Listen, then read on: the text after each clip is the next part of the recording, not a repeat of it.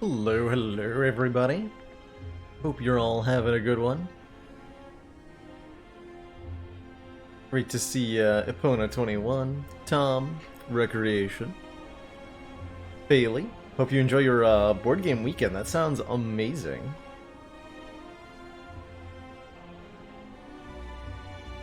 There's a board game shop near me that hosts, it's like once every 6 months or so, they host a board game day, which is a proper 24-hour stretch of community board games. And there's a small small group that tries to stick around for the entire 24 hours and cram in as much gaming as possible. I think I tried something like that a couple times as a teenager. I did enjoy it then. My sleep schedule is a lot more delicate these days, though.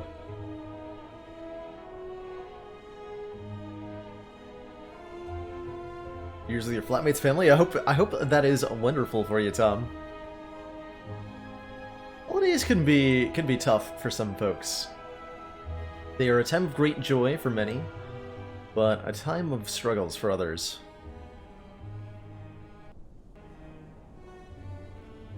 Civ the board game. That's a frequent at the aforementioned board game days. One of the only long enough periods of board gaming that could even allow for that to be played. I think the group that played it last time, I wasn't participant to this, but I heard that their playthrough of Civ the board game was like 14 hours? Or something like that. Truly intense amount of time. Truly intense amount of time. Looks like we're due for a watcher here on our ladder streak climb on Ascension 3.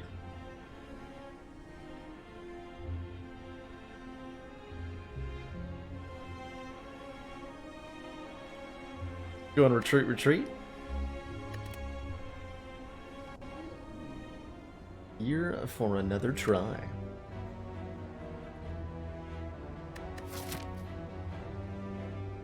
Immediately liking this path. Looks pretty juicy. Got a couple of elites, lots of fires, and an early shop. For anything looking more appealing than that. Two. This is 4 fires, 2 elites. I can go this way to get less than that. Okay, is there any 3 elite path? Yes, but it's got no fires on it. Okay, so we're going to go for 2 elites here. 4 players who have never played before. Yes, exactly. Exactly. That and a like the occasional 1 to 2 hour break for food and dialoguing and stuff, right? Like we're talking not everyone's engaged in the game the whole time, which I've seen particular groups if they fall into this pattern can multiply the length of a game by 2 or 3-fold. I tend to like shorter games these days because of things like that. It just works out better. This works out way better. And there are a lot of really well-designed board games that can get a really engaging gameplay loop done in like 30 minutes. Especially if you've got more people. Seven Wonders is one of my favorites for this. As you can, in 45 minutes, you can have 8 people. Well, not 8. I guess with the expansion you can do 8. But 7 people is what it's designed for. You can have a 7-person board game in 45 minutes that's really enjoyable. How's it going, Buddha Fool? Thinking about a curse here. See what Transform 2 looks like. Alternately, let's try a boss relic. Oh ho ho! Runic Pyramid. Start of our turn, we no longer discard. This does make a lot of Watcher's cards less interesting to us, but also makes a lot of Watcher's cards way more interesting to us. Way more interesting.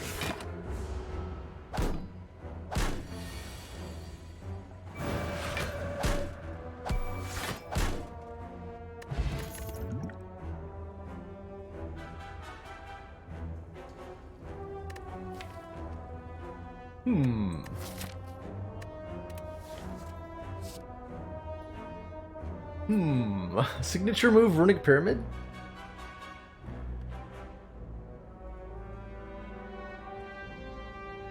Is this a thing? Or is this an anti-thing? I think it might be an anti-thing. But it feels like if I can line it up properly. We're gonna need some removals if I want to try to signature move with Runic Pyramid here. I almost certainly will not be able to play this immediately.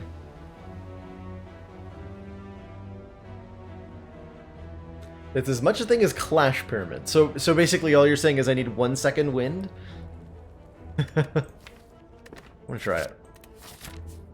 I'm gonna try it. Did I take Pyramid for the signature move themed run? I did in order to make the run harder.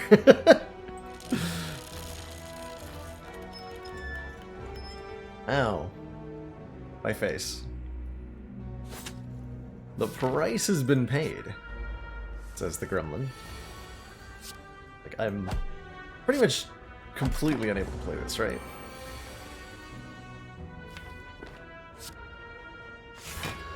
Now I'm gonna draw a whole bunch of attack cards because all the defense are in my hand? Of course, I could just win with the Eruption and Strikes, but still. But still.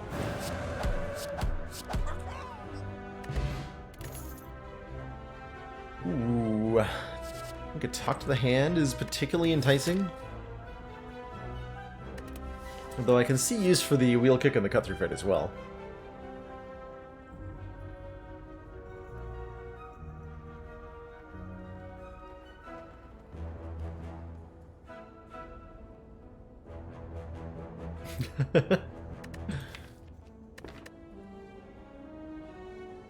Long but rewarding game. That's how I felt about Twilight Imperium when I tried it. I quite enjoyed the diplomacy and interconnected systems of that game. Let's take a Talk to the Hand here. Give me a blocking mechanism. Oh my god, I can play it. But I don't want to. How unfortunate.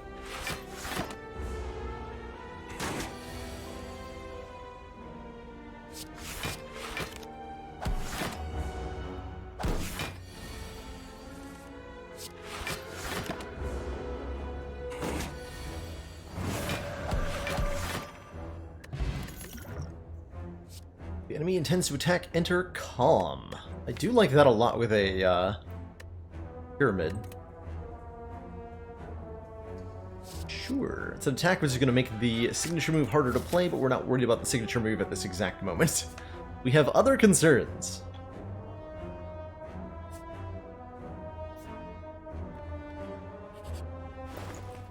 Just removing our strikes. Like water could be pretty good here. The end of our turn, if we're in calm, gain 5 block. I like blind quite a bit as well. I think Watcher benefits immensely from dexterity, so the Oddly Smooth Stone can do quite a bit of work. Commander, the aliens are disturbing. Miss Achiever, thank you so much for those 5 months of Tier 1 support. Greatly appreciate that continued council funding, and in return, enjoy your renewed smug sense of superiority. Just 1 more month until that shiny Ironclad energy badge. Rob's ayaya to you as well.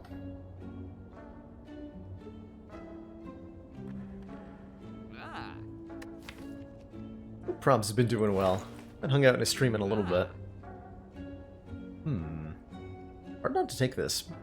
Feels like we're very much wanting to remove strikes, though. I'm out of the deck.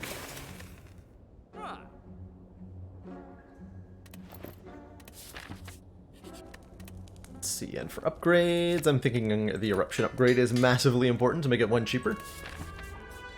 We're fairly dependent on it and our Rage Stance at the moment. Okay, unfortunate. But we guarantee draw Eruption next turn, so that's good.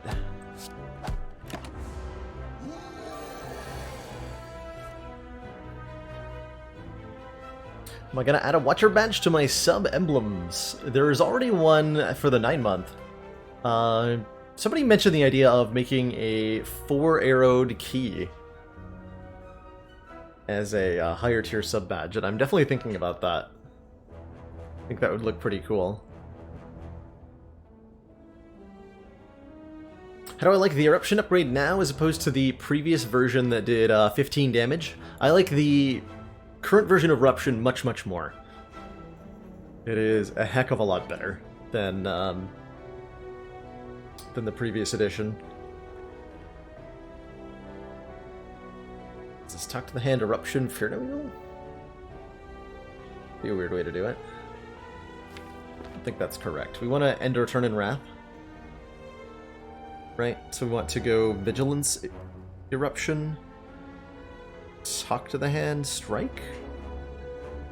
Sure.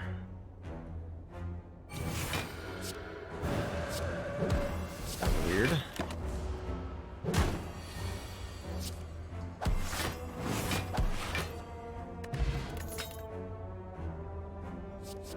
Alt's OP with the Pyramid. Take an extra turn after this one and end your turn. You also have Blood Vial to heal us 2 out of each combat. Just upgrade that immediately. T-Set gives me 2 extra energy on turn 1 after visiting a rest site. Sure. I'll pick that up because we have expensive enough cards that we do care a little bit. We're fighting Slime Boss?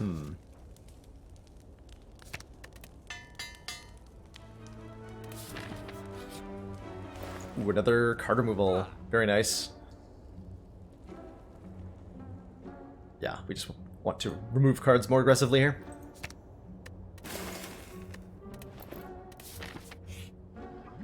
Give me a relic. Ornamental Fan. If we play 3 attacks in 1 turn, gain 4 block. It's pretty nice with the Runic Pyramid. Thanks, Malkavian. Here's hoping, right?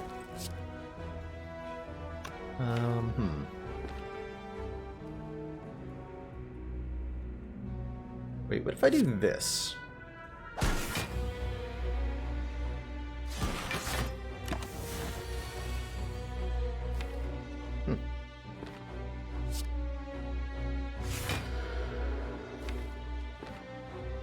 Neat.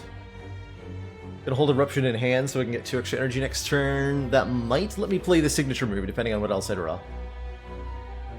Speaking of drawing, I want to draw these defend so I don't draw attacks, so I'm gonna play one.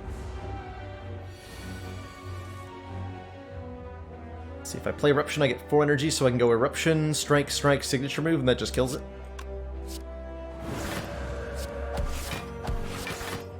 Boom! Got him. Bottled Miracle is going to help me play Signature move in a desperate moment. And we're offered a Wish. Choose one, gain Plated Armor, Strength, or 25 gold. Or we can just take the decent block card, which we should probably consider. Rather than the expensive rare card. Strength doesn't even help me that much right now. If we're hitting things hard with Signature move, let's take a 3rd eye.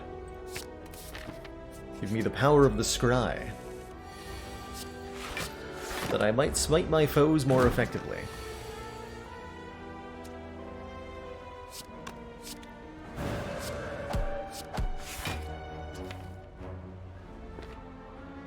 Oh, this no longer leaves Wrath stance, cause reasons. Neat.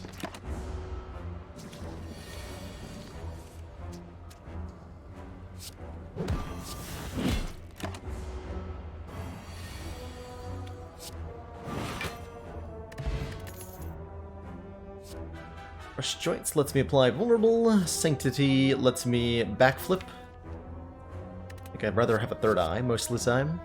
And Tranquility lets me... Calm. Actually, card draw is good here. Let's take a Sanctity. We also have an ink bottle now.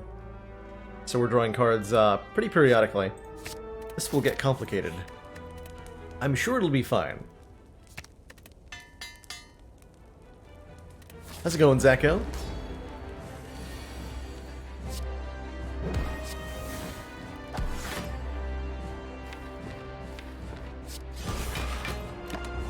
Getting the attacks out of my hand so that I can play Signature move more reliably.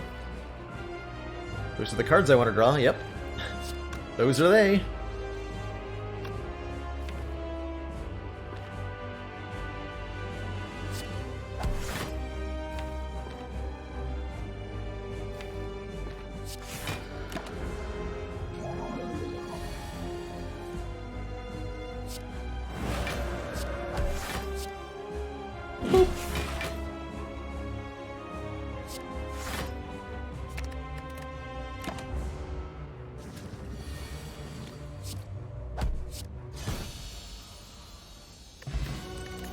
slime boy. Let's see. Establishment does not unfortunately work with Runic Pyramid, which is not explicitly retained. So that doesn't necessarily do a lot for us. Brilliance deals additional damage based on how much mantra we've gained. And of course, Scrawl will draw cards until the hand is full. It also upgrades to 0 cost. Pretty powerful card. If we can get more energy, a card like Scrawl will fit really well into what we're creating here. Pick it up. I think I can afford the upgrade. Pandora's Box, Busted Crown, Sacred Bark. Interesting. Sacred Bark doubles our potions. Buster Crown gives us an additional energy, but at the cost of card rewards. And Pandora's Box will transform all of our strikes and defends into different cards. We currently have 4 defends and 2 strikes, so not a lot to transform here. I was really hoping for an Astrolabe. Wonder if we can take Busted Crown. We have the fundamentals here. The deck scales quite well with more energy. I bet we can get away with a Busted Crown right now.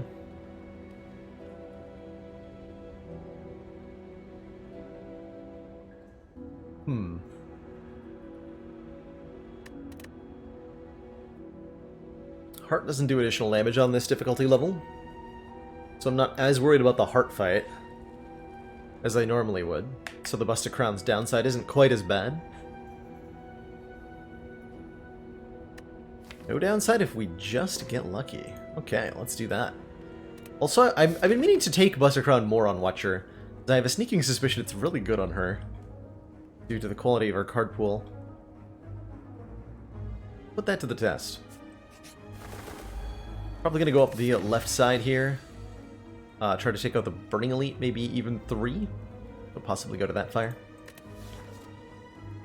Burbs. Burbs that I can't quite kill.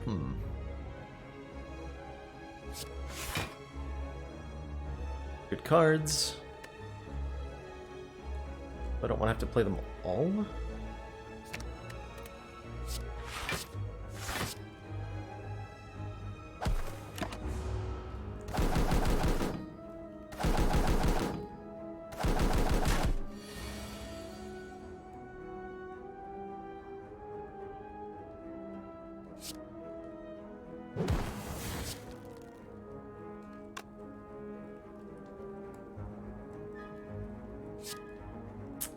This will give me some block.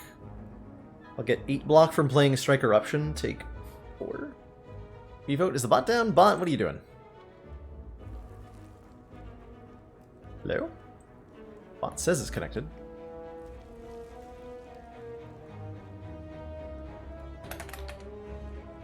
There we go.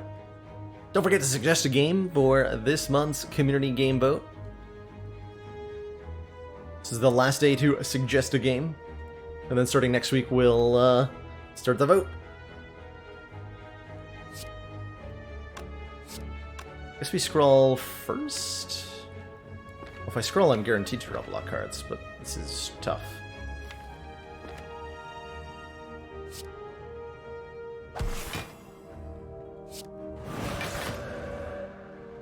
Let's sort of get 2 more.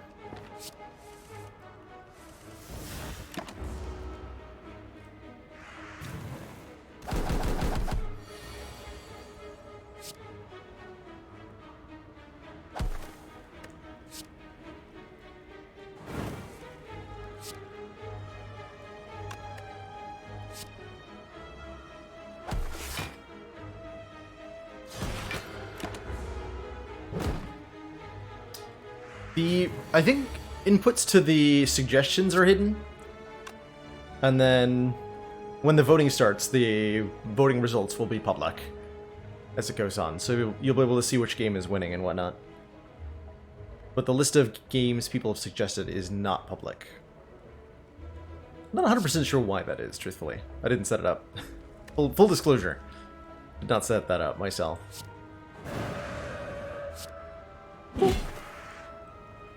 Man, when signature move goes off, it goes off so hard. Just a fight winner of a card right there. Follow-up feels like a pretty solid addition with the Runic Pyramid, quite frankly. Lets us dish out a little bit of extra damage. Feels a lot better than a strike, as I can get it out of my hand if I need to. We'll add a follow-up to the deck.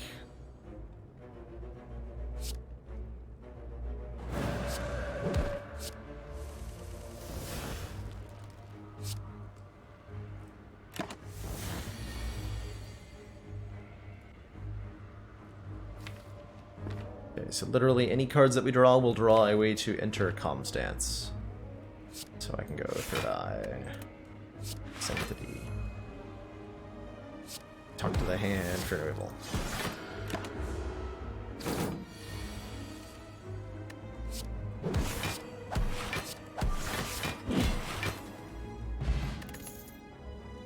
Definitely don't need a Protect with a Runic Pyramid. Just think we want to take out more strikes. Like, aggressively remove strikes. I think we can even get 2 of them removed this act. They're going to be 125 and 150 gold. So we just need to get 275 gold total, and we're most of the way there already. Could also pick up a second Talk to the Hand, or a Bank of Marbles. But I think this will work better with removals.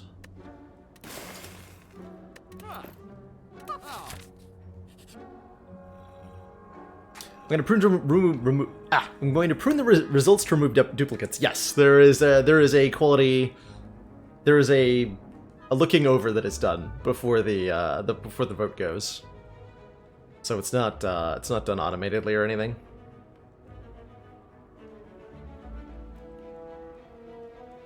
I also reserve veto rights on any suggestions for whatever reason need be. Case like, for example, Doki Doki Literature Club is a good example of a game that I wouldn't suggesting, and I wouldn't be likely to allow to win a vote. Partially because of the game's content, partially because the game relies on the element of surprise to folks who haven't played it, and I have seen that game and all of its content already.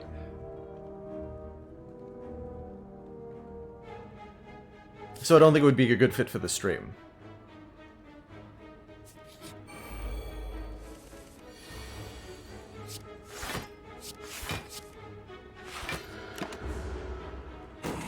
How do you suggest a game?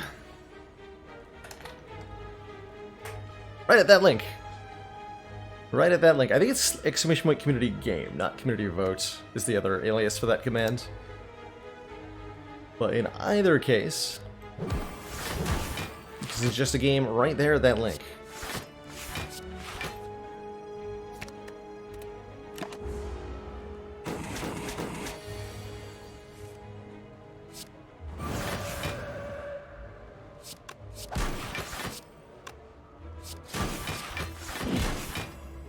Got him. I did play Ori on stream, but there was definitely content in Ori I didn't take a closer look at. I would not be opposed to revisiting it.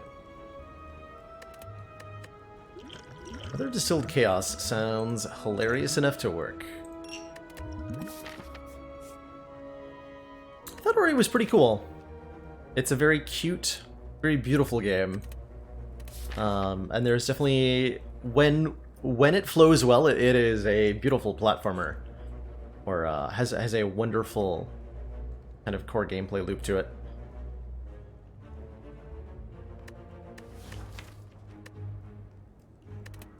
Wondering whether I want an upgrade or an elite fight right now. We probably want to prioritize elites, given we have a busted crown. That's my story, and I'm sticking to it. Still, Chaos is so weird in this in this deck. I just realized. If I Distilled Chaos, there's a decent chance I'll hit Vault. Or I'll discard Signature Move in a weird way. So here's what I'm going to do. I'm going to Fear No Evil, follow up. And I'm going to drink these.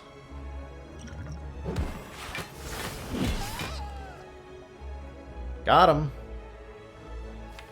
Okay, am I done? Did I just win the fight?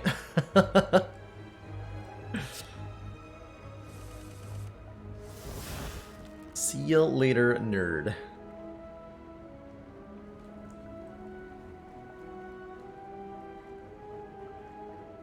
So I can actually Eruption, follow up, and then Vigilance? Fun. Oh, and then Strike and Vigilance? Wow. If I went Third Eye Vault instead? No. If I went Strike Vault instead.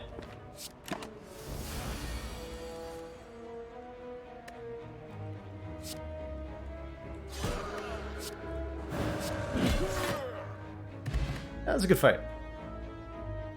Does Vault cause you to lose your block? It does, yep. As it ends your turn. You will retain it with Calipers, though. Or with any other retain block effect. Also interacts weirdly with Hornclate. Start of our second turn, gain 14 block. Scry 3, enter Wrath at the start of your next turn. Nah. Not what I'm looking for. This deck wants to stay very thin, I think.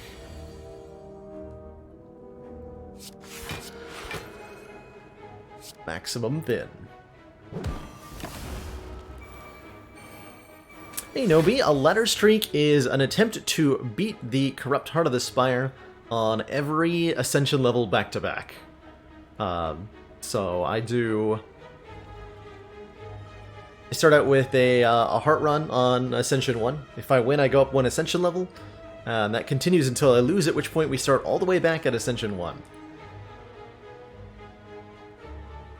A couple of other streamers have tried this challenge out.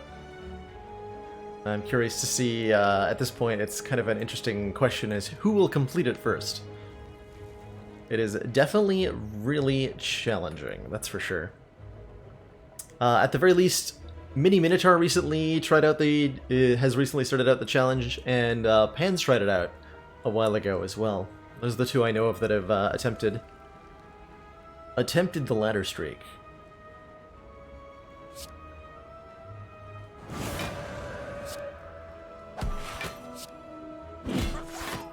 Caw.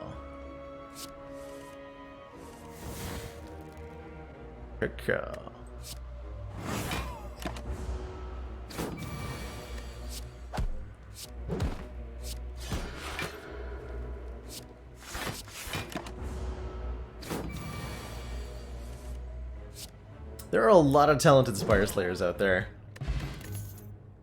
Pretty much everybody, like everybody who plays a lot of Spire, like they're all exceptionally talented in their own ways.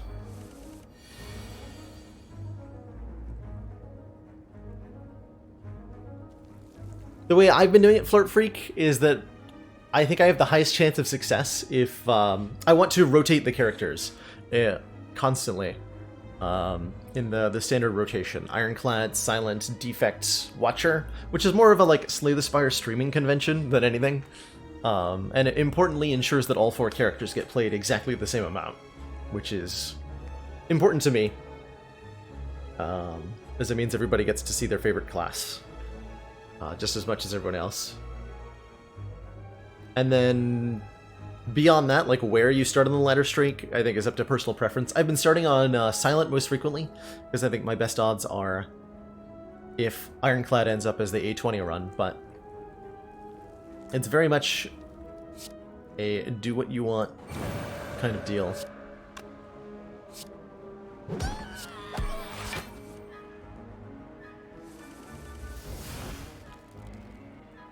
Okay, we almost assuredly get to Wrath Stance for no evil here. Or signature move, rather. Same thing, right? A0 to 820 times 4, no death challenge. That sounds like a tall order. Sounds like a pretty tall order.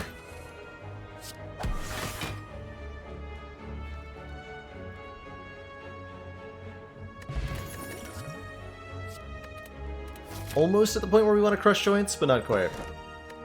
Definitely do not want a Dreamcatcher. Even though we just got a Riga Pillow, I think our chance of resting at any point during this run is nearly 0. And hey, it's these jerks again. Do I dare?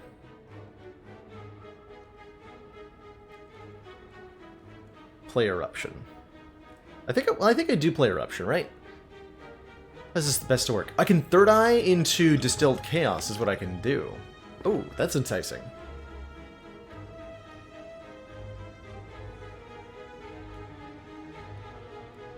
That's really enticing.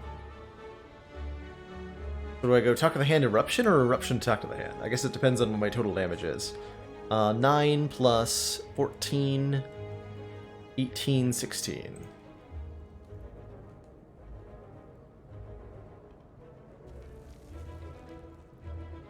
That's 57. So if I take 7 away from it, I get exactly 50. So Talk to the Hand, Eruption, Strike, Fear No Evil, kills the Red Slaver.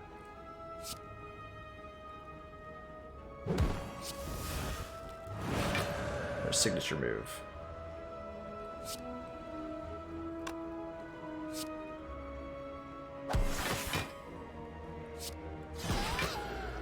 So I know I won't hit signature move with the Distilled Chaos. Aha! My turn is over now. Everything is according to plan.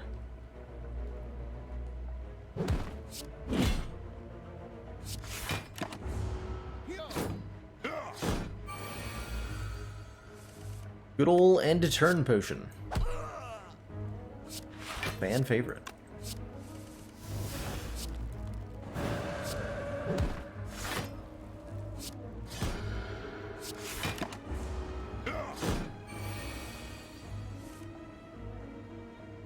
Yeah, Distilled Chaos is a weird potion on Watcher. Like, sometimes great, sometimes atrocious.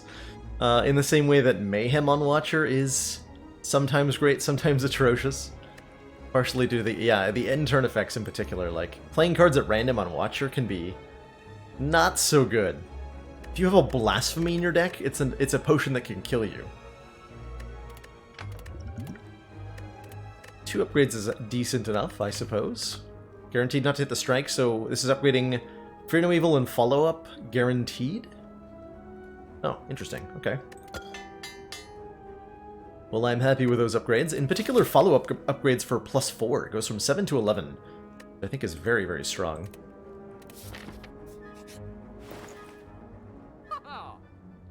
Does this deck want a Cut Through Fate? Maybe? Deck might want an Impatience. I think we said we just wanted to continue to remove cards, though. When is Mayhem good? Mayhem is great when you do not care about what order you play your cards in. Which is very rarely true on Watcher and Defect, but more frequently true on Ironclad and Silent. So I think those two classes more easily have a good time playing a Mayhem.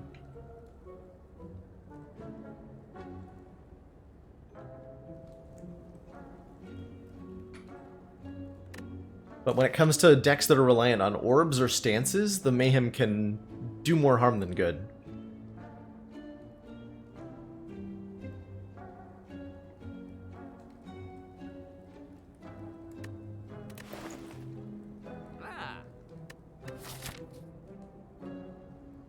Let me just go this way. So my removal would be Strike Plus. Is that okay?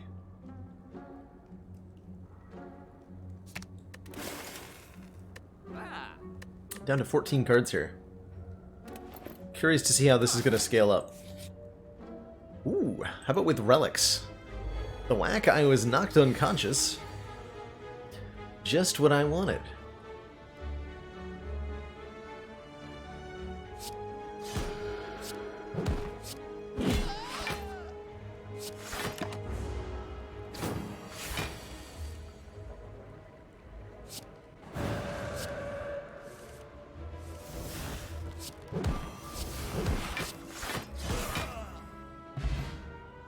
Victory!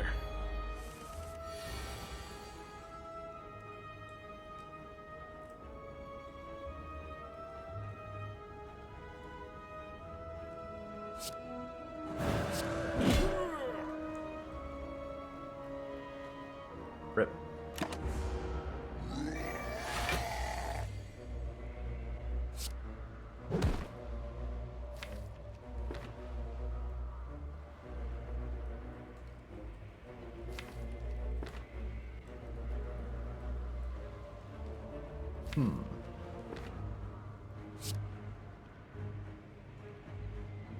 Guess I can just full block this turn.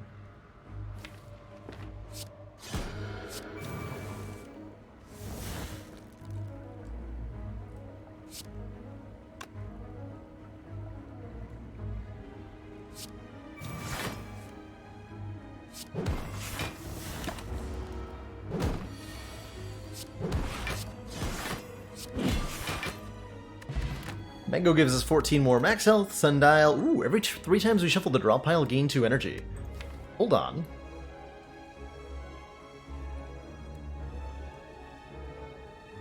This deck is almost able to go infinite with that. Like, really close.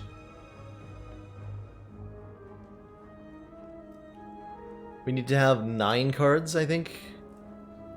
8 or 9 cards in deck for that to work. We could even do weird things like use the ink bottle to make this fully infinite.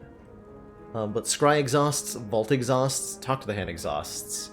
So we only have 11 cards that stick around, which means we really only need to remove 1 more. Well, remove 2 more, excuse me. And then add a card draw card. Yeah, we need a second reusable draw, exactly.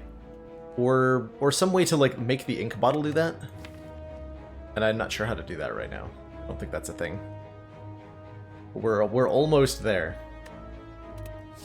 So very close. How's it going, Chronometrics? Great to see you. As ever. Unceasing Top. I only have 4 cards to upgrade. Let's get, Vigilance upgraded for the heftier block. Although I also like the Scry upgrade. I think that's Scry? Scrawl. We can afford a removal at this shop, right? Exactly. I have exactly enough. It's 175 here. We could also buy the membership card to double our money for the rest of the run. Which is hard not to do when you've got a busted crown.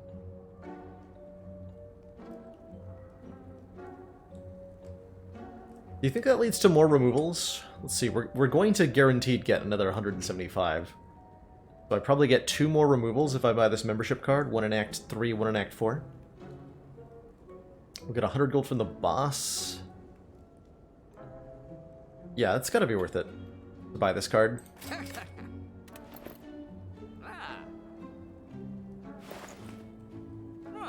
Could take this wheel kick. 15 damage, draws 2. Doesn't activate Sanctity. Yeah, this is not... We would ideally like it to be a skill. 2 Sanctities would work fine. 2 Sanctities would work really well.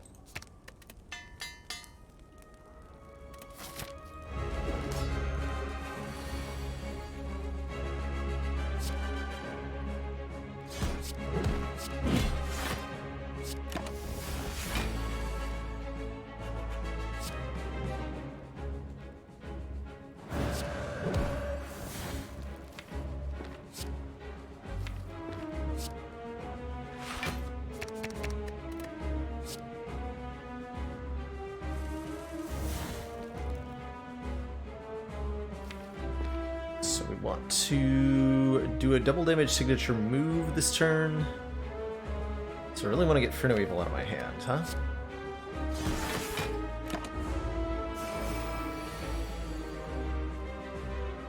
Do 80 damage with signature move here.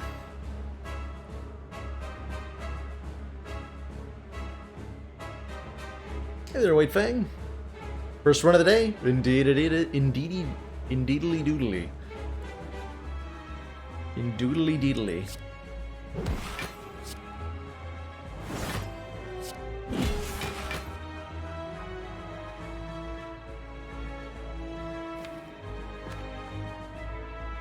Let's see, then we can just like block almost all of this. 28. Fine taking 7, I suppose. We do still have full heal at the Ascension, yep. I was debating whether I cared about the perfect, mainly.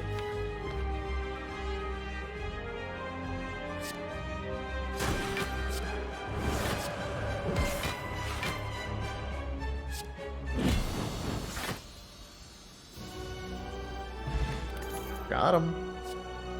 And 2 miracles to my hand and exhaust. Works well with this scrawl for giving us a better-ish first turn.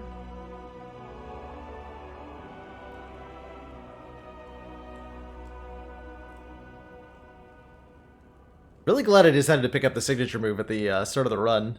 It has really paid off.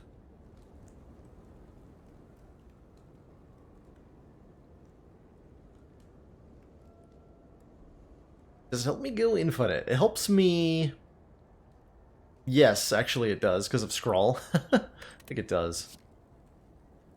Pick it up, see how it goes. Oftentimes, actually no, oftentimes it'll put a miracle into my discard pile, so it'll actively work against me now that I think about it. So let's transform it with our Astrolabe. Let's transform 2 Defends and a Deus Ex. With Astrolabe, get 3 upgraded cards. Maybe that's something better. We could take more energy with the Philosopher's Stone, or we could take additional relics of the Black Star. Black Star is arguably the best option here.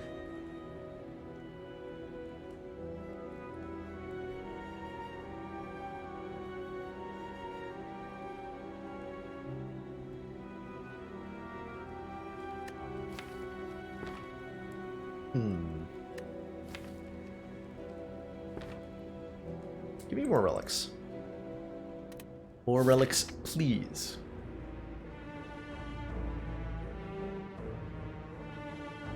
Fight as many as 3 elites, but it does mean not going to a shop. Means no removing. So we're gonna see if we get a random shop in one of these 3 question marks. If we do, I can take the 3 elite path. If we don't, then I won't.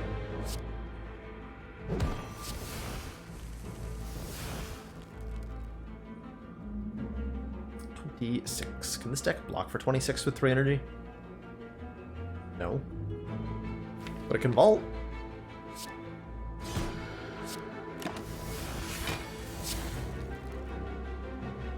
But it sure can vault.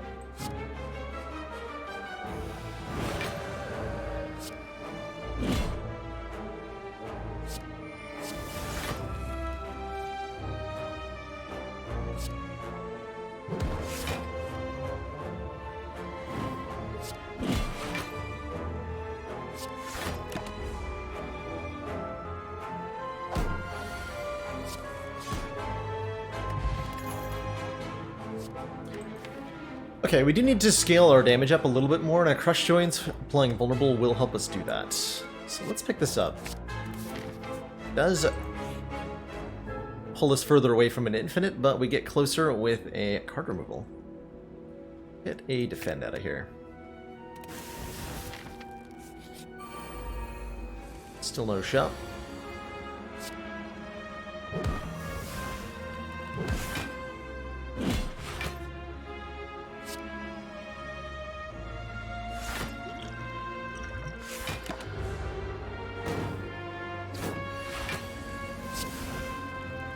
Did I ever notice that when I attack, the character moves, but the stance does not move with it?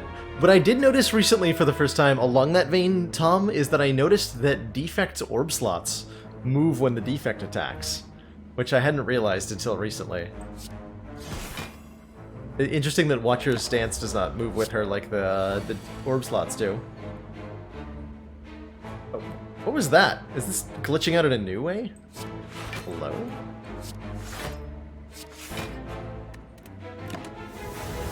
Put more daisies in my deck. I want to see that again.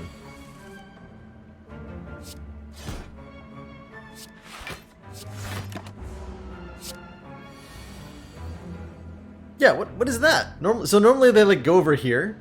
Now they're just like orienting themselves wrong in the hand. There was a new patch. Oh, there was a new patch. I should look at the patch notes. Oh man, that's exciting. We had a new patch.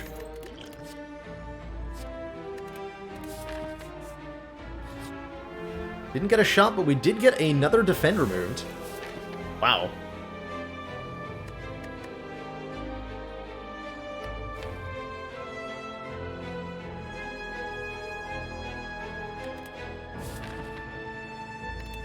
Land with extreme grace.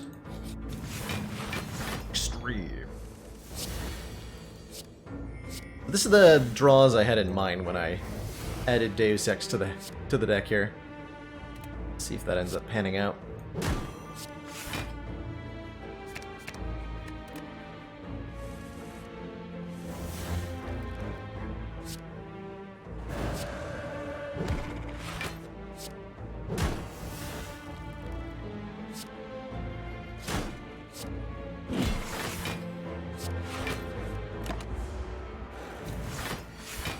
No powers in this deck, and I don't think we're going to get any.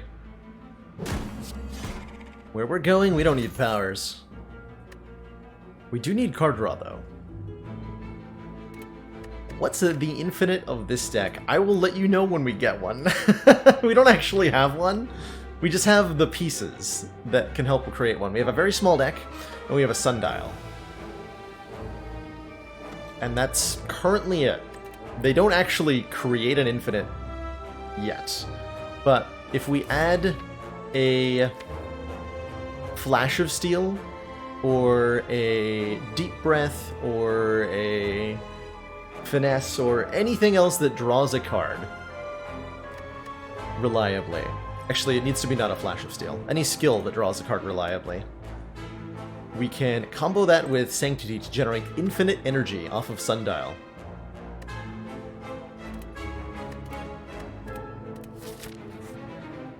I think we do want to go to shops. I might even go 2 shops here, just to really piece this together.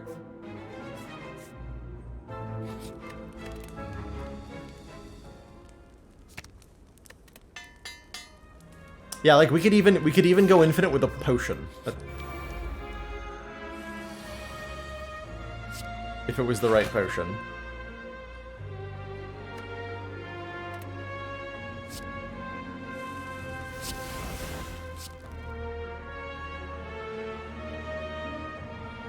Let's go. Brush joints. Eruption. Follow up. Top of the hand. Signature move. Bag of Prep draws 2 additional cards at the start of each combat. Ceramic Fish will give us 9 gold if we add cards to the deck, which we will probably not do.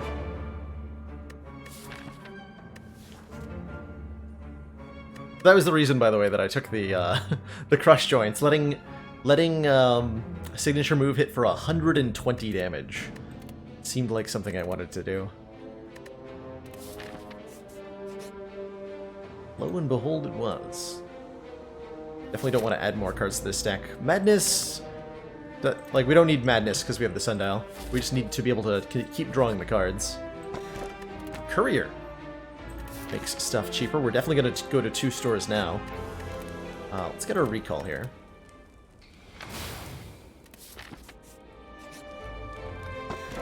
Duality. Whenever you play an attack, gain 1 temporary dex. Oh, that could get silly. Alright, is this the store where we go infinite? I mean, I kind of want that sundial, or that abacus to help us go ridiculous. Abacus says, whenever you shuffle your draw pile, gain 6 block. Duality is watcher only, that's right. Yep. An uncommon. And the sun was extinguished forever, as if curtains fell before it.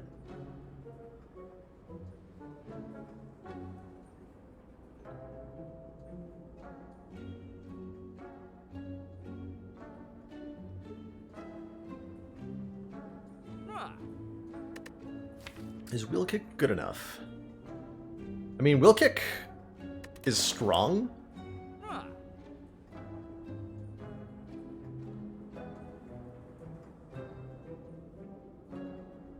I'm going to take the Abacus. I'm going to go to the next shop. Oh, thank you for that, like, a redirect command there, Feli. That helps quite a bit, I think. That helps quite a bit.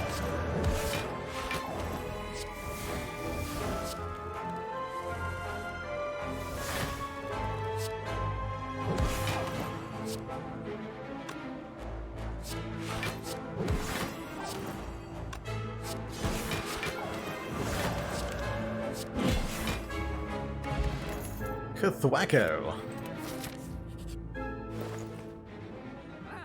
Also not infinite, but definitely helpful.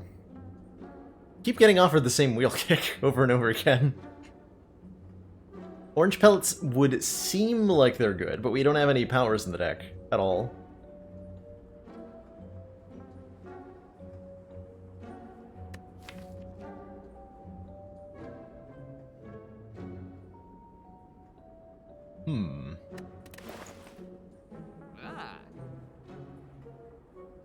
Purity would also let me remove the statuses against Heart, which I don't actually have an answer to at the moment.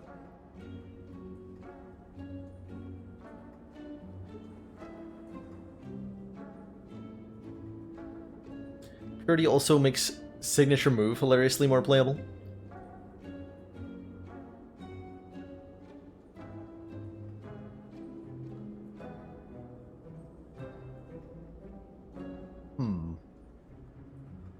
There's also going to be another colorless uncommon card beneath Purity. Find out what it is. It was a finesse, and we're good now. Cool. Okay, so we go properly infinite against Heart here. And I can actually just remove it and defend now. Success. So I will show off the infinite against Awakened One. Maybe we'll use it against Heart. Or at least that's the plan.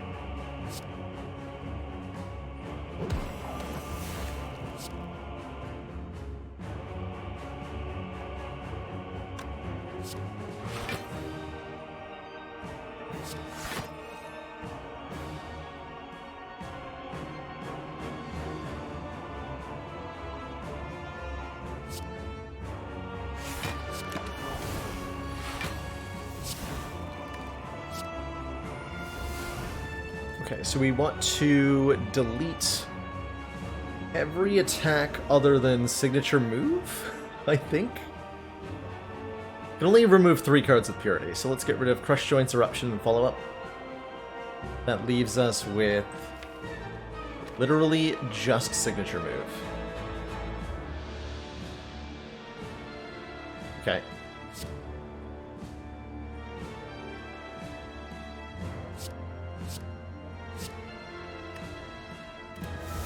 And Fear No Evil, excuse me.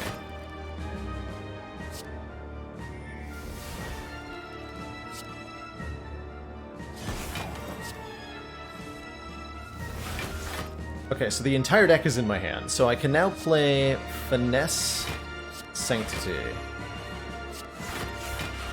over and over again. And this will actually accumulate energy thanks to the sundial. It'll also accumulate an egregious amount of block because of Abacus going off here.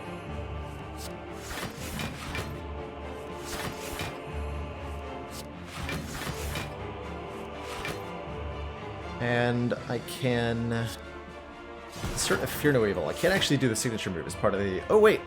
I can break it like that. Oh, that's weird. Is that actually infinite?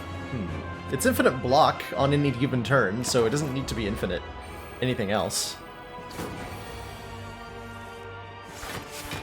Try that again. Yeah, this isn't actually... You have to play the attack before the finesse, but there's a problem with that. If I play the attack before the finesse, there's a 50% chance the finesse draws the attack. So this will break too, right? Yeah, we get Fear No Evil back. Then we get stuck.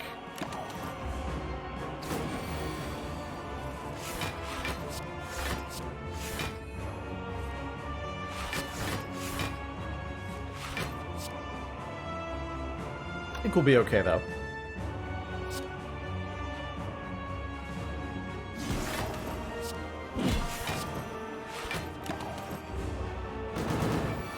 It does mean that this Awakened One fight might take a while.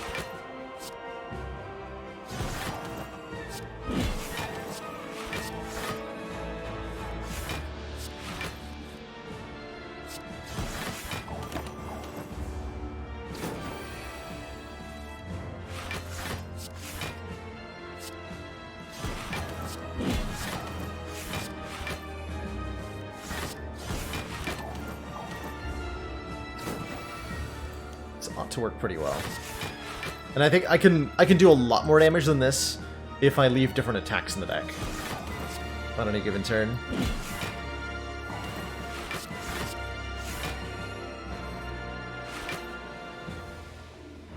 Wait. It is infinite with Ink Bottle, right? Hold on. Yeah, if I Ink Bottle it... I'm not going to do that, for the record. But if I... if I set up the Ink Bottle such that the attack draws an extra card when I play it...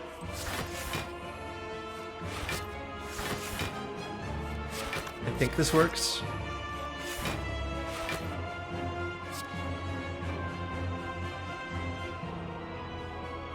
Go for no evil and then finesse. Get 2 back. Yes, so we successfully played an attack without breaking the combo. Okay, I'm not gonna do that. That will take far too long.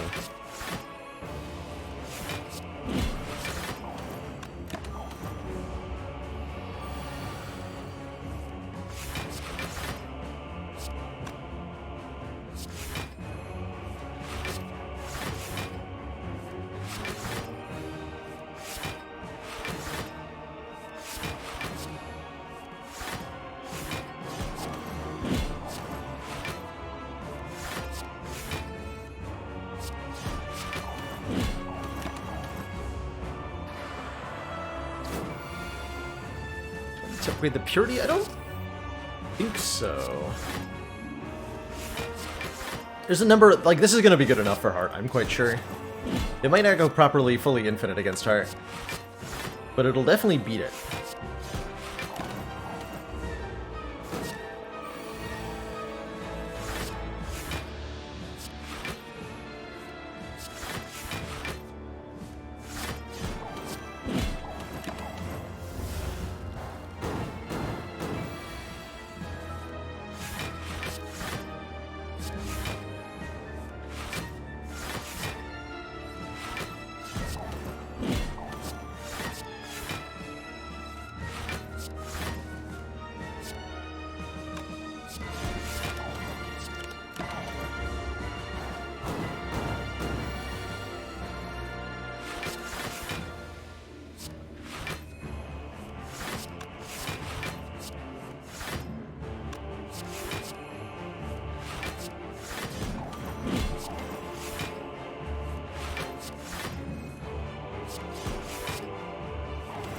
Gee. That was a weird fight. Two thump, deep pulsing dread can be felt throughout the room. Is this 1, 2, 3, 4?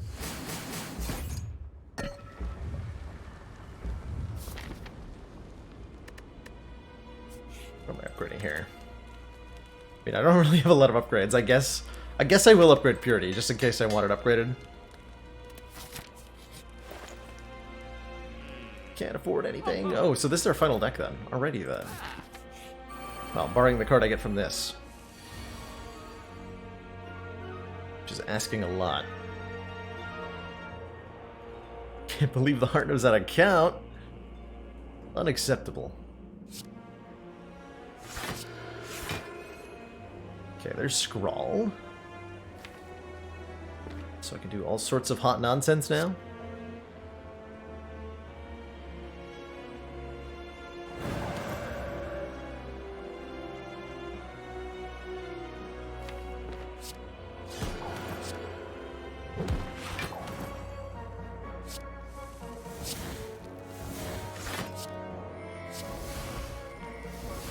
All sorts of hot nonsense now.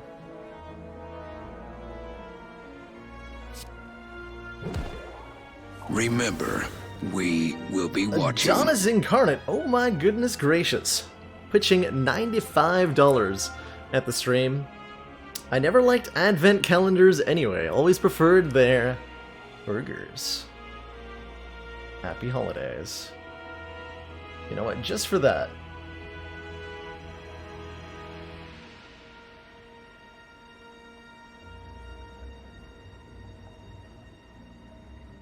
I can find my own alert.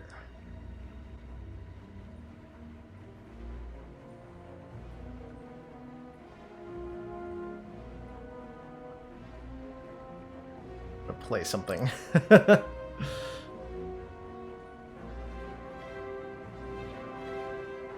Commander, please thank our troops for completing what was surely a difficult task in acquiring the damn juicy Advent burgers. I've had that alert for a very long time, but nobody's ever actually triggered it, so I figured I would play it in commemoration of, of that.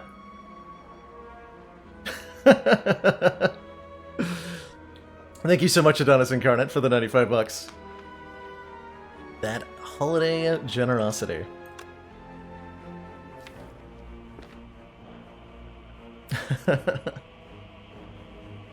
Advent burgers are they're basically a meme from XCOM 2. I don't know why Phyrexis put that particular joke into the game, but man, they're good. They are damn juicy. So damn juicy.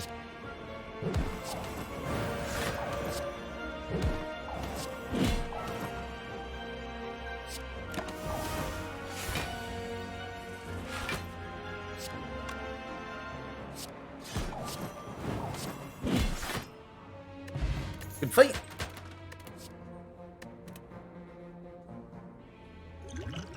Good fight. Something tells me I'm not going to need a dex potion, but a strength potion will speed this up a little bit. I guess an Essence of Steel was worse. Oh well, no worries. Alright, Mr. Hart. What's my strat going to be? Do we get rid of all of the calm cards and just go Wrath Stance here? I have no idea.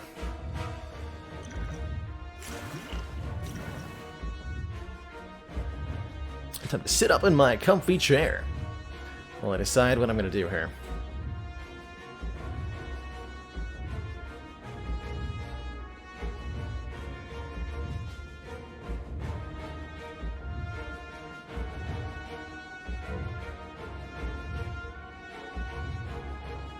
I could win up the 1001. I've always wanted to do that. Can't do it here.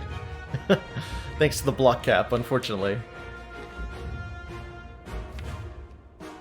We would need a way to be intangible. But I do Purity in a way to make it easier to set up the infinite potentially? I think it won't be necessary. But potentially.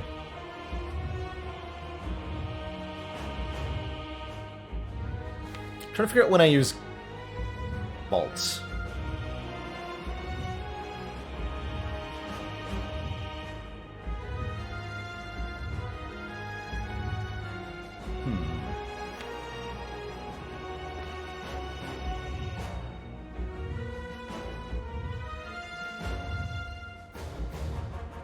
Just exhaust Sanctity.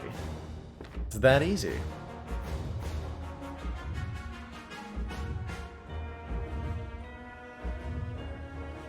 So I think I want to Eruption Signature Move right now. Might have even wanted to duplicate it there. But that's fine. This is fine. Everything is fine. Nothing is wrong.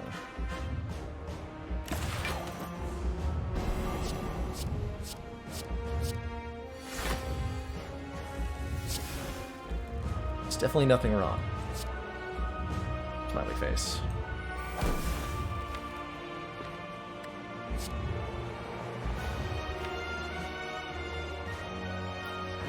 Let's see here.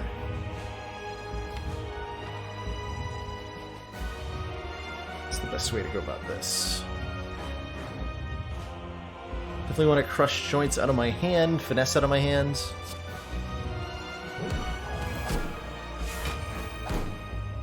There's Void. You can draw 2 more with Sanctity. You specifically want to get the burn and the wound into my hand quickly here.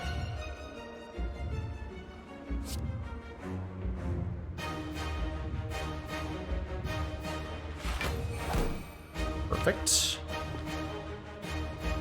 So is this Purity on Vigilance, Fear No Evil, Burn, Wound?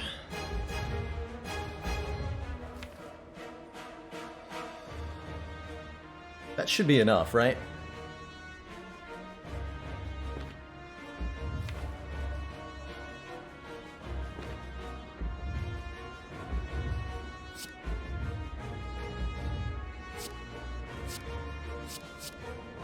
Deliberately removing every way I have to leave Wrath Stance, by the way.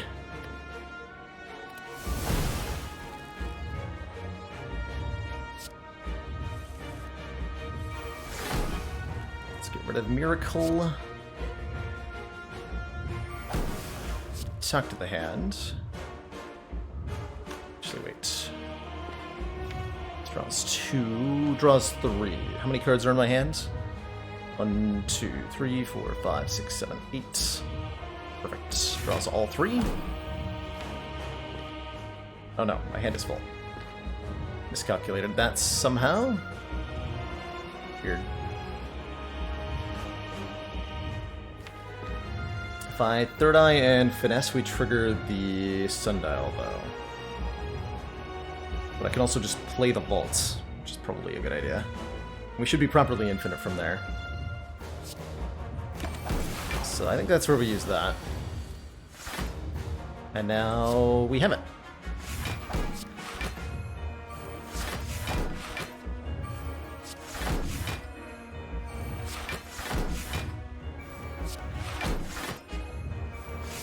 We don't even need to get rid of that slime if we don't want to.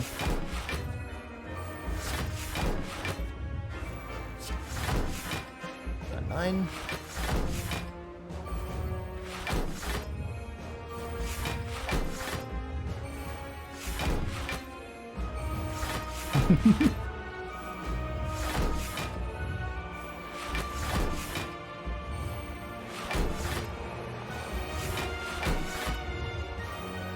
I'll actually set Ink Bottle to 7 or so here.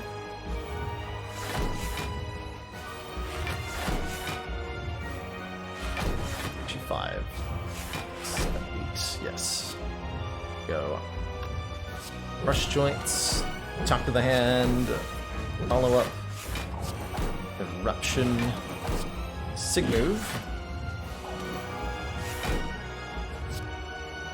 I want to draw Sig Move again. Oh, I can't. Draw Sanctity.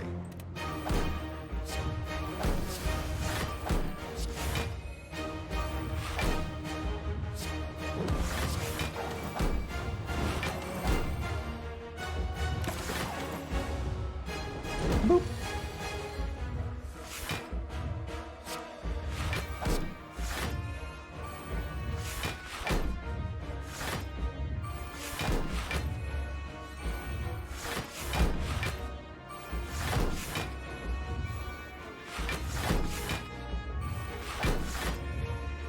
I like to imagine the heart patiently waiting for us to, like, dance around the entire arena.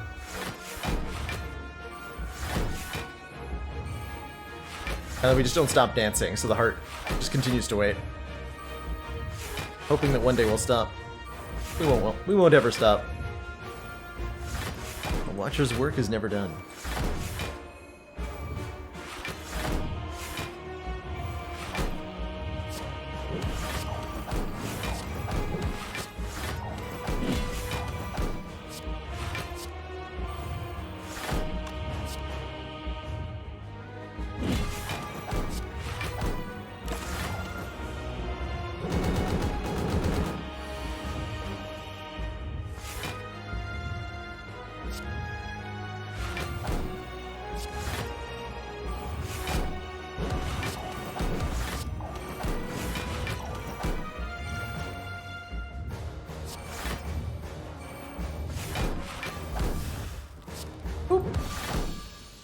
GG.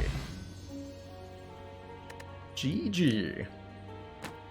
Good times with Runic Pyramid and Signature Move. One of my smallest heart kills yet. I think on the Ladder Strike, only 15 cards is a very thin, very consistent package of raw output.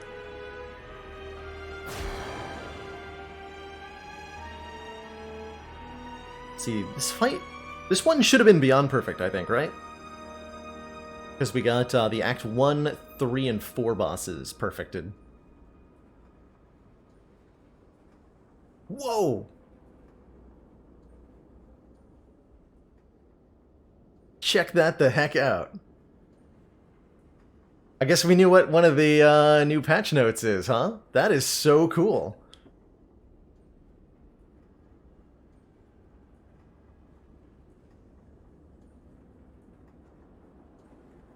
That is so cool.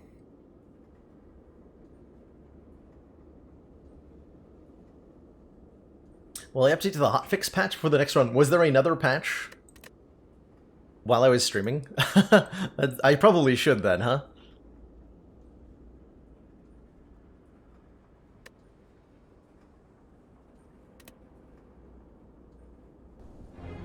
Man, that was so cool. Has it been done? Spire sleeps, but none of those eyes do. Alright, what is the patch note? So we have the hotfix patch already, looks like.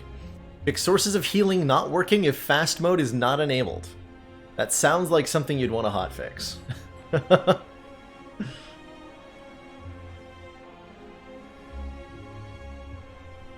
So updating asset for Duality Relic, updating a Violent Lotus to be polished. What's the UX stuff? VFX for Carnage? That was already a thing? Unless they changed it. Some of these are patch notes we've already had, actually. Weird. Yeah. This is... Added VFX for Carnage. Added VFX for Spitweb Devotion. Yeah, these are repeat patch notes. Can't fool me, devs. You can't fool me. Okay, so it doesn't look like there's anything properly new, other than, you know, creating a VFX for the Watcher's Heart victory screen, which was pretty sweet.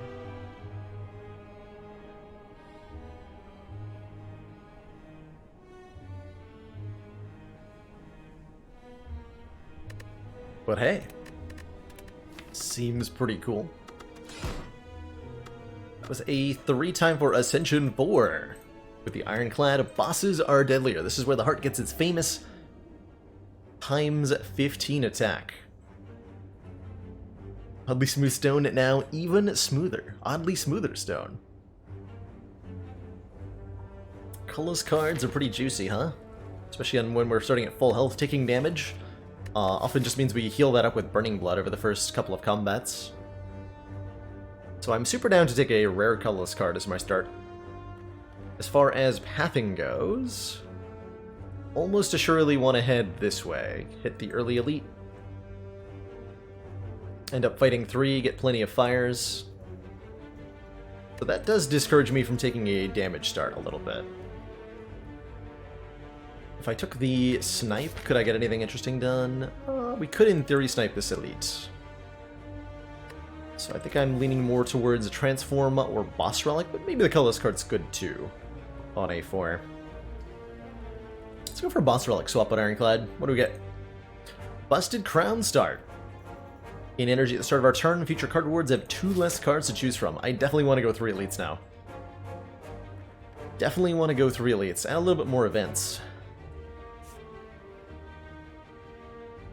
And we'll need to find some early damage options. I may have to abort this pathing if my initial card picks don't offer damage, though.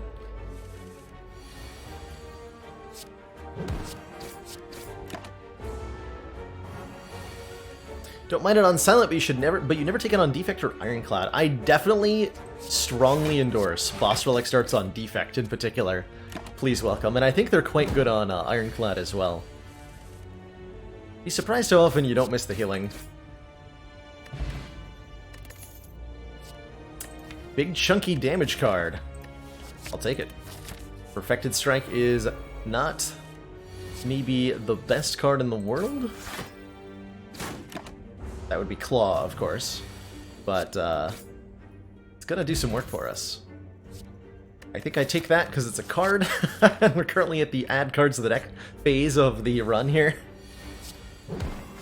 Taking that Iron Wave just because it's a card.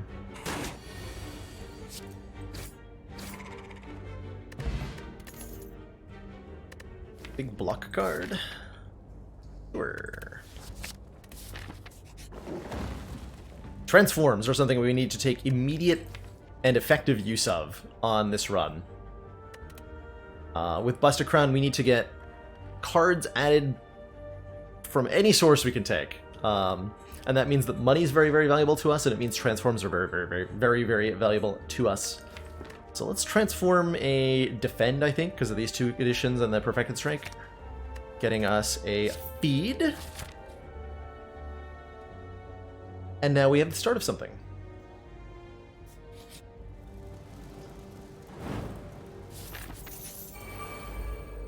Now we have the start of something. Feed says deal 10 damage. If fatal, raise your max health by 3,000. It's the start of a run. You can... How do I describe this? I have had Ascension 20 heart runs where I traded my starting relic for a lizard tail and then never used the lizard tail and won. So there's almost no set of starting conditions in Spire that is a guaranteed loss by any means. Everything in Spire is pretty much recoverable, especially any start.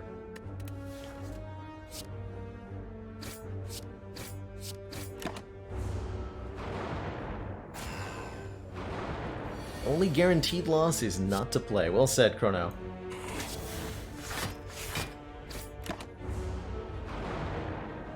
Even to trade for Kite on Silent. I have, hold on. I think this was an Ascension 15 run, but...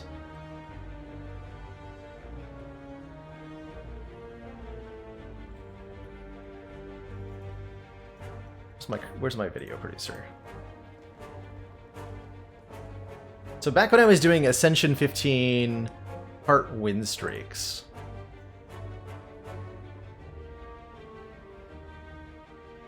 How do I search my own bloody VODs?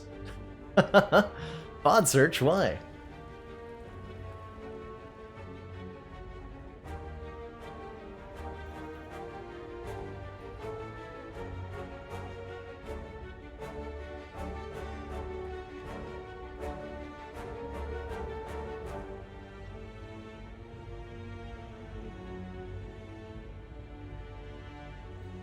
I can find the run I'm thinking of. This was back when I was doing boss relic swaps on A15. Yeah, but I can't find it. I had, somewhere in my highlights are back-to-back old version of Hovering Kite relic swaps on Silent that both won against the Ascension 15 heart.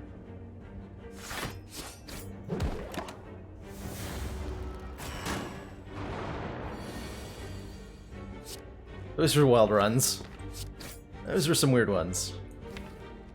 Let's see, that does enough to kill... Also get Strike Strike? Also get Strike Strike. 2 genetic and 2 strikes and 1 defend into Meteor Strike, Force Field, and Genetic.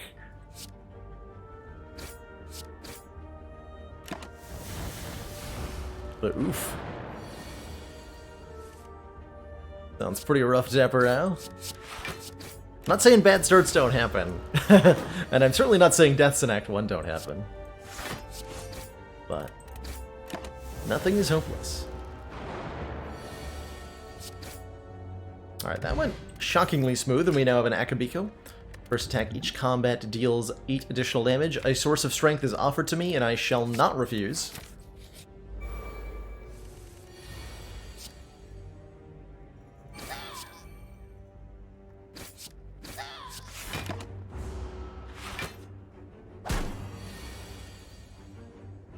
Shall not. Going to eat you, Porky Gremlin. You look delicious. 5 plus 9 is not enough. So around we go again.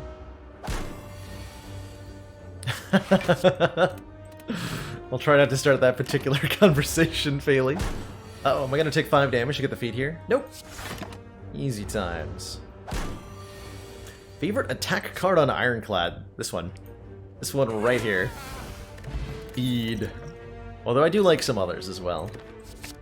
Take that Pummel Strike too. We've been offered reasonably decent cards here. Not ideal, but certainly not low rolls. Been a reasonable balance of attack, scaling, and block. And that's the dream, right? Bag of Prep starts us with 2 extra cards on turn 1, and that'll lead to some very naughty Akabiko starts, I think.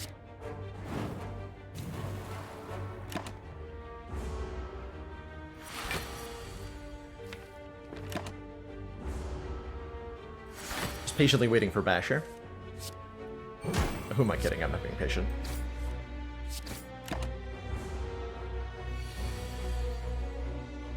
Ironclad powers that are high priority for upgrades. Anything that makes it 1 cheaper, energy-wise, is pretty important on an Ironclad power, as you need to be able to get them in play. In addition to that, I really like the upgrade on Combust for the additional damage output. Not as high priority on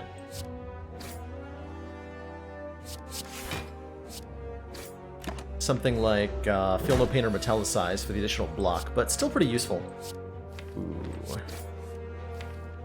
A guaranteed hand, so I'm taking at least 12. I think I'd just rather not feed. Demon Form is pretty good, though in a lot of cases there's not a difference in how the fight goes between having an upgraded and unupgraded Demon Form. Busted Crown makes card rewards easier to decide. That's true, Dappero. The less options is definitely makes things easier in a way. And there's a kind of corollary to that. Anything that gives you more options, like Question Card, for example, is a benefit, quote-unquote, to the player. And that you will, on average, always have a better line available to you than if you didn't. But there is a cost in terms of increased decision-making complexity there that is easy to overlook. There's a lot of moving pieces going on in Spire, and it's not always possible to keep track of them all. Some relics are too hard to remember sometimes. Some decisions don't get evaluated.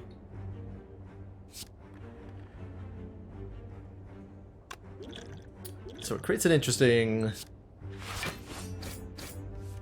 cost. That's like Frozen Ice, a great example of that. Of a relic that is, all it does is provide more information to the player, but that is not necessarily a good thing if you find it overwhelming or it creates too much complexity, and that can be true for anyone. Sneaky Teak will talk at length about this, the brain tax that additional decision options place on the player. And a lot of high-level Spire play ends up reducing the decision-making tax of a lot of your options by relying on habits and patterns. Like, I look at this deck, and I know that this trounces Gremlin Knob pretty easily. I couldn't really tell you, like, I don't have any numbers to back that up. I just, at a 10-second glance, I can evaluate this and say, yes, this will trounce Gremlin Knob. Just based on the sheer amount of damage it can put out. Ooh, second Pummel Strike's kind of cool. And that's something that comes from an instinctual and intuitive understanding rather than an active one, if that makes any sense. Let's upgrade this feat, because I'm greedy.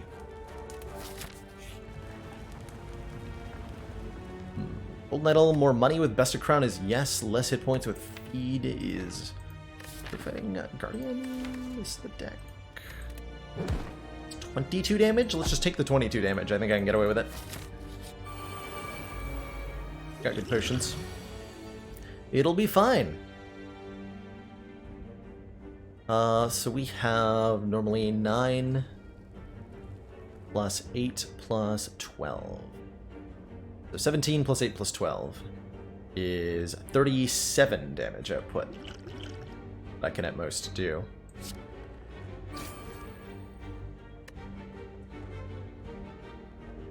Dang.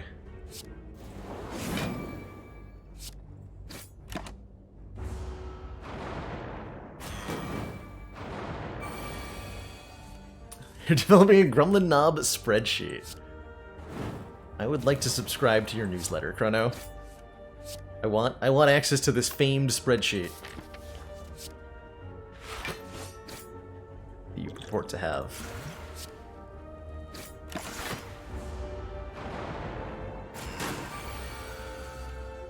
Yeah, the fact that we're facing regen sentries is less concerning when we have the 4 energy really just clobbers everything in Act 1. None of the Act 1 Elite encounters are designed to face a deck with 4 energy. They just fall before it, basically effortlessly.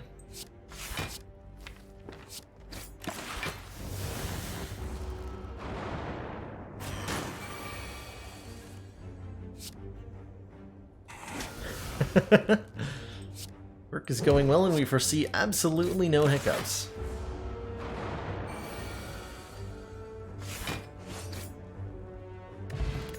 Horncleat. 14 block on turn 2. I will repeatedly insist that this is one of my favorite relics. I think that this is where we stop taking the random cards being offered to us with this Anger here. Throw cost attack is okay, especially if I can upgrade these pommel strikes. We can do really, really good stuff. We're going to be a little bit short on upgrades, I think. Though. And we might end up on 5 energy. Speaking of, do I upgrade the pommel strike or do I upgrade the bash? I upgrade the bash. Horncleat better than Anchor? I think it is, yeah. I think it is.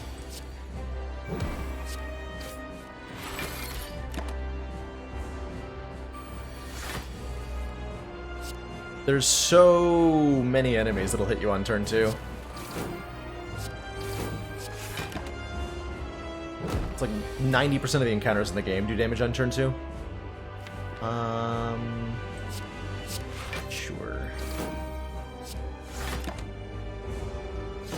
Playing power through against Guardian's not the greatest idea, and yet I'm doing it.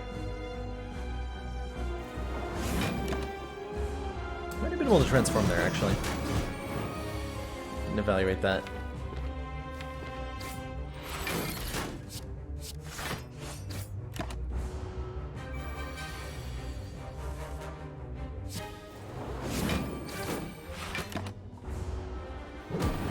This turn could hurt.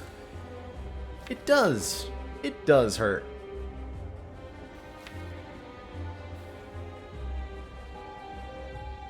You telling me I'm not going to get to eat this boss?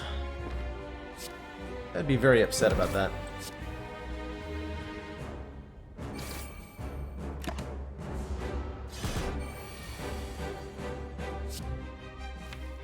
Has to be power through. Or I have to use a speed potion. Or some max health. I'm gonna do that.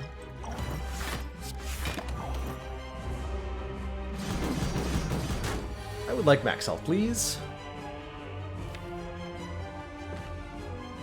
Please? Hooray! Delicious.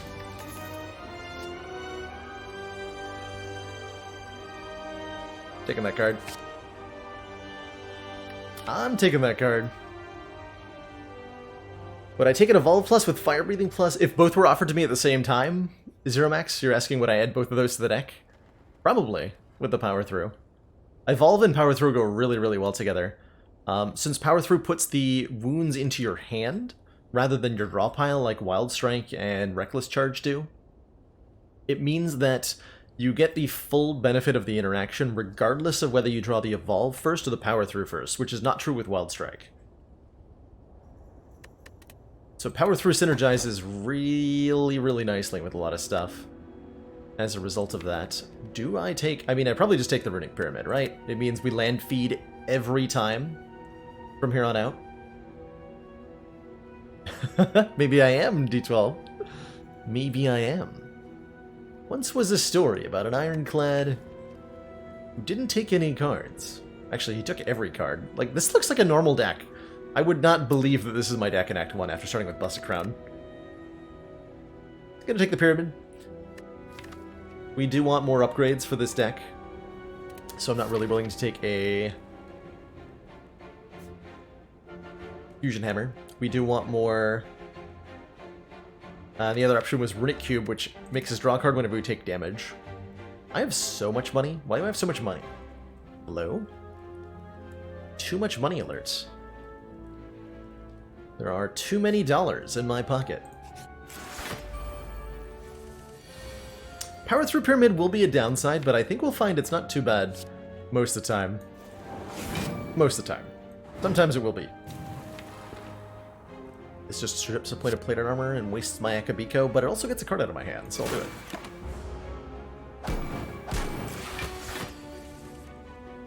I will accept this.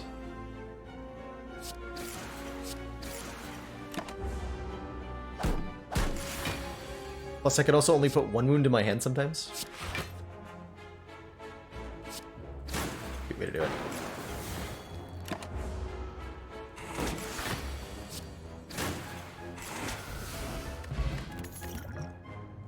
There's that Evolve. Now that I have a Runic Pyramid, though, I have no interest in an Evolve.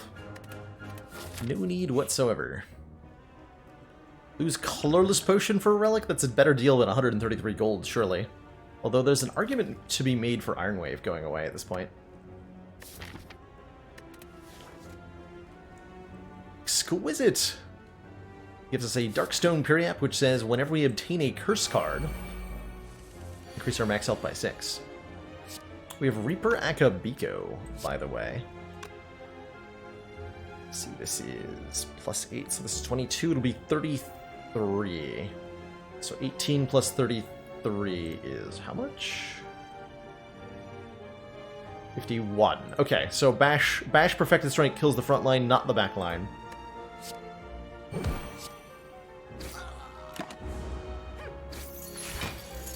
Something that was important to check for there.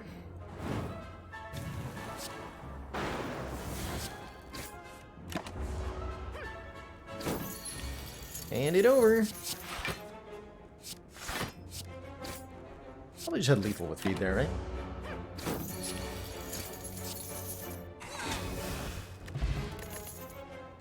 If we lose hit points from a card, gain a strength. We have no such cards. These are the kind of cards I was expecting. Like, if we'd seen this at the start of Act 1, we might have had a much different run.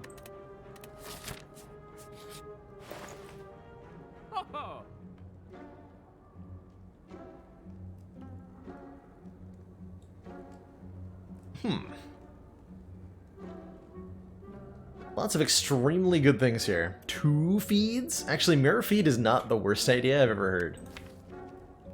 In fact, it might be our best option, although Mirroring in Flame is pretty good too.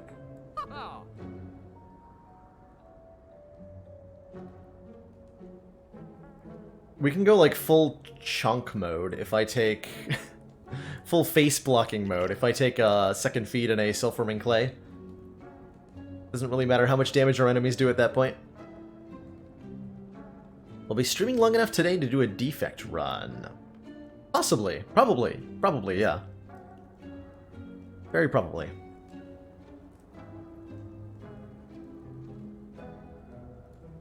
Will a mirrored feed give me more hit points than Mango?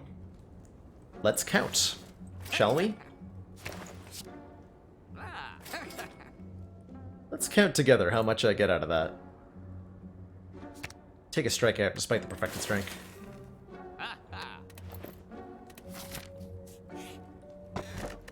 Orichalcum's pretty good. We had a turn without block gain 6. That'll go together well with what we're doing here. So what we're going to do now is count how much health we get from specifically the second copy of Feed. How much does that give me over the course of the rest of the run?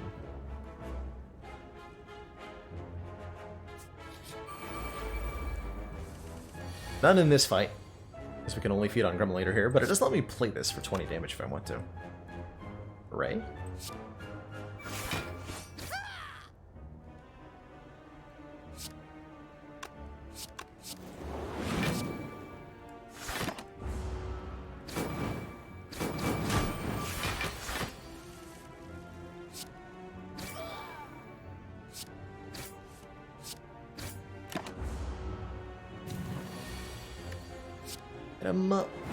Boys.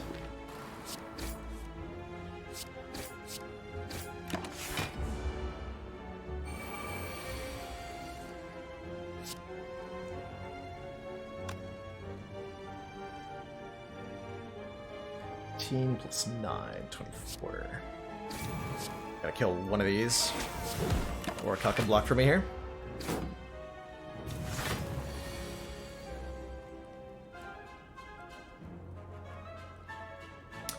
Does let me occasionally feed in a fight I would not be able to, but with the Runic Pyramid I think we can safely make the assumption that I will have always fed, and be wrong only some small portion of the time.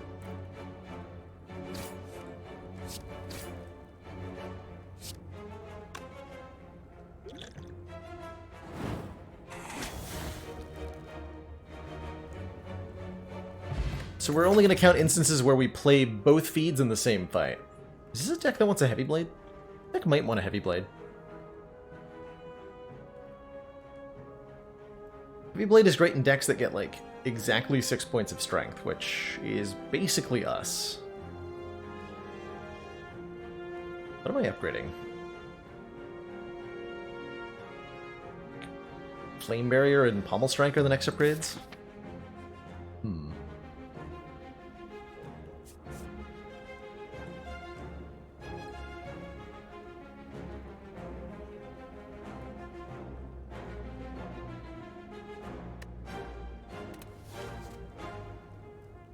Basically a non-ethereal Carnage. If we upgrade it, it'll be for 29. Yeah. That's not enough. We need more strength than this for it to be good. We also need more strength than this to win, so like we kind of anticipate that we'll get more, probably, from somewhere. I'll take it.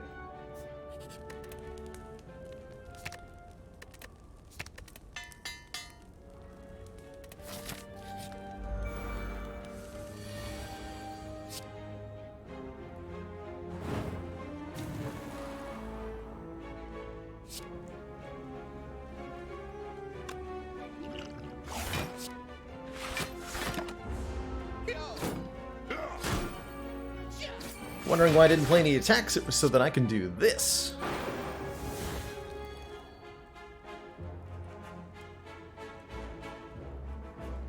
Let's see, 15 plus 12 is not gonna kill you, though. Does mean we're vulnerable next turn.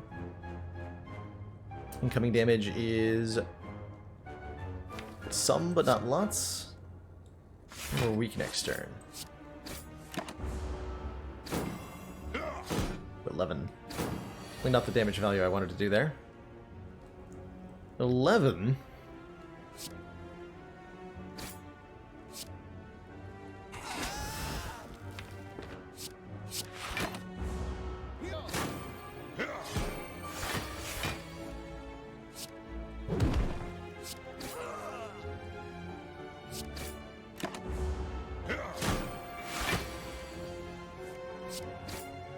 Okay, so we are at 4 hit points from the second feed currently. And there's the more strength. Spot weakness with Runic Pyramid. Tornithopter will heal us when we use potions, which could be pretty good. With a potion belt, we can bring up to 25 extra health to the heart fight. I think that's a good idea. Let's do it.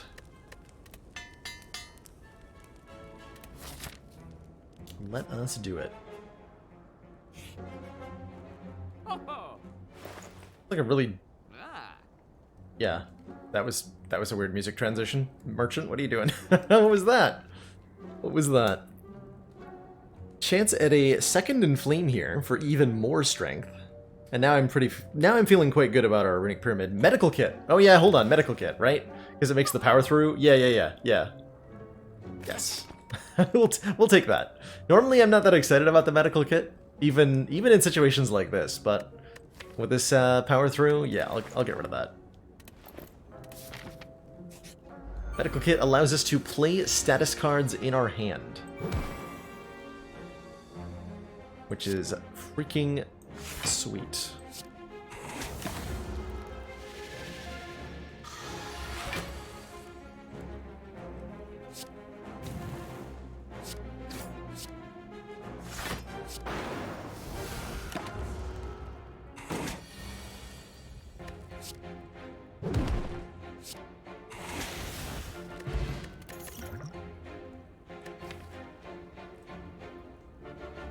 Play top card of your draw pile. Could be okay. Helps us play more cards, as long as we don't really care what they are. This deck often doesn't care what card it plays.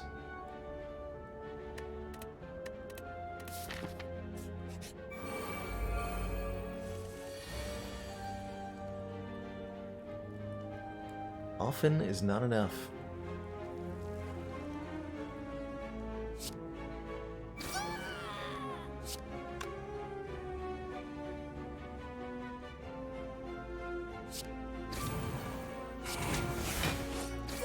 Yeah, we're able to use the second feat as just like a 12 damage attack, which is pretty good most of the time.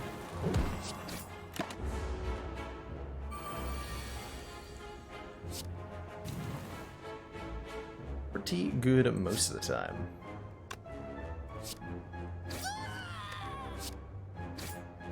Oh, whoops.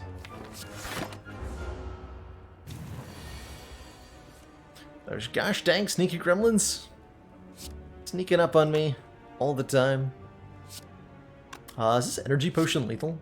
We do 52, 92, 100. Yes, that's energy potion lethal.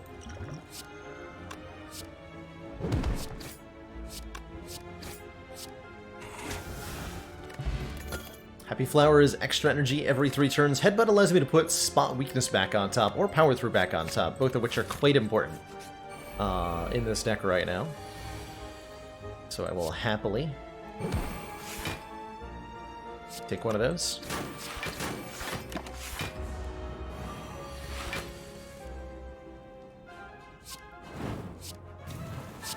Begone, wounds! Heed ye not.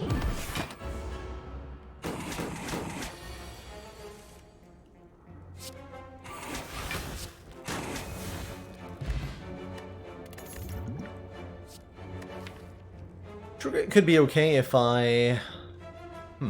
Probably might even still be good, actually. Can afford to upgrade it. We're fighting Champ. Champ seems like the kind of fellow we'd want to trigger it against. Cool. Excellent work, Commander. This council is pleased to Sugarina. see our continued support of this project has been worthwhile. Thank you so much for those 2 months of Tier 1 support. Greatly appreciate your choice to continue funding the stream, and in return enjoy your continued smug sense of superiority.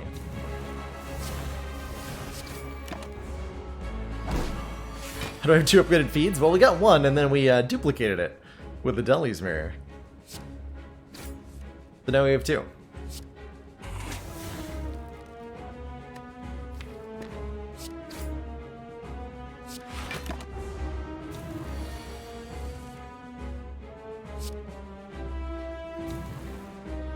Block cards, what are those? All I know is Strunk.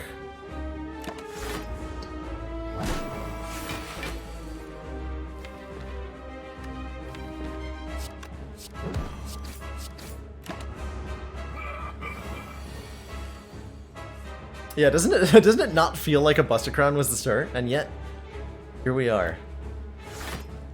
With whatever this is. Seems pretty good.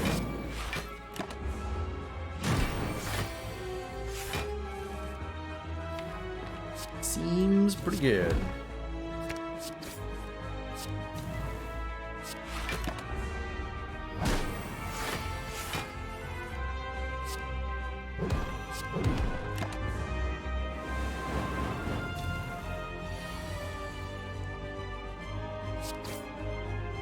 Nom nom nom. Juggernaut. Whenever you gain block, deal 5 damage to a random enemy. This could go pretty well with our deck. We have a number of different block sources. We got an Iron Wave, we've got these block cards, we have Orichalcum, we have Self-Forming Clay. These are all methods by which we can trigger the Juggernaut's effect if we want to. If you exhaust a strike, does Perfected Strike deal less damage? Yes, it does. It checks the current number of strikes in your hand, discard pile, and draw pile.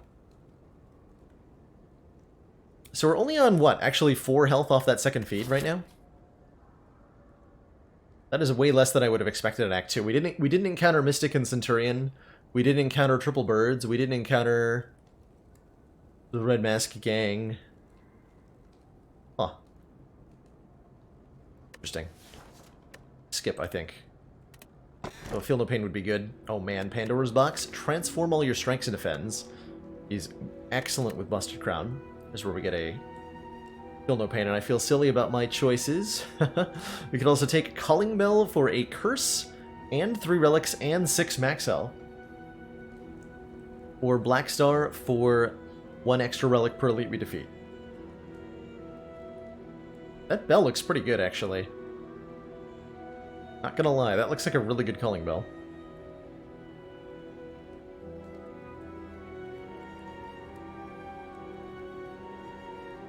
But at the same time, these strikes are holding me back. We do have 7 starter cards still.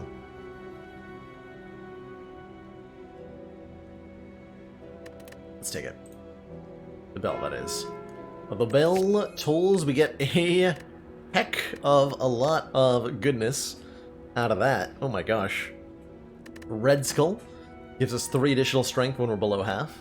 Eternal Feather heals us for some health when we visit rest sites, and Magic Flower says, during combat, your healing is 50% more effective, which notably makes Reaper heal 1.5 times as much, but also makes for Feed heal us for 6 if we successfully devour our opponent. So that's pretty good. Okay, we already have the Burning Elite down. Here's where we're gonna probably use the Feed a lot. Because we're going to be taking a ton of regular combats in this act. Probably culminating in a late-ish store. Want to prioritize these regular enemy nodes, as there's a significant chance they contain multiple enemies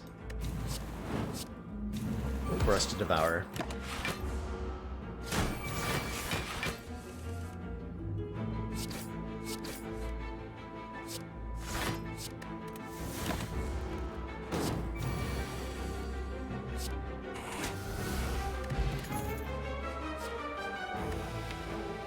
Up on 4 energy. I'm not sure how I feel about an upgraded Pommel Strike.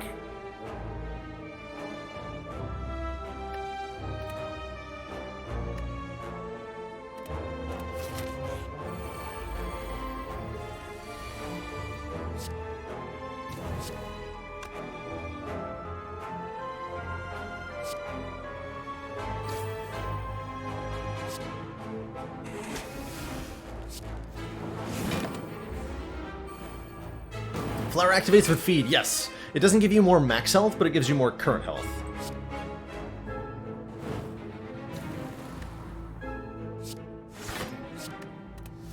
It's a little bit weird.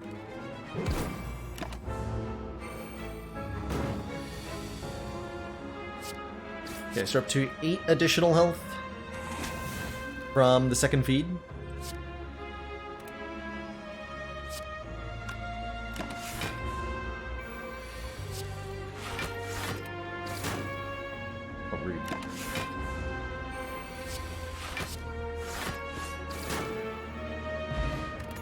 Elixir lets us exhaust cards in our hand. Havoc's a little bit better now that I have a Headbutt.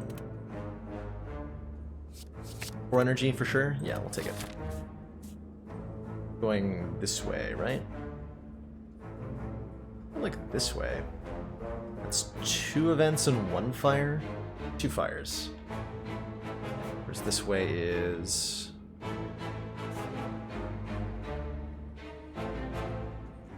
one event and 2 fires. No, it's also 2 events. Okay, so that ends up being the same either way. Can also go this way if I don't want to go to a shop, or if I go to this shop, we can go this way and get 1 less event, but 1 additional combat. But otherwise the same everything else? Cool, let's do that.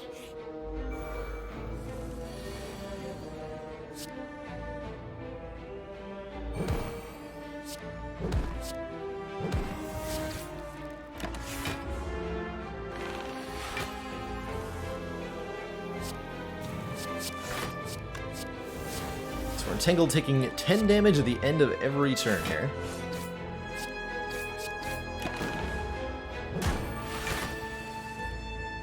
Just rude, if you ask me.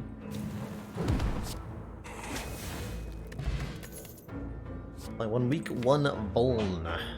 Probably want to upgrade that. I'll skip. Ah, another opportunity to feed. Excellent. Most excellent.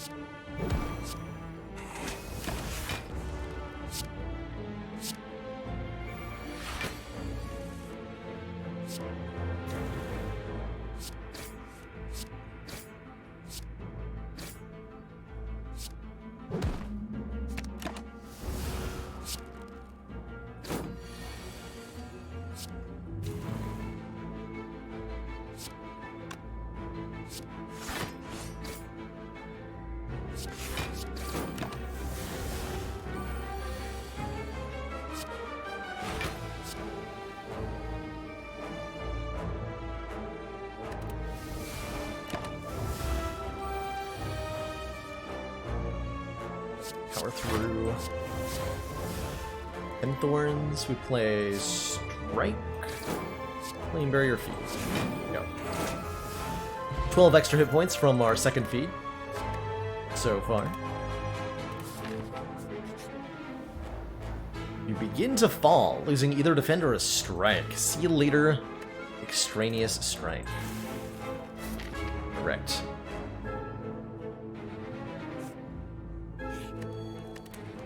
Grab it a upgrade on the heavy blade, as we're going to be relying on it for a significant portion of our damage going forward.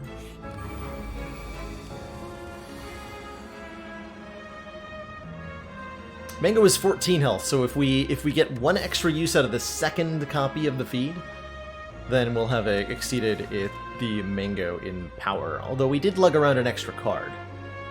Should be noted. It was also cheaper than the Mango. Also to note.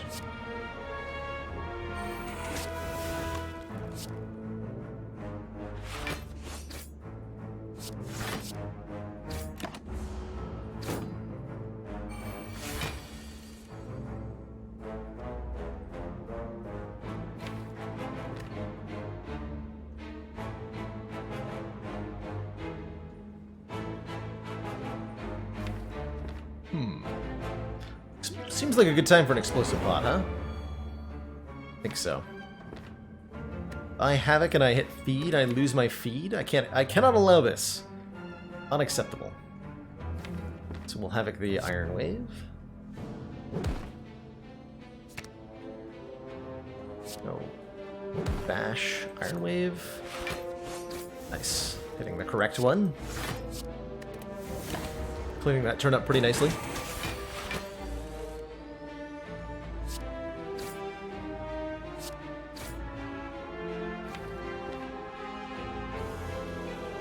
Guess we just do 10 damage.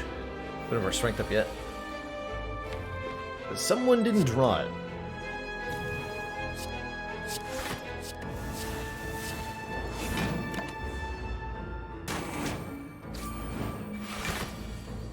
Turn ATA for the character's full release. She's coming out, I think, pretty soon.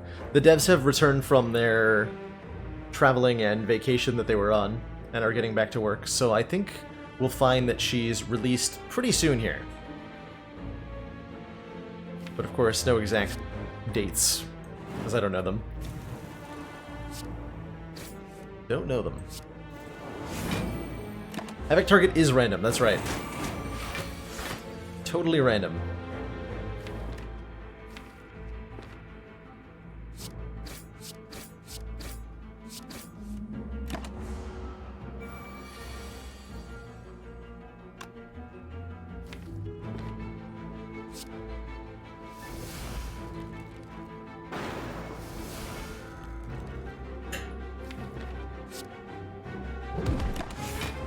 Oh, I was supposed to play this. It's okay. We're almost full health. Mummified Hand says when we play in Flame, A random card in our hand will cost 0 for the turn, and we get ourselves a Flex Potion for some temporary additional strength. That'll help. Second Reaper. Could take 2 upgrades in the form of the Whetstone. I will take this Ancient Potion, letting us gain 1 artifact. Could be used to keep this strength or to do other things.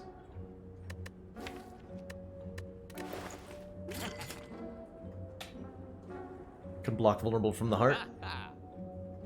Blood for blood might be good against the heart, speaking of. We are definitely going to take a lot of damage in that fight. Whetstone is potentially upgrading 3 strikes, Perfected Strike, Iron Wave, Pummel Strike, Headbutt. Not very exciting. But a little bit useful. If we feel like we need more damage, this does help with that. I think I take a card remove. And we are going to go to another store. Just get a card out of here. Time for Perfected Strike to go.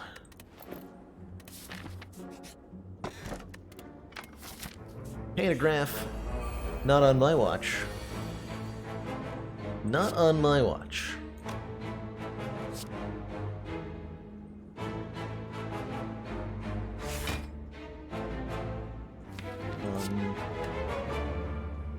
Am I, like, really bad at this fight? I might be.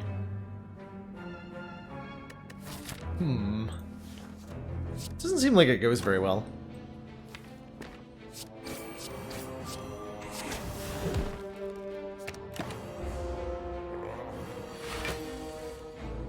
Okay, that helps a lot, though.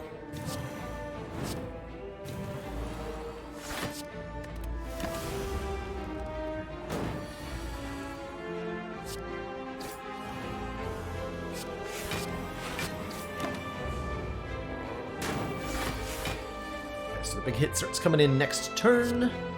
We go... Probably want to do Heavy Blade first here. Put that into the drop pile. Hold off on Havoc until we have Headbutt.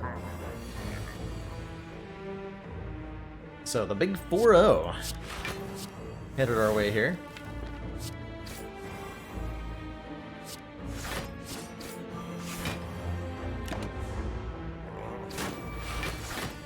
Goodbye. God. Really hoping... This exact scenario would not arise. The energy potion to play Bash here.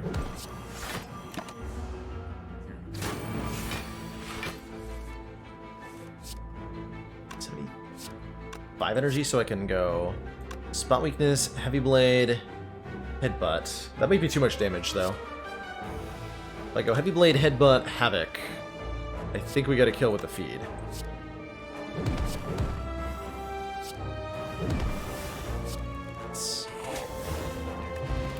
Smoothstone gives us +1 block on all our block cards, and a second Havoc is here to play Havoc with our deck. No thanks. That one that we have is hard enough to play around. That certainly could have gone worse, right? We lost 20 health, which would normally feel like a lot, but we have 171 of them, so it's actually just fine, right? Completely fine. Upgrades in this deck are pretty irrelevant. It's a pretty smooth stone, huh?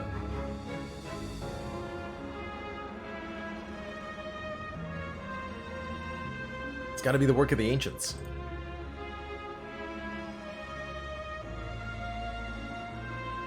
Like, Power Through is an okay upgrade?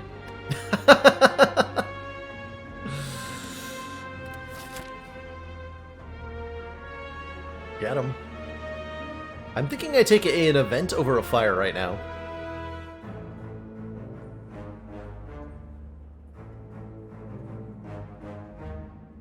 I think that's where we're at. I can't eat you! Oh no! Unacceptable. Absolutely unacceptable.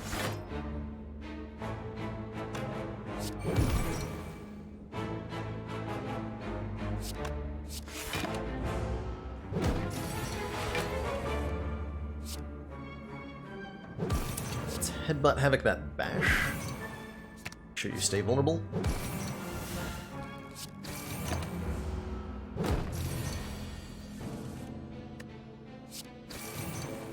Enemy reduces their damage output every time they take damage, so it's very much a question of, can you do enough damage to them? The answer right now is heck yes. Sure can.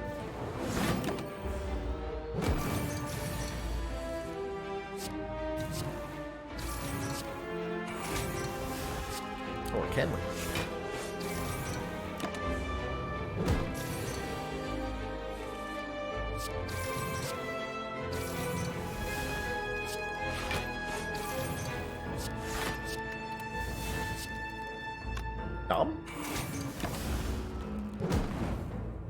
I tried. Gave it my best. Okay, Clothesline Plus is excellent. That is the weakened source I was looking for. A nice chunky hit that'll keep the heart from obliterating me too hard. I can buy a membership card or preserved... Wait, can I get both? Actually, hold on. We spend 227 minus 145. This is 82 times 2. We can buy both the membership card and the preserved insect here if we want to. We can also buy the fruit juice for even more max health. Or a second copy of Heavy Blade. Double tap would go quite well as well to help us do a bit more output. Because that's what we're really looking for right now, is just ways to do more damage. We have the blocking game covered by our 171 hit points. We'll be just fine. We will be just fine.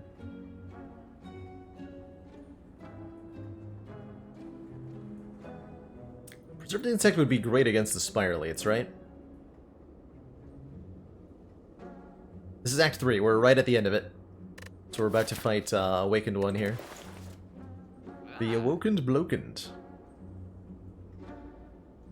Actually, I think we don't end up getting enough money for the card to be worth it, right?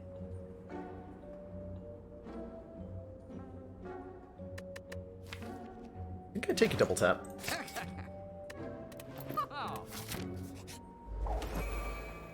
think that's where I end up on.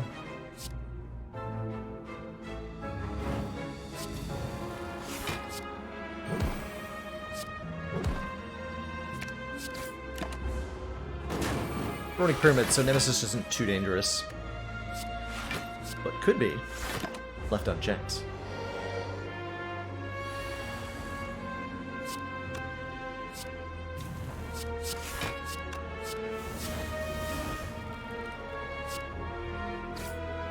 Just gotta go a couple more turns.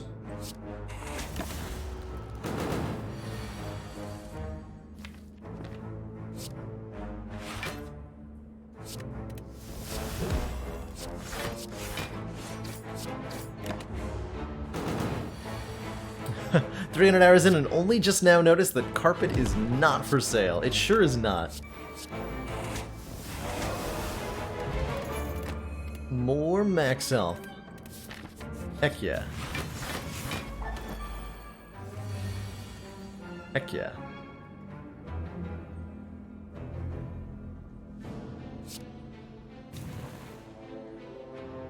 $22 plus another 22, I think. It's not enough to kill any of these. Take our damage.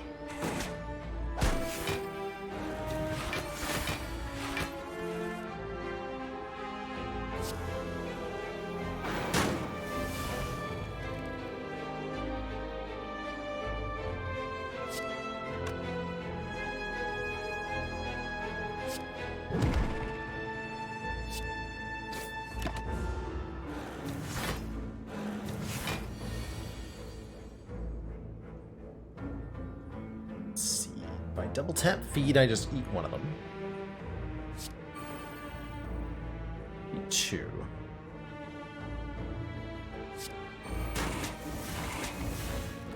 Delicious.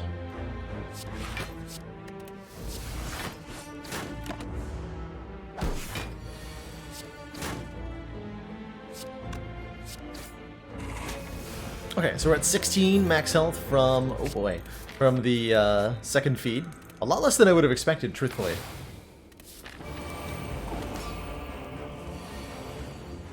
Quite a lot less than I would have expected.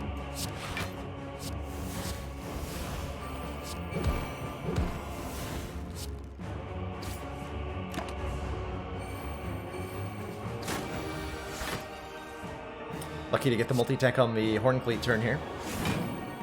It's fortuitous. 36.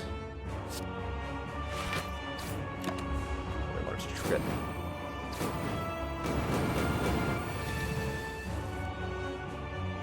So here's where we probably take a little bit of damage. We haven't drawn any strength cards yet. I am willing to Havoc. If it hits spot weakness, that would be bad, but it would still at least give me strength. Okay.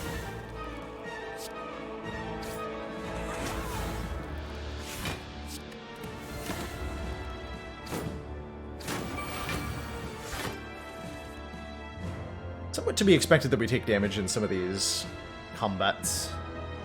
How could we not, right? We invested so much into our health. And not into the deck.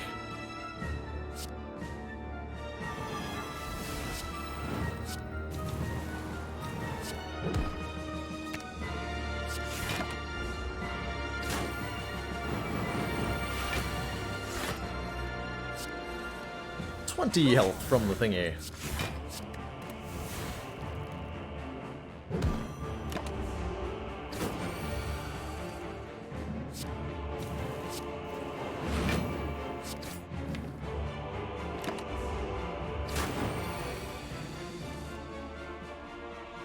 This is world record max health. I believe I've beaten this unseeded before.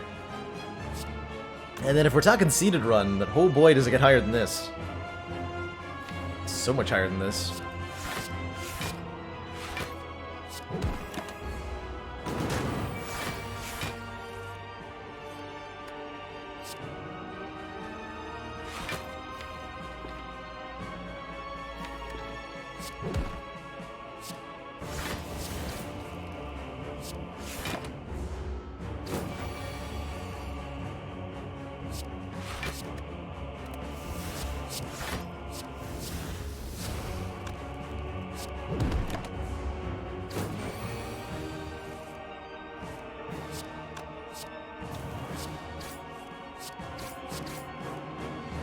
Yeah.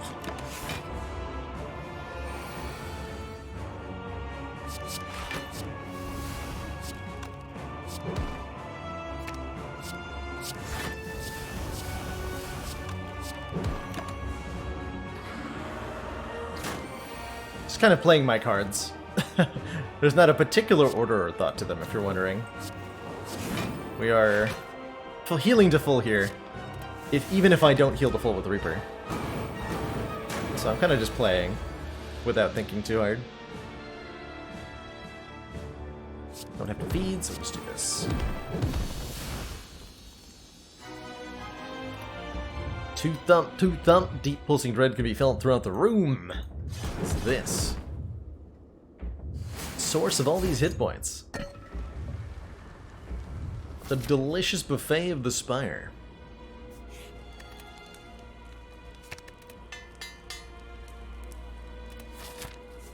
Okay, double tap can actually do what we intended it to do now. Feel No Pain feels like a decent addition of block. But not as important as this second flex potion, which will allow us to just curb stomp the heart.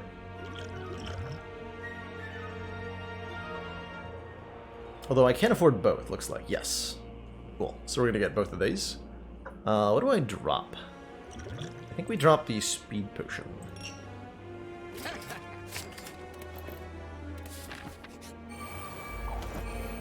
Did we count how much health the second feed gained us? 20 so far. And there's one more opportunity, which we're looking at, to get 4 more.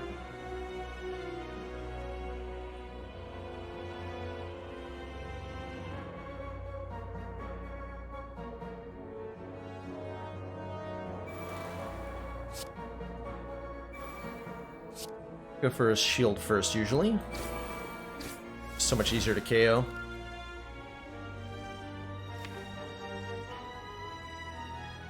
So I want to double headbutt as well, which headbutts double tap.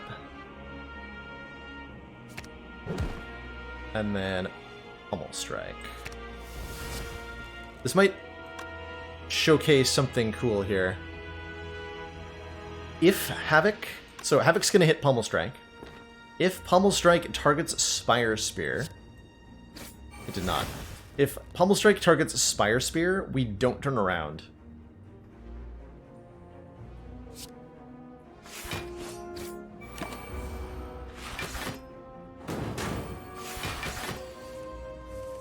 Even though you'd think we would.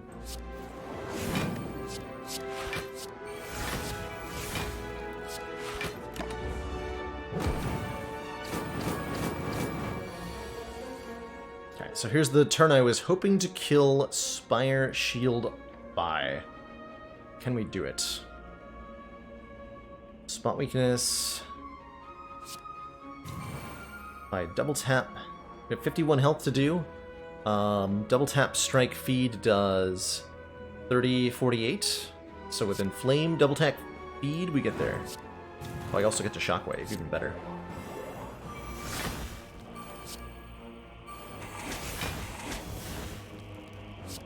Aha!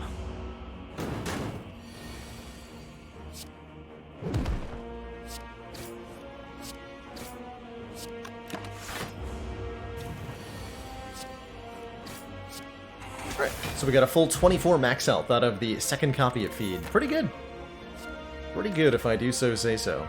Do so say so? Do say so. I think this rage is nice, but we're not going to need it. We are super not going to need it. Because we have 2 flex potions and 1 ancient potion. And if we drink both of these flex potions,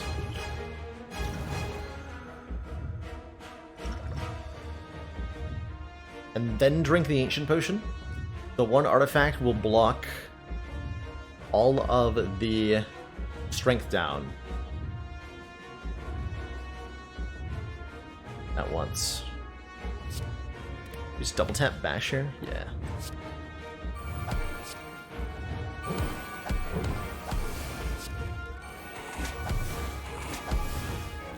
Also an opportunity to gain tons of free next turn block before we do this, and then drink up to full health. So we get all 10 points of that strength. If I play the artifact first, I only get 5 of the points of strength permanently. Neat little interaction there, only occurring with like multiple strength or flex potions. Won't work with a strength. Won't work with separately strength and flex pots though, or flex pots and speed pots rather. Have to be multiple of the same type for that to do anything. Don't have Feel No Pain in play yet. I think I'm okay playing Havoc now. Right. 72. This is fine-ish. Actually want to keep these for the moment. Weirdly enough.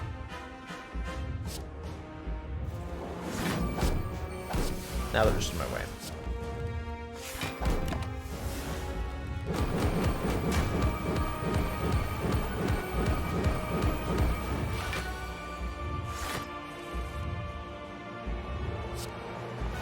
Great time for Feel No Pain and Shockwave.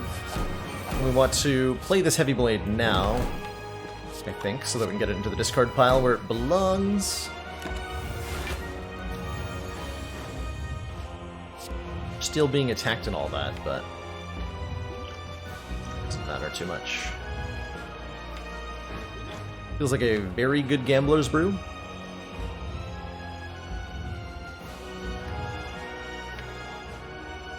We want to headbutt. I want to headbutt here. Maybe just elixir all the crap that's in my hand.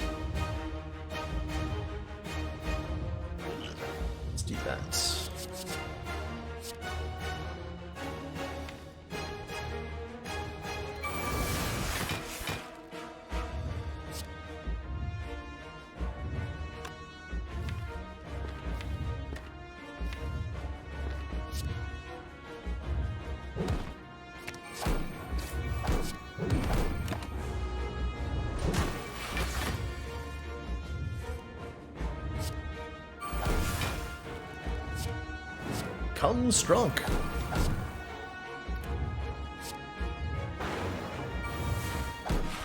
$47 health, by the way.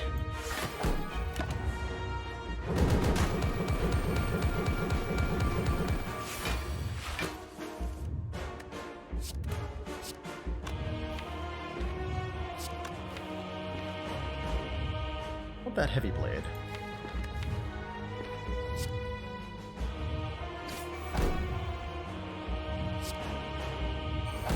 Yeah, I found it.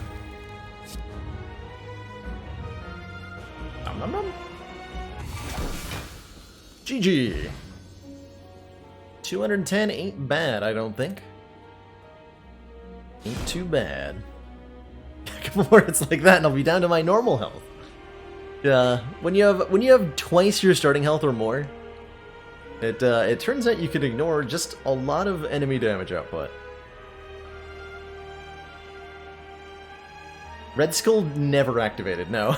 We never even got close. Never even got close. GG. Have I done a feed run on another character? Didn't we have a silent run that got feed from the take a card, leave a card?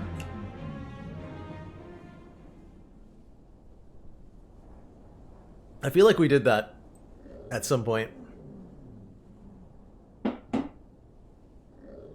The Spire sleeps, and so shall I. Well, I'm not going anywhere just yet, but I do need to take a short break here, refill my water, because I'm completely out.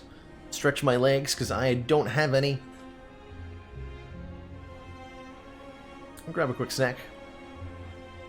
When I return, which won't be long, just a couple short minutes, we'll be diving into a silent run here on Ascension 5, which is when we stop healing after boss combats.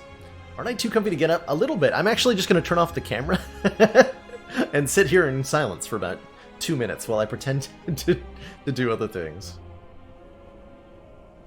True story. True story. So yeah, that was a pretty good calling bell. That was a really good Busted Crown start on Ironclad. What a wild run. What a wild run. Alright, don't go anywhere. I'll be right back. See y'all in just a couple minutes.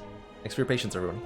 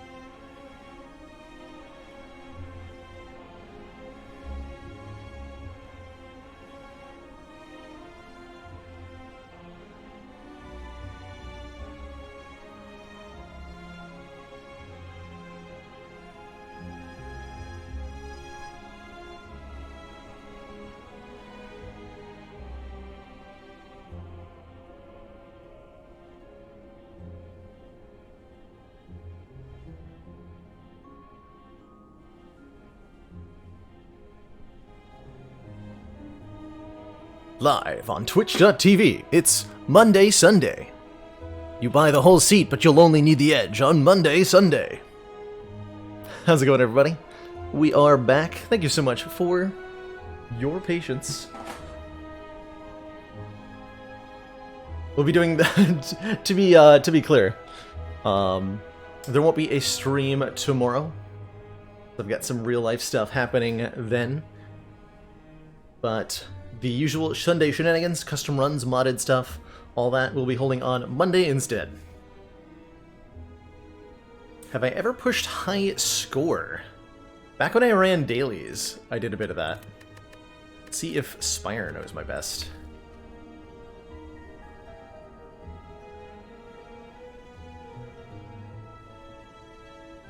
No. Clearly because this is not the right... This is only for the ladder strike, that's right. I bet the Baylor Misk probably has a grossly misleading high score. What do you say? What do you say my high score is? Oh, these might be legit, actually. I think this 3753 is my highest regular run score.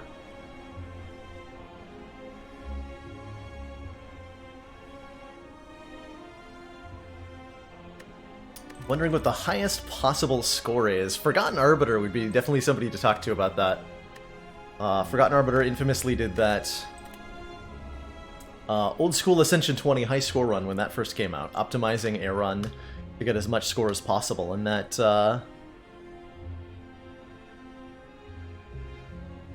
yeah, that's the what's the one SRN is talking about, a 4,000 seeded point run. That does not include the heart, by the way. That was before the heart came out, that 4,000 point run was made. So with the heart included, I imagine you can pick up another close to 1,000 points, I would bet.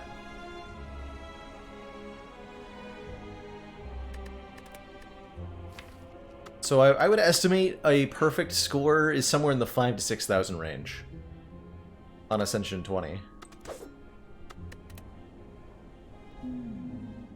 Choose. I do like colorless cards. We can get rid of the curse pretty quickly. Ooh, I like this second half of the act pathing here. Fire, elite, fire, elite, fire. That's an amazing set of floors after the chest. So we almost certainly want to go this way, which means our pre-fire stuff could be... We could just get 2 more fires. How come Silent doesn't get Searing Blow? Fights give far more points, El Pollo Batman. Most of the score you'll get on a high score run comes from elites in particular, who are massive amounts of points, in particular if you defeat them without taking any damage. An elite fight ends up being worth 25 points for not taking damage, plus some, like, 20 to 40 base for the elite.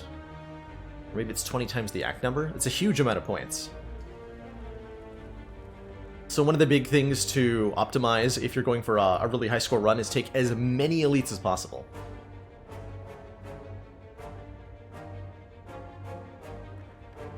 I think a card remove start is fine, if a little uninteresting. Let's go with the colorless card.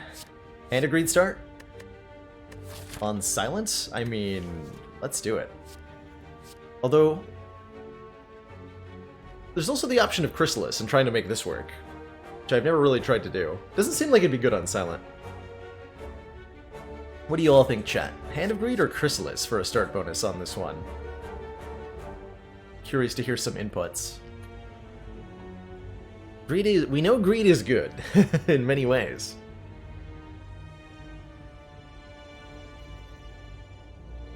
Well, that's a pretty... No one in favor of Chrysalis, unfortunately. Poor Chrysalis. Take that, Hand of Greed. Glad I could find space for it. Me too, Farnex. It wouldn't have fit in the old bedroom I was streaming in before, but I have a proper, like, office space for the stream now, and so there's room to put giant chairs in here. The green screen behind me is an entire wall that's been painted, and I've got, like, I could actually fit in it. I could literally stream from a couch if I wanted to. My most fun death in Slay the Spire. I had a Ironclad run. get to the Ascension 20 Heart by having this, like, it was like a 15 card deck with a bunch of Pummel Strikes, True Grits, and an Abacus. And it was able to very consistently generate lots of block power with Abacus. And it died. Predictably. But it made it much further than I expected, and I really, really enjoyed that run. Really, really enjoyed that run. Let's go this way, I think. Give ourselves one chance at a removal event before they shop. Ideally, we want to shop, like... I guess we're getting one in Act 2, huh? I'm not willing to lug around a pain through a whole bunch of hallway fights. We could, like, go this way, but I don't think that goes well for us. Start over here.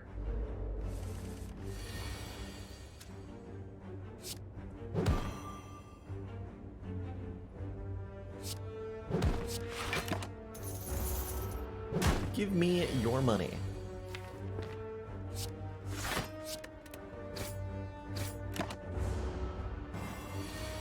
Every time we kill a non-minion enemy with Hand of Greed, we'll gain 20 gold.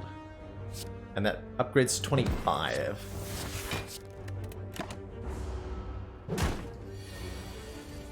So the Hand of Greed becomes a priority upgrade there. Flex Potion's excellent, especially alongside a Dagger Spray to help us with any sort of AoE fights. I think because of this Flex Potion, Dagger Spray is the take. Otherwise, I might have considered the... Oh man, we get a Fairy in a Bottle, a Blessing of the Forge, and a Liquid Memories. Liquid Memories helps us land Hand of Greed, so this Memories is probably money.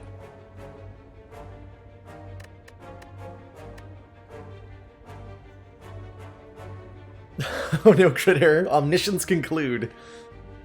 Yeah, Omniscience and cards that end your turn don't quite work so well together, as it turns out. How tragic. How unfortunate. I'm trying to debate if I keep the... what I keep here. I think we keep these three. On sale leg sweep. And remove that, right? You could take the waffle for 7 max health. Leg sweep's on sale. Acrobatics ain't bad. Trip could be good alongside our Hand of Greed. Though I am mostly leaning towards leg sweep and a card removal of the pain here.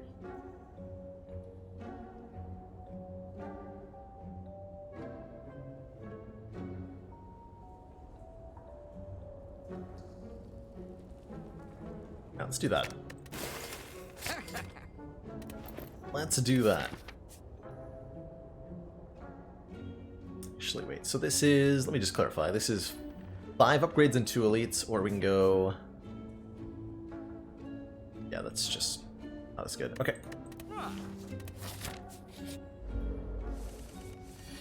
Passing up the accuracy. Heck yeah, Chrono. I would call that an accurate statement.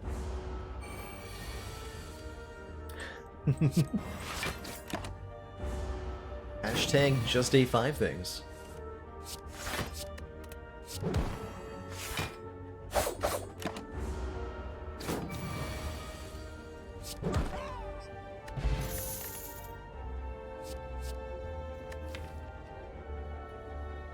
A poison stab? I don't really feel like I want a poison stab.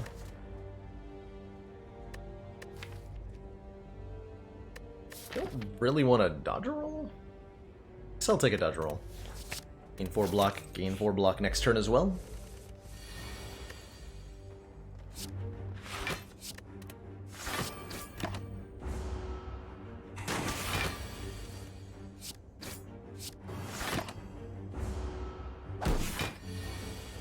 Pain was from our will bonus, yep.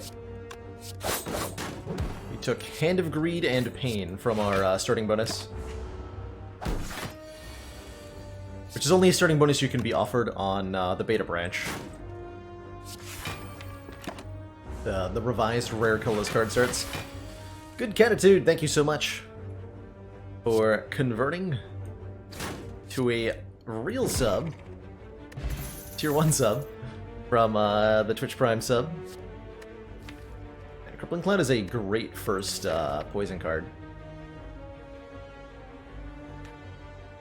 What do I think about a relic that makes relics you missed continue to be able to appear in the store?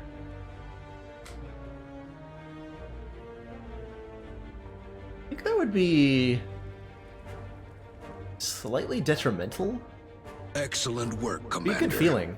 This council is pleased to see our continued support of this project has been worthwhile. I negotiate with terrorists. Thank you so much for that Twitch Prime 3-month renew. Greatly appreciate the continued council funding. Enjoy your new shiny defect energy badge. The way I think I'd like to see a mechanic like that is a shop relic that you purchase that says acquire any one relic, any one non-boss relic that you've missed this run. So kind of like a... similar to Dolly's Mirror in some ways. Where the later you are in the run, the better it is.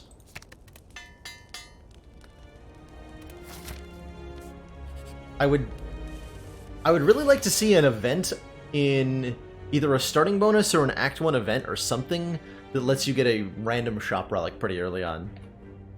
Would also be a change I'd be very much on board with.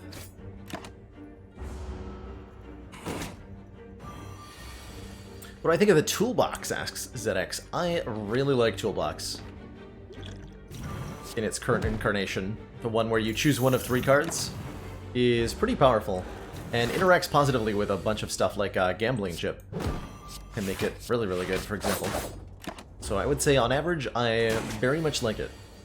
It has such a good chance of giving you like a apotheosis on turn 1 in particular.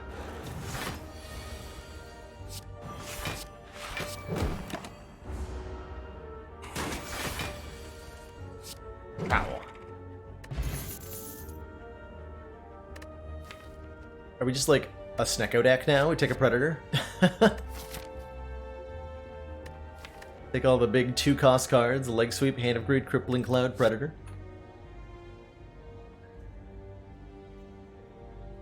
Floor 0 Dolly's Mirror. Heck yeah. Give me that second copy of Bash. I'm all in. I will take a Predator. Feels like I might have been meant to not do that, but... oh well. Ooh. Could now dig for relic. I should have thought more hard about what I was going to upgrade. Actually, no. Yeah, that was a good upgrade choice. Okay, so we're not going to get any more upgrades, but we are going to get 3 additional relics now, which is pretty sweet. Let's dig.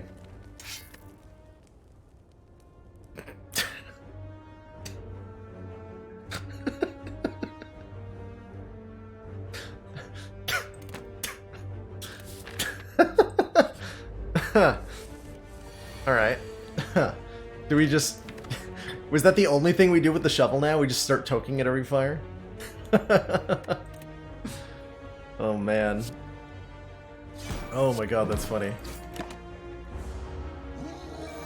It looks like we're done digging. Looks like it's over now. I gotta do... no more damage? I can Leg Sweep here then. Cool. So we drew really, really poorly in this fight. We shuffled the deck without Hand of Greed, but our Liquid Memories makes that irrelevant, because we can just get it back. So a very good instance of a potion being a lifeline to a rough draw order in a difficult fight. And that is what potions are very, very good at being. I was going to summarize like what they're for in Spire. It'd probably be that. Potions are for saving your butt when your deck gets a poor draw in an important fight. Isn't gain 1 relic still better than remove a card? I would not always say that. Removing a card is pretty dang strong. Am I willing to take a Fumes that I am going to refuse to upgrade? I guess. Is it Slacks time? We dug up the Peace Pipe, and I feel it's only appropriate that I start using it. Toke! Card removal! Toke!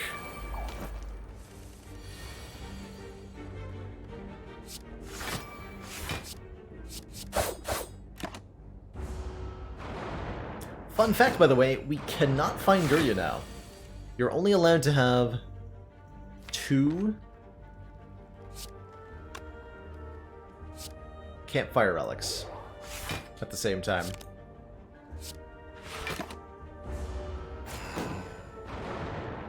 So Gurya has been removed from the pool of cards that we can find moving forward.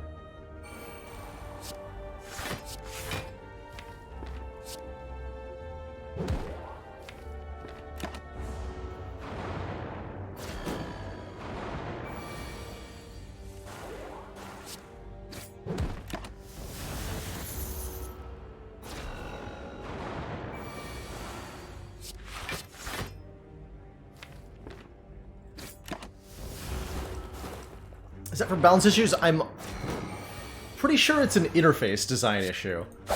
And that there are too many buttons on the rest screen if you have three of them. I would bet money that that was the reason.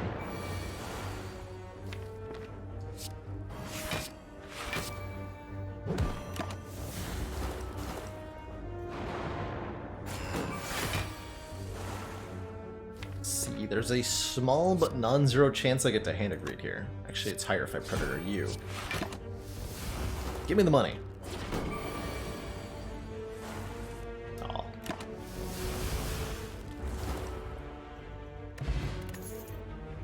The next 2 non-boss chests we get contain 2 relics. Sure, we'll get extra relics out of that, and this is starting to turn into a pretty tempting relic run, so maybe I'm going to start digging again.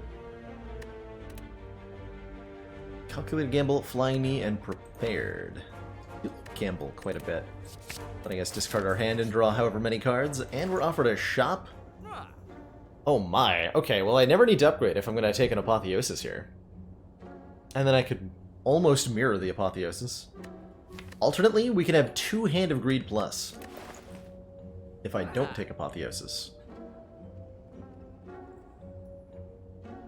What about that play?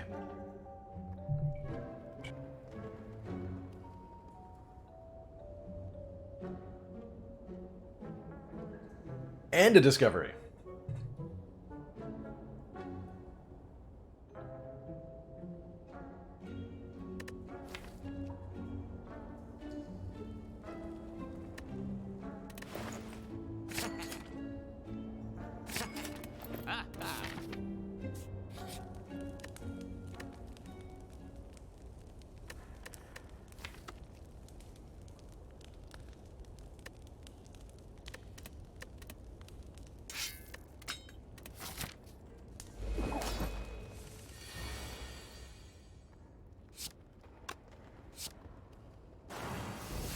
No, I'm muted. Damn it.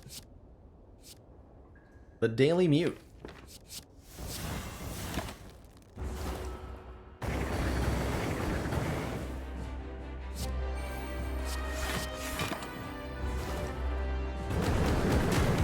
If you're wondering why that's so much more common, by the way, it's like a little idiosyncrasy with the wireless keyboard that I use in the big chair. So it's connected to the big chair.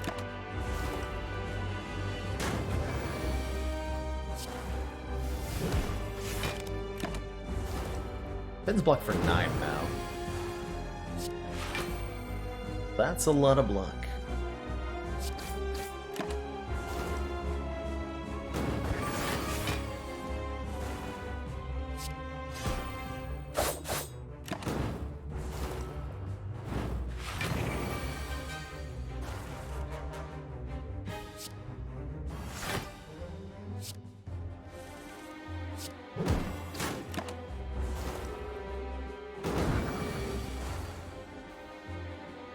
Like this with no drawback is too good to be true. It does give me -2 to stealth checks for next.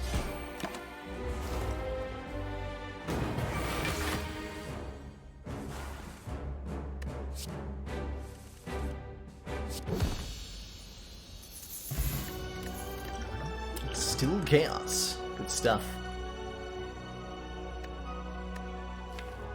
Pretty dope bite. We don't feel like we're that far away from Grand Finale working.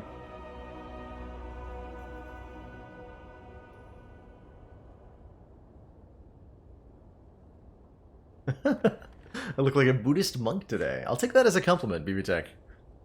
Rocking a really cozy sweatshirt, hanging out on the chair, and feeling pretty zen. I like Tools of Trade here as well. To cycle our deck a little bit quicker.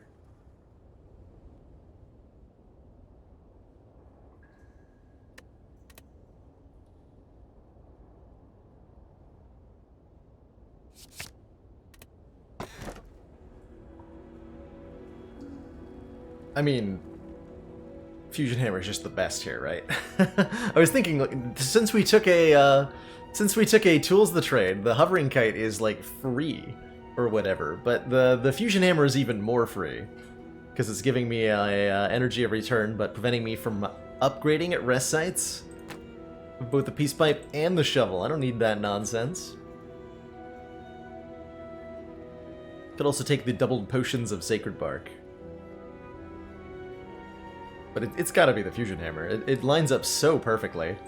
Commit fully to our relics here. Our beautiful, beautiful relics. A Sate build. Where's our Eternal Feather?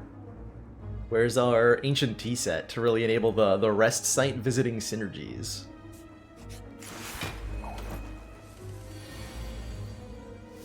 That's what I want to know. 12 block from this card. That is an illegal amount of block.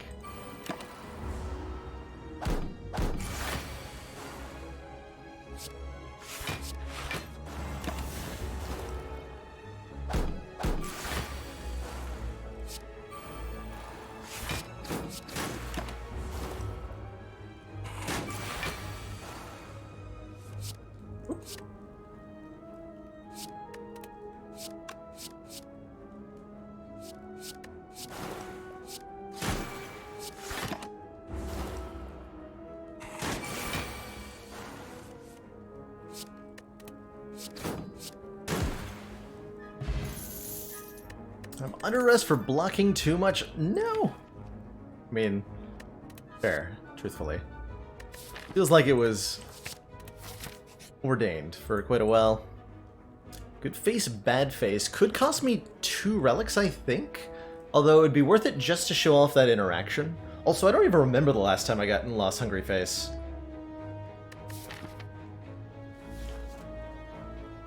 And of course we get a Serpent Head, because I always get Serpent Head.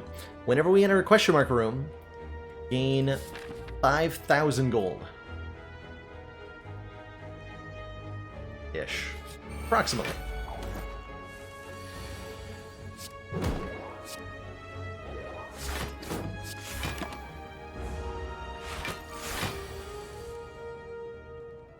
Discovery first.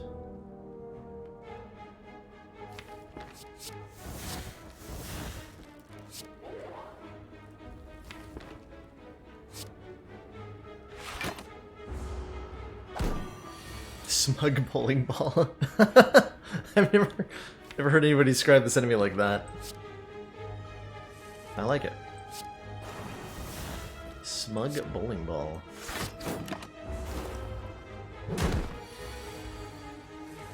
A little bit battered there. Commander, one of our most valued supporters, says continued support of the XCOM project. Here we go. Rampage, thank you so much for those 6 months of Twitch Prime support. Speaking of smug, I hope you enjoy your renewed smug sense of superiority. This blocks for 8. When you apply Frail to enemies, you cannot. Frail, as a status effect, does not work. Even if you apply it with a mod, it doesn't work on them. Go this way now? Go this way. Straight up the middle. Dash could help with that. Do we do enough damage? Probably with these potions we do.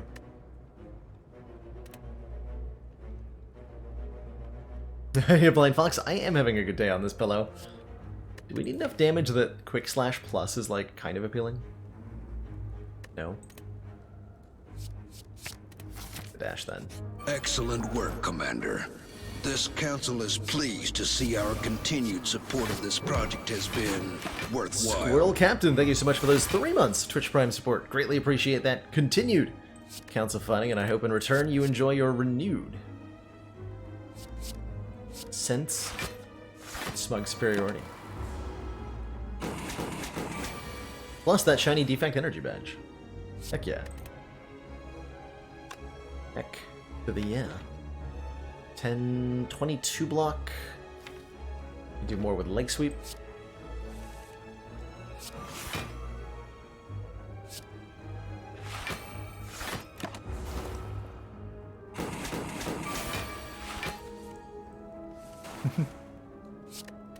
I'll keep that in mind for Thitterjane. Always looking out for upgrades, right? Gotta have me the gamer creds. Intentionally taking a little bit here to try to maybe Hand of Greed. I think we can make that happen.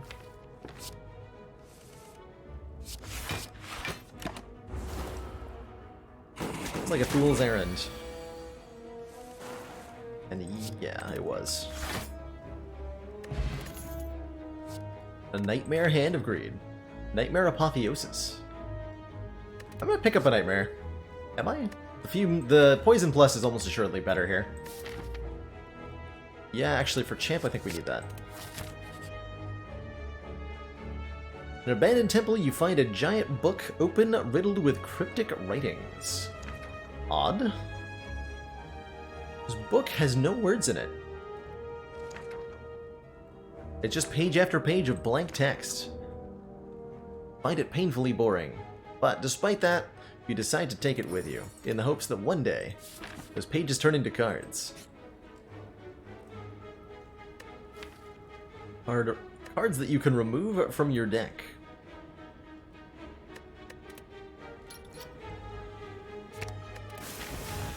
So we now have Nilri's Codex. At the end of each of our turns, we can shuffle one of 3 random cards into the draw pile, which is probably helpful. Is usually very helpful. Let's fight this Burning Elite. That's terrifying. That is definitely terrifying.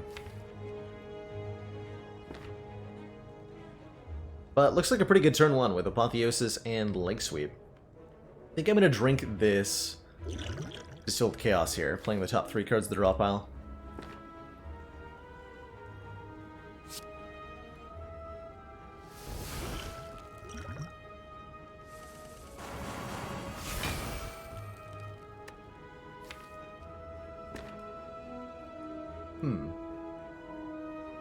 Interesting.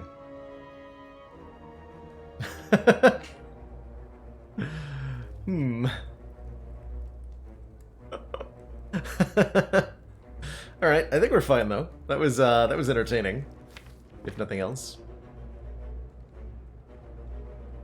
Wondering now if I duplication Potion of Predator to just take out the red one, causing us to take 12 this turn, which is not great.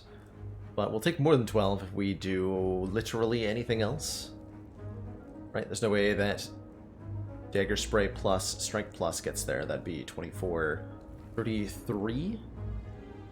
I'm soon even 40.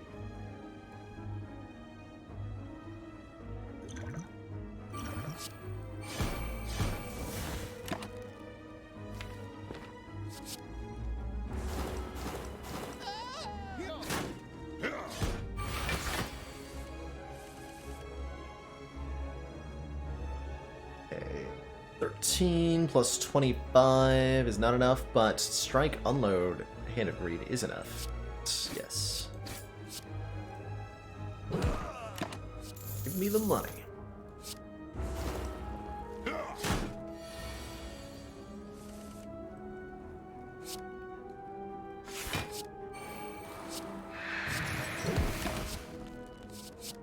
We're not getting around to that Hand of Greed again, so that's as much money as we're getting, unfortunately. That's okay. White Beast Statue will drop potions after every combat, which is quite helpful. And we're offered several good things. Unupgraded Wraith Form, unupgraded Noxious Fumes, or upgraded Piercing Wail. With the Fusion Hammer. This Wraith form is a lot less appealing. So I'm leaning pretty heavily towards this Piercing Whale. Although we do have an Apotheosis, as a reminder to myself. So we can upgrade the Wraith form that way. As long as we draw the Apotheosis first. Take that, Piercing Whale. It's a lot easier to use. A lot easier to use.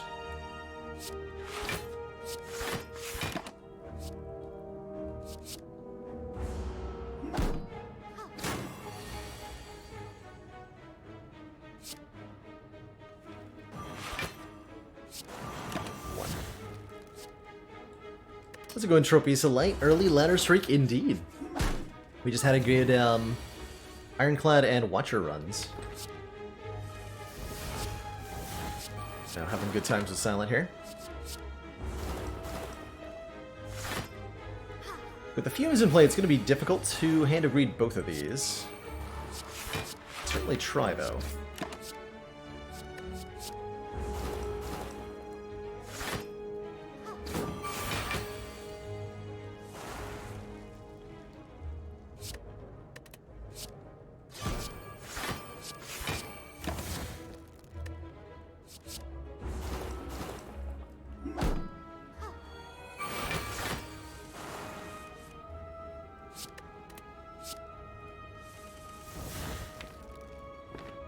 That's actually fine, because he doesn't die.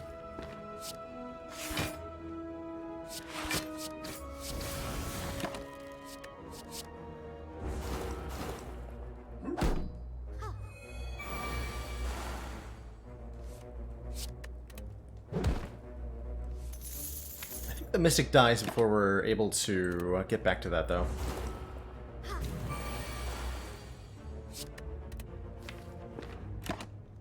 See.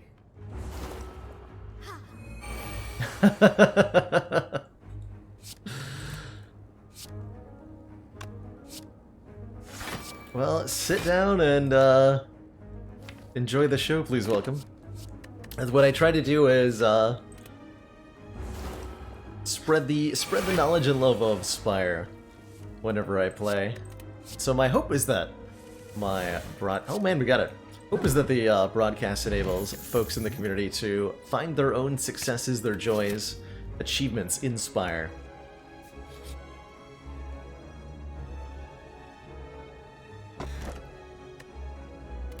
Molten Egg is fine. Getting it upgraded eventually when all the cards are upgraded eventually when Apotheosis gets put in play. I'm going to take the Sapphire Key here. And we'll grab the Dreamcatcher for more rest site value. Of course.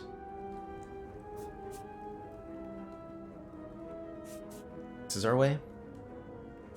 We can go this way. That's one more fire, but one less elite. But also a shop. Shops seem like they're good.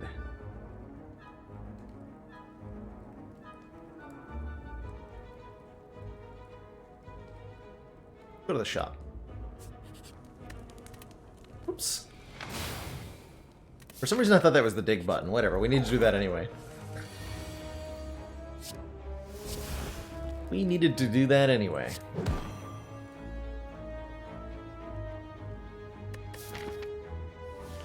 My health's so low. Seems unacceptable.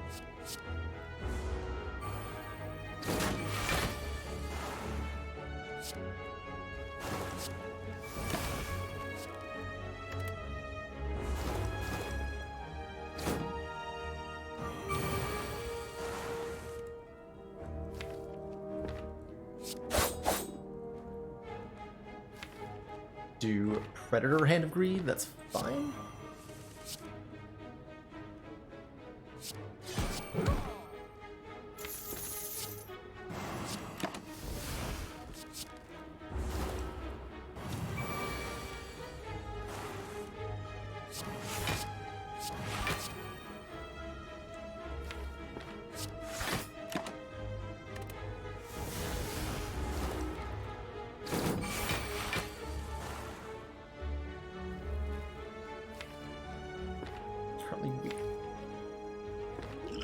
Swift Potion to try to get the hand of greed. Aw. Unfortunate. I think a card draw fits nicely into the deck. I'm wondering if we want this Terror as well, as a way to amplify the damage of the Predator and the Hand of Greed and the Dagger Spray significantly. We've started leaning into Poison a fair bit, and that'll work well on bosses, but there's room with Terror to have a combination of sources contributing to our damage. Or we could just take the Acrobatics and draw more cards. More cards.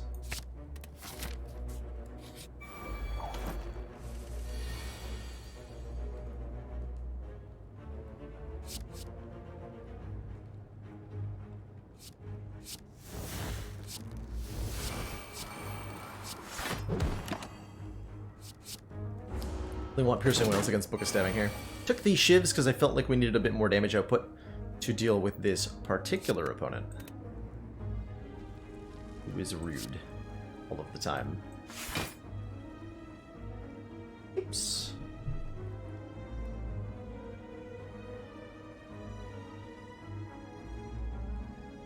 Weakens. Oh, Malaise. So happy to see you here. So happy. Beautiful. I think that means I can just do this.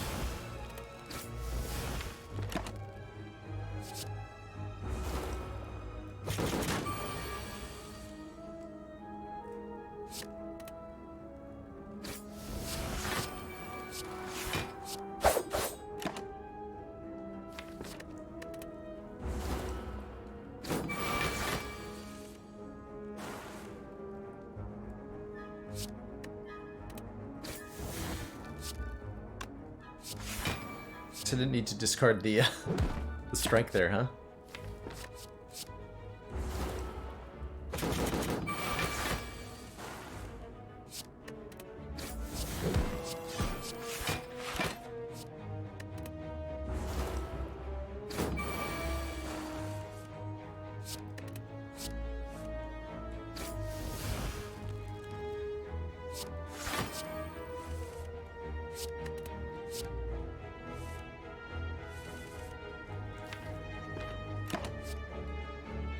Wait, I forgot to block.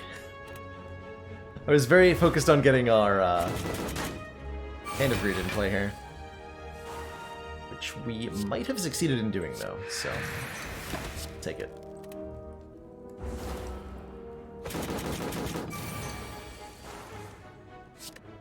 Top card.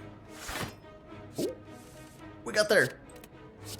Cash in pocket. Mercury Hourglass says that at the start of each turn, do 3 damage to all enemies. And that's pretty good. Lechette's feels like it could be pretty good. We sometimes end up with a lot of cards in our hand, and dealing 6 damage per one that's a skill could be good. Second Acrobatics could feel good as well.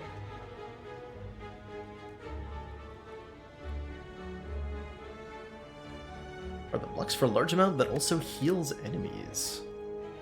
A couple cards kind of like that in some of the modded characters, I think, that I've seen.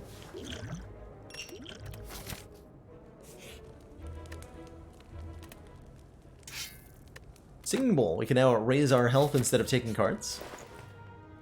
Feels pretty good. This store is interesting.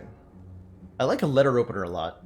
Every time we play 3 skills in one turn, deal damage to all enemies, we often play skills, especially with this escape plan. Benoit voting for a Gremlin Horn take. When an enemy dies, gain an energy and draw a card. Sling of Courage. Start each elite combat with 2 strength. Could make our elite combats a little bit easier going forward. Although we don't benefit that much from strength. So I'm definitely leaning more towards a letter opener take here.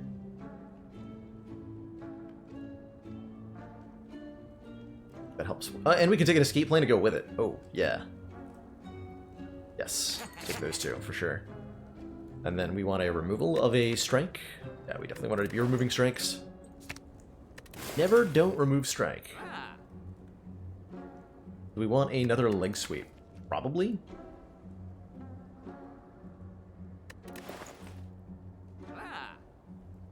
Probably. Shame we can't afford bomb here. Caltrops is also a nice way to make sure our damage is going to be good enough against hearts. I think Caltrops is very good here. Yeah, let's take a Caltrops. And a leg sweep. Sounds most excellent.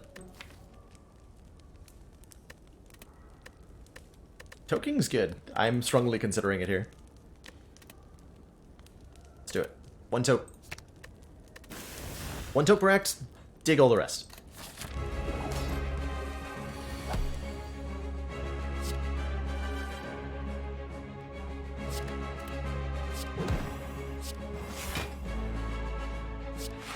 We can use Discovery for hilarious scaling, and we have Nilries too, right? So we're in no danger of dying to chat, because we can generate infinite powers, pretty much, at our leisure.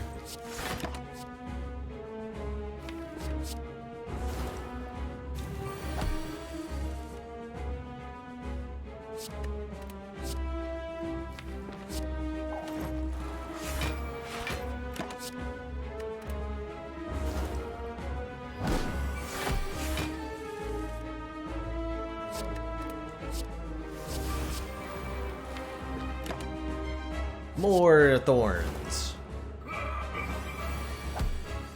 Has been demanded.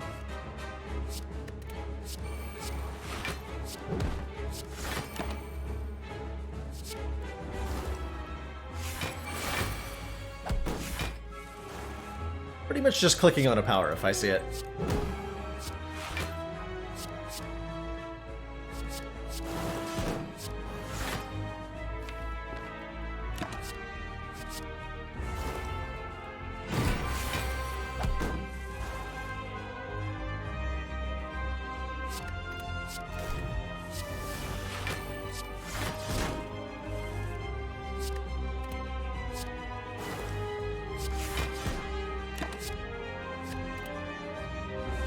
Well-laid plans would be nice from either source.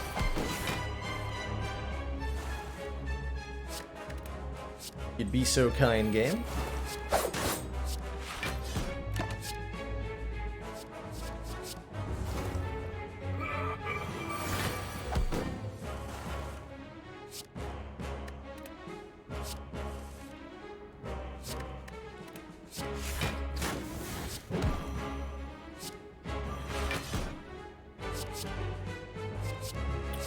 Cuts, heck yeah.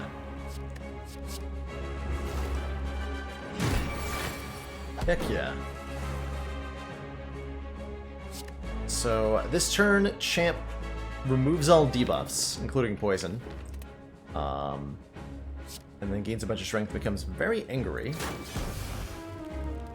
And starts attacking us for big damage next turn. Which, quite frankly, I may not be able to survive.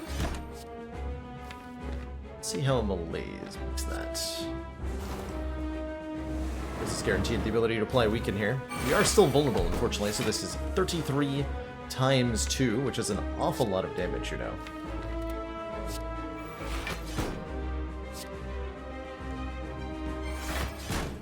Just quite a lot.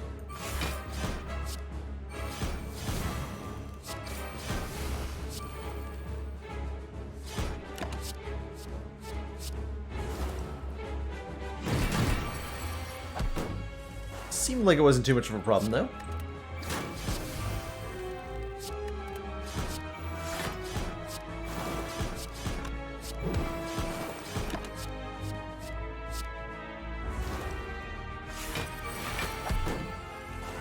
He'll do another execute next turn, but I don't think he's gonna quite make it.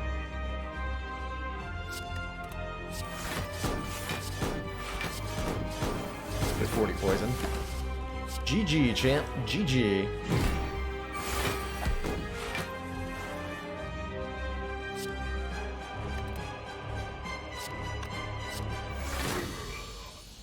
Discord has definitely had some growing pains. I think they succeeded far more than they ever expected to when they started their product.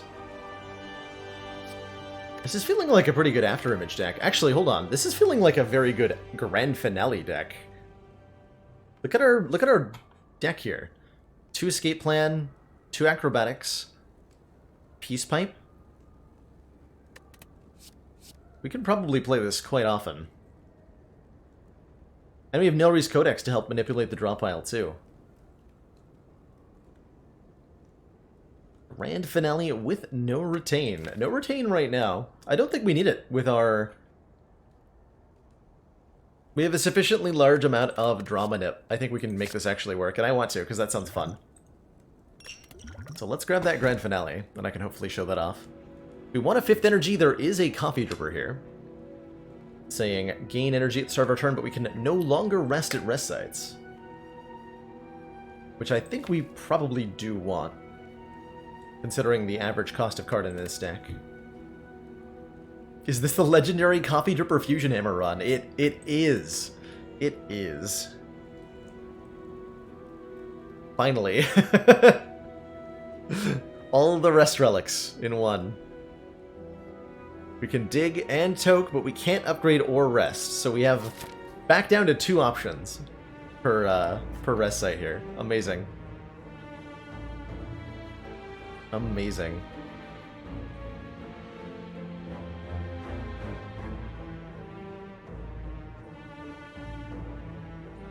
We go for 3. You not want to shop? Don't want to shop.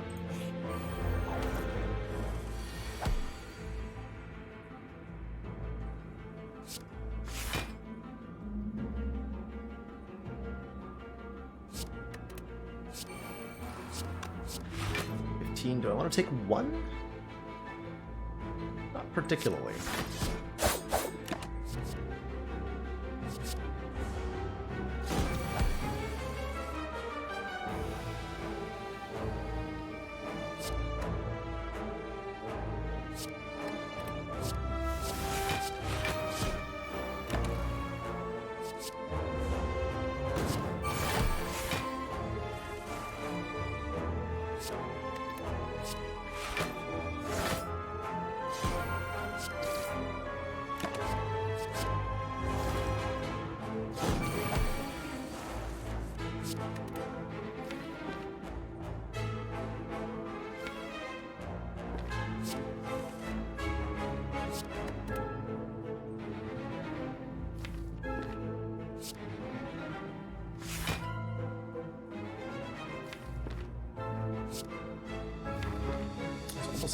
If this pulls a draw 1 card, yeah.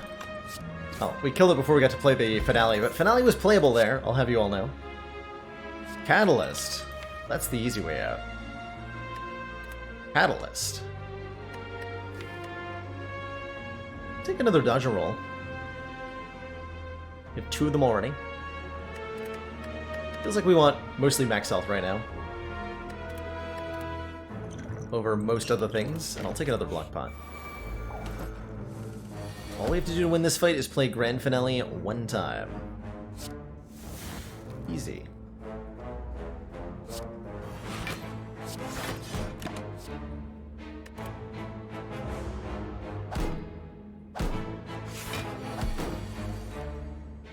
Solid logic, Jelly Baby. I'm on board. Buff orb walkers. Seem to have failed to grand finale there. How unfortunate.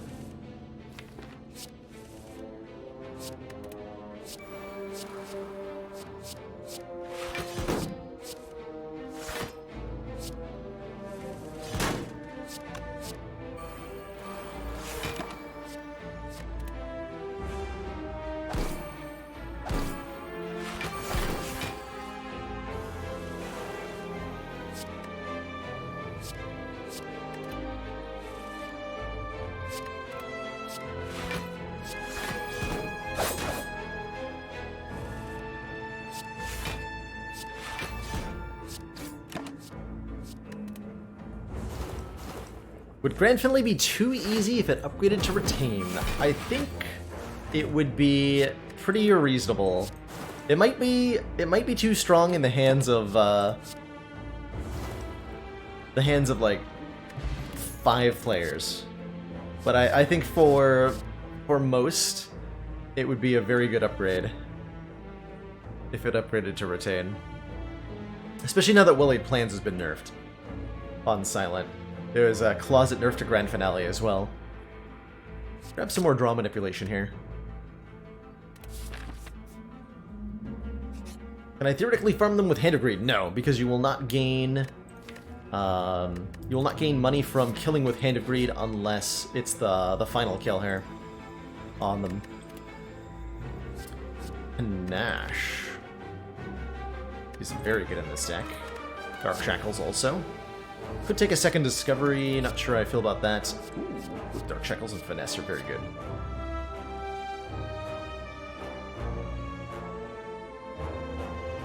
And of course we can always just take 2 max hit points from any of these, but I think most of these are better.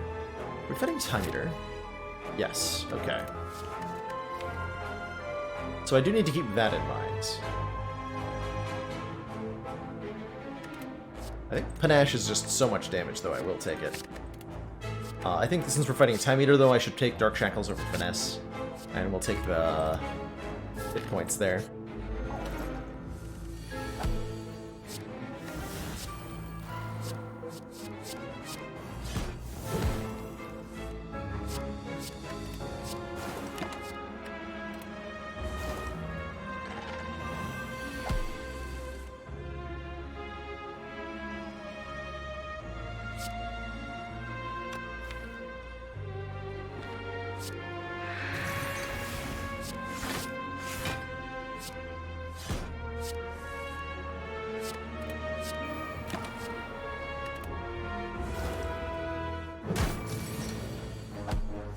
With Binary and Busted Crown, you chose 3 cards off that event, so you weren't getting anything? You just got three picks of nothing? Seems pretty rude.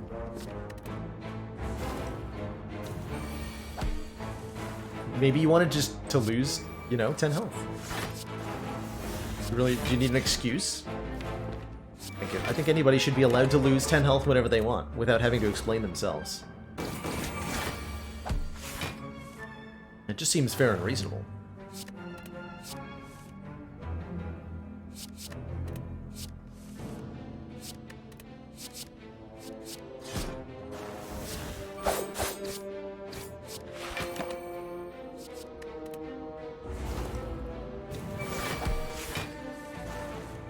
Okay, there's that Hand of Greed. I don't think I can do enough damage. Do 30, 37? So unless I acro into some 0-cost damage...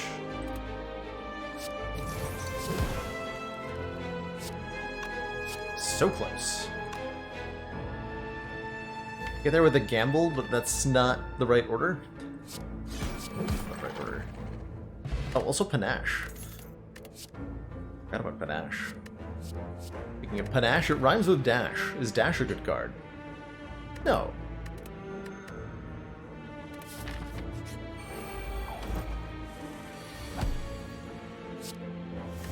Okay, this is the first fight where Panache and Letter Opener are both going to go completely ballistic on our opponents.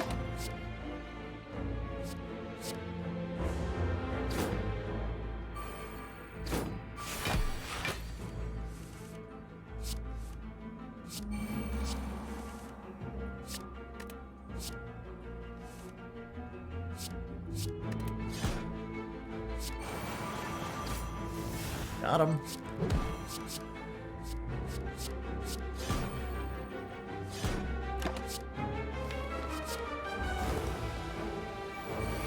How's it going, Ryan Hunter? The letter died when I took Brimstone.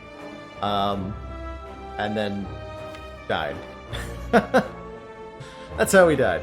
Was Brimstone.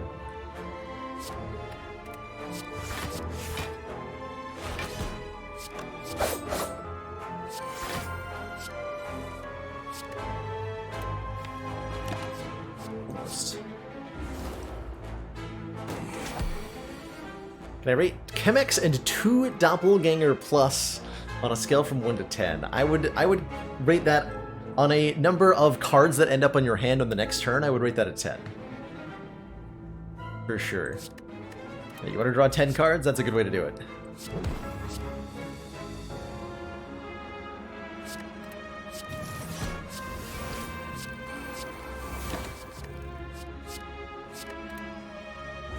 Hey, George, I'm doing great today.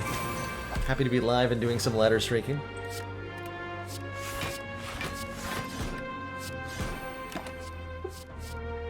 I get more energy.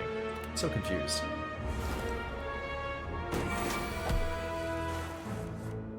We took and utilized a doppelganger on one of the recent ladder runs, like deliberately.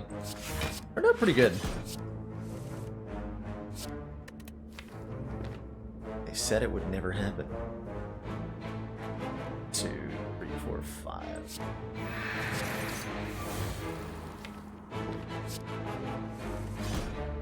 Grand finale for 1 damage. Yes. 1 damage that didn't even matter. Bottled Flame lets us put a attack card in our opening hand, and I do like a Bottled Predator most of the time. Especially on Heartfight. I appreciate Predator being bottled. We get to do some immediate damage. We get to draw more cards on turn 2. I'll take it.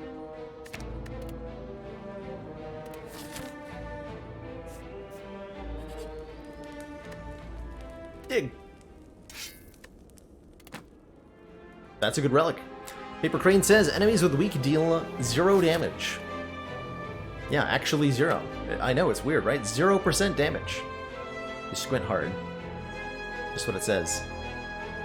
Rather than 25% less. They just do nothing.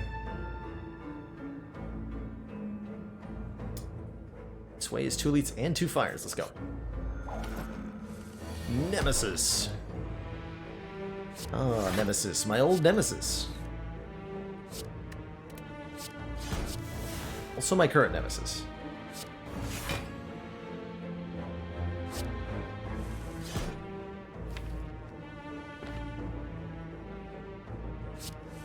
Draw towards the free powers.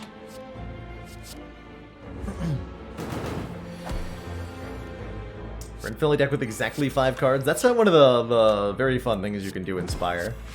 Let's create little absurdities like that. Snowbreeze is so good.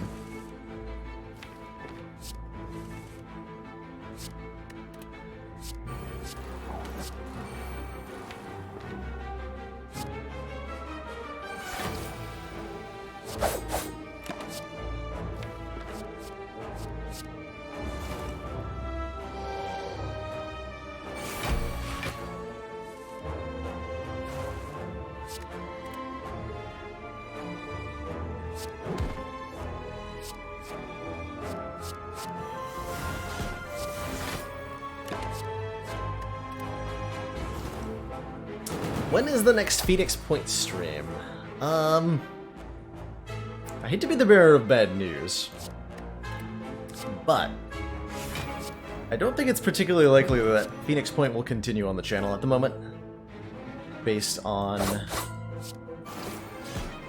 the experience we had with yesterday's stream, plus discussion I saw on Reddit, plus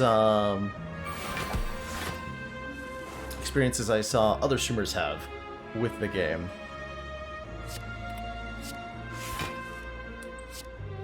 I'm open to the idea of trying it again with a lot more patches if it gets good post-launch support, but it definitely feels like it's a little bit too rough around the edges at the moment.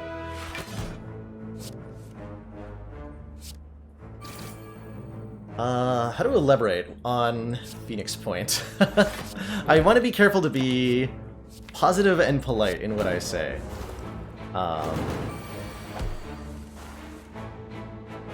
Because my intention here is not to bash on the game, but it is in a rough state. There are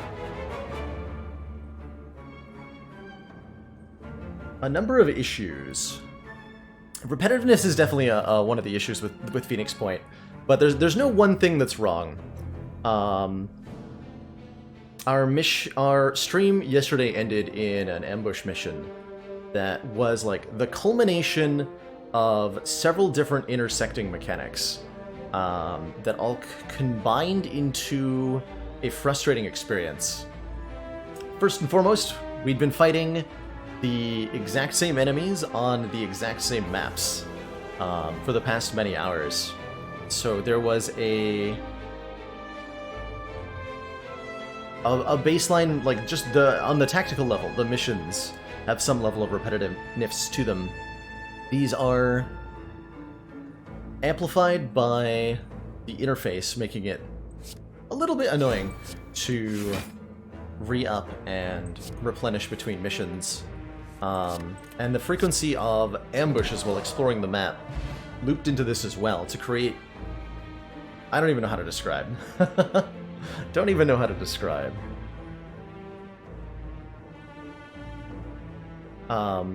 Looking around at other people enjoying the game, or trying to enjoy the game, and discussion on Reddit, it seems like almost every mechanic in Phoenix Point has some level of issue with it, be it glitchiness, imbalance, or repetitiveness. And they combine to create this layer of, like, noise over the intended gameplay, which is perceivable from where I sit. Like, I can kind of, like, envision what the game is supposed to play out like, but there's so many of these interweaving, interconnected issues that prevent that gameplay from ever actually manifesting, which is almost tragic to behold.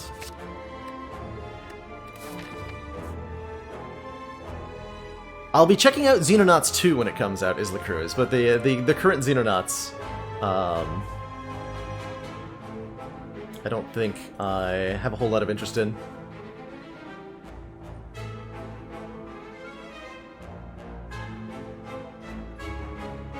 Looks to be some roguelike solo content in the new World of Warcraft expansion? I've never played World of Warcraft in my life. Interesting that there's some amount of that in that game.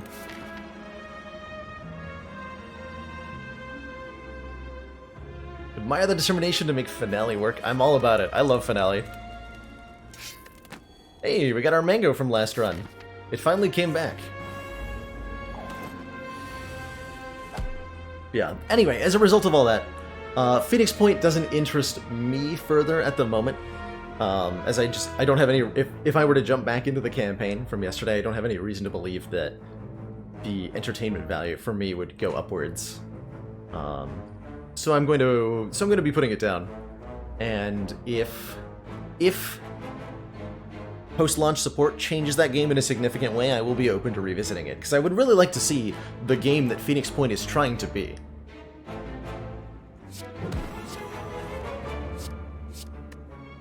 That is a game that I think is really cool and I want to play.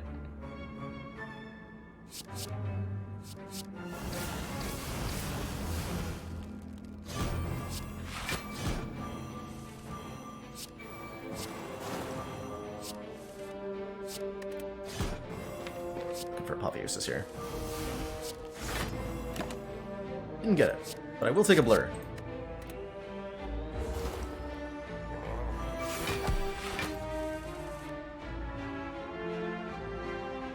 I will take a blur. Okay, we have Finale here. Any way to draw the requisite number of cards? Yes, actually, there is. Ah, okay.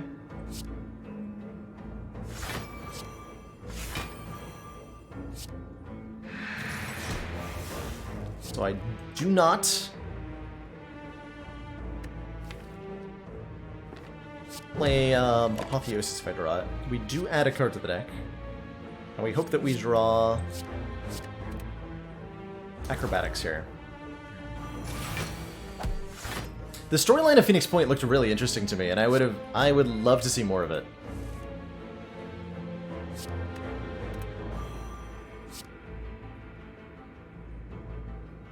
Okay, we don't have any, like, ink bottle in this deck or anything, right?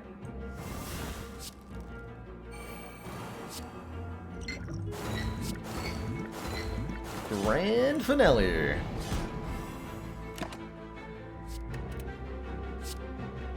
I was supposed to play that. This is fine though.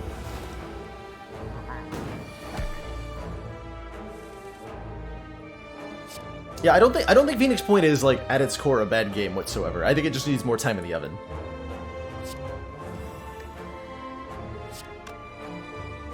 At least for me to have interest in it. There are those, I'm sure, who are enjoying it right now, and more power to them.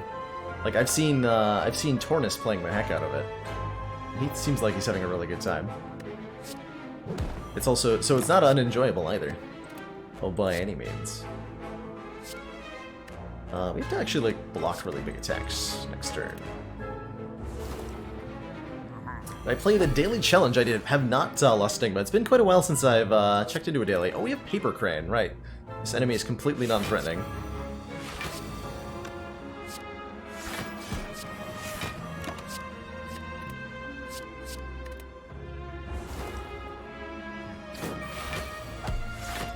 I just skipped the second finale. I did. I was hoping to play the first one.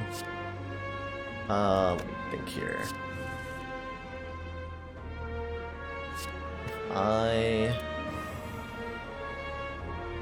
Tools Predator, that'll do it.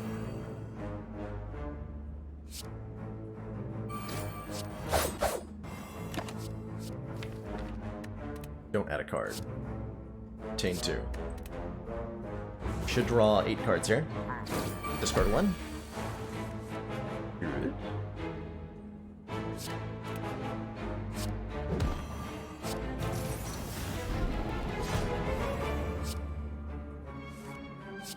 Very good.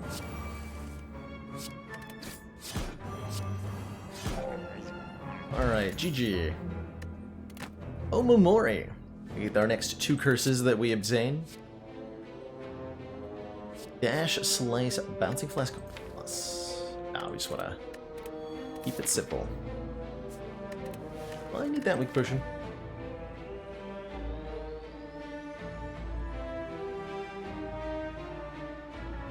Oh, hold on. Actual weak cards is 1, 2. Take that weak potion with Paper Crane as a backup. But I find some overpowered strategy to beat Phoenix Point. We definitely found a set of strategies that work really, really well in the early game.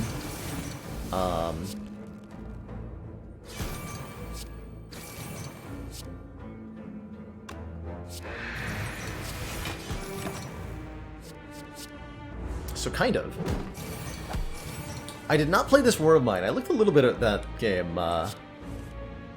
It's kind of neat. There was a brief period where a lot of the XCOM community was checking out this War of Mine.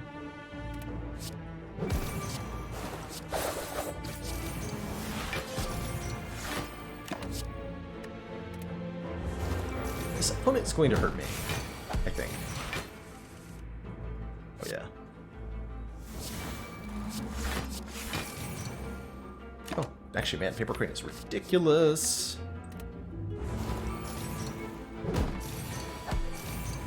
Paper Crane lowers Transient's damage output so much. Blocking is just good. Difficult and depressive roguelike. Sounds sounds fun. Sounds bright and cheery.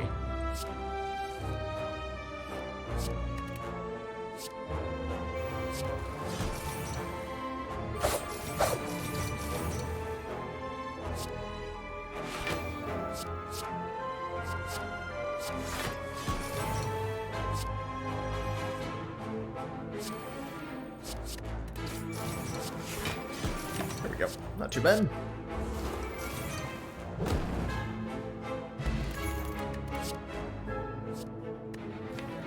We only have 1 piercing whale. I will certainly take another one. Grand finales be damned.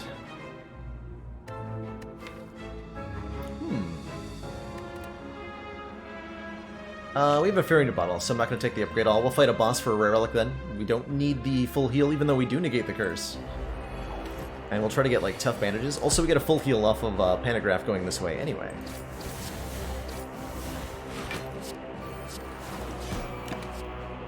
Just a letter opener proc. Don't think that matters too much.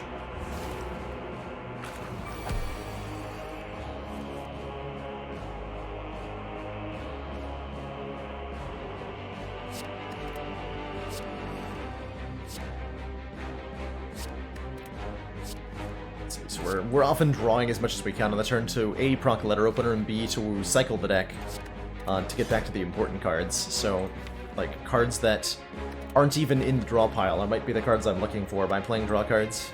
Just ensuring that we get back to something like the Deadly Poison, ensuring that we get back to the damage cards. Kind of dealio.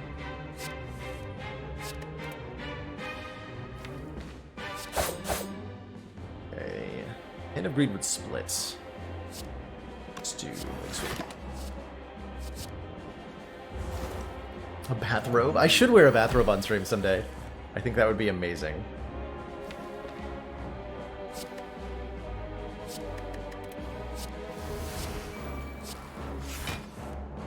Would it not be glorious?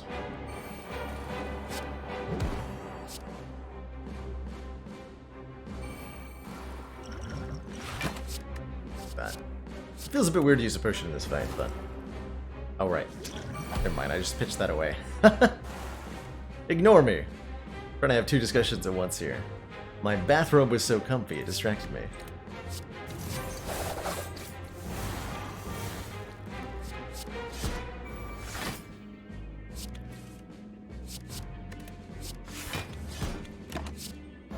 I was failing to resist the opportunity to flex on the slime boss. That's what happened there.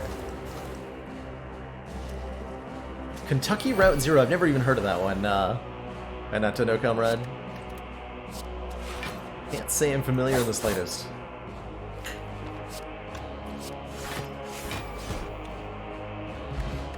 Old coin. Even more money. I think I need to stop taking cards. Much as I want to take that blur. I think I'm supposed to stop at 35.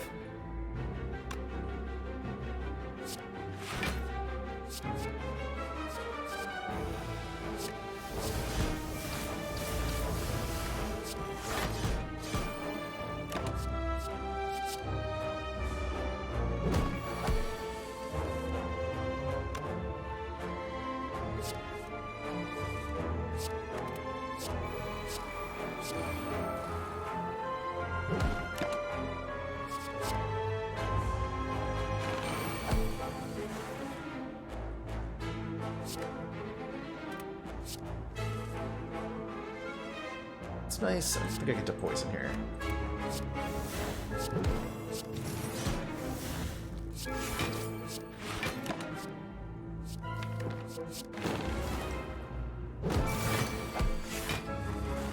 This enemy is a jerk and I don't like them.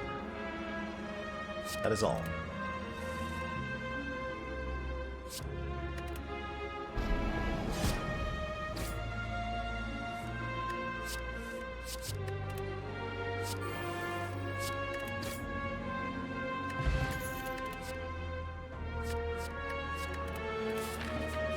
I have 98 max health now.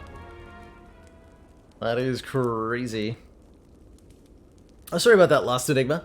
Looks like the bot caught you. I have links get auto purged by anybody who spent less than 2 hours in the channel.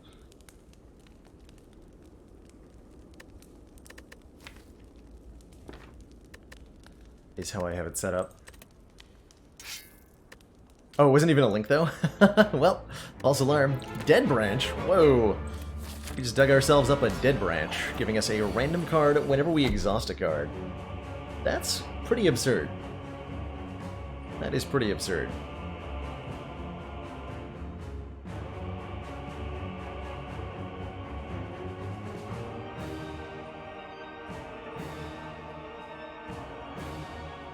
I think I play Apotheosis after the ships. Upgrade the cards.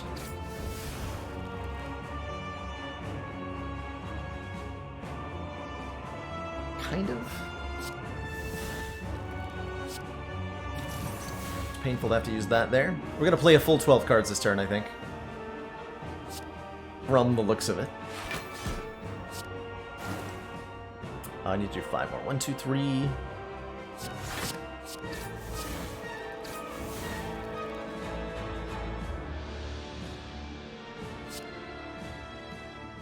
Four, 5.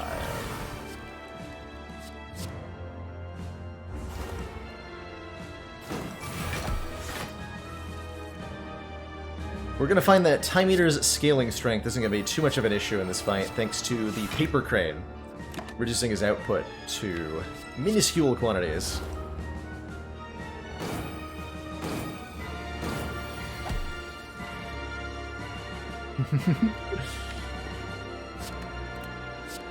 It might have, Ryan. It just might have. Have a dead branch.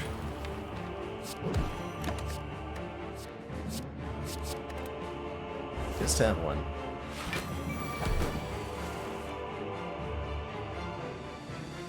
So about those escape plans I put in the deck earlier. Is that a good idea?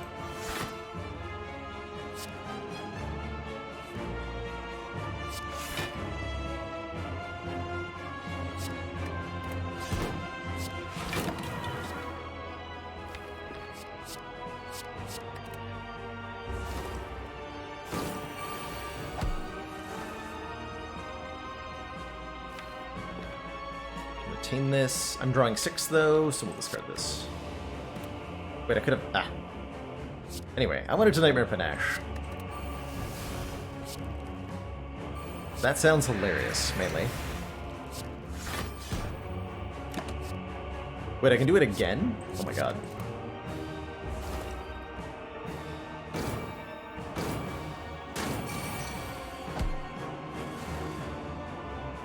Hilarious.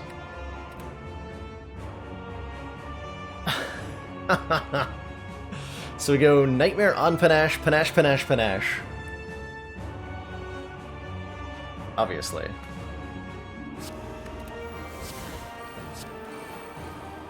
So if I play one more card this turn, deal 56 damage to all enemies.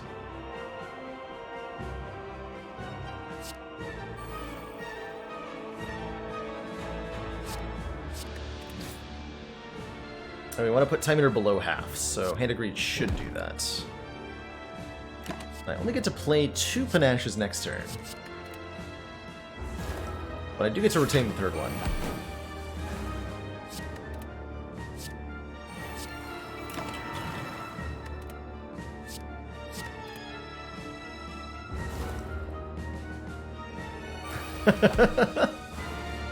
It's a classic, a time-honored tradition, Ryan. I'm going to play 5 cards this turn, which will deal 98 damage to Time Eater, apparently.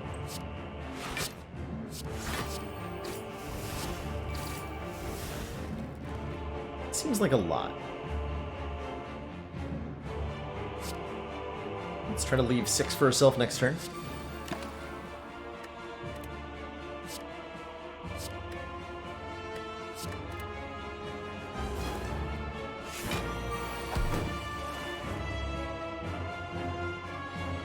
Seer 21 times 3. Let me put that at a more reasonable number. Yeah, that's better.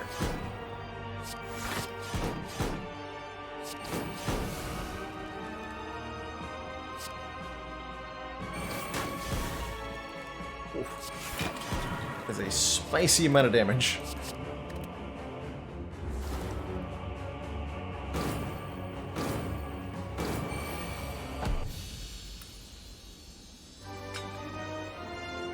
Appropriate way to kill Time Eater. Two thump, a deep pulsing dread can be felt throughout the room. Is this the heart of the Spire, the source?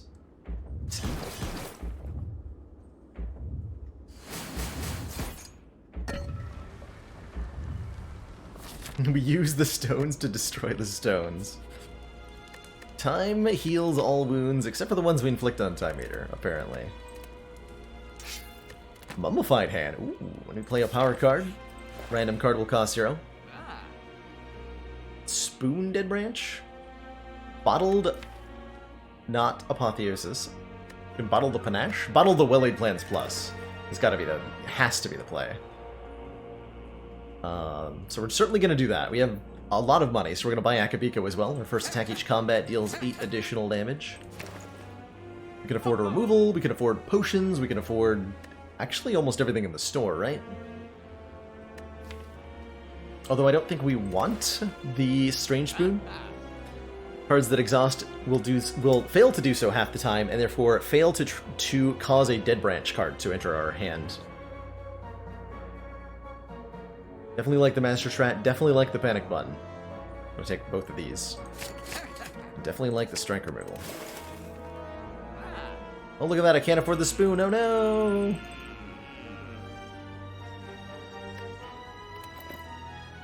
Did you notice the shovel peace pipe as well, Phaley? Just getting changing all of the campfire options because we can. Because we can.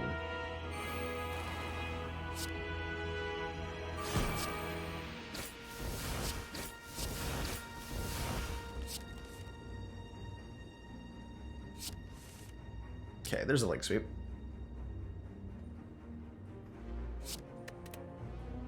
Can I actually block for enough here? With 5 energy, probably. Wanna leg sweep you?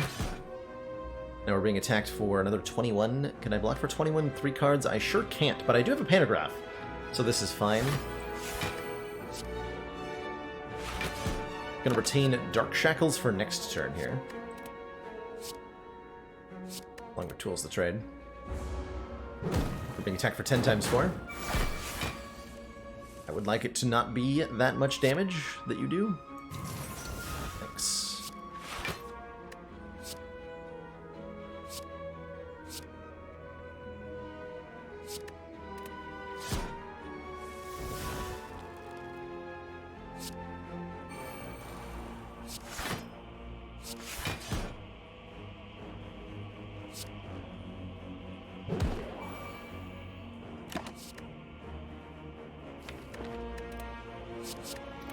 Probably counted a little bit more precisely what it was going to take to get a finale off here. 8 cards in the draw pile. More importantly, I need to block this turn. Piercing Wail helps a ton. Survivor Defend helps a ton, so I can go Apotheosis, Survivor Defend, sure.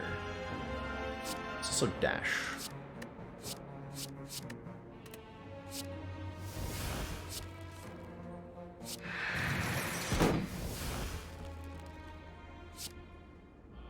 Already discarded a card this turn. Okay, we're taking a bit more. Again, Pantograph should make this fine. Drawing 6 cards. It'd be really hard to line up a finale here. There's a chance. No longer a chance. Oh, and I get to see that. So, I guess there's still the chance of discovery. Hold on to it. We're definitely doing less than the desired amount of damage here, though. That's for sure. Mostly because Finale not available. Oh my lord, we got it.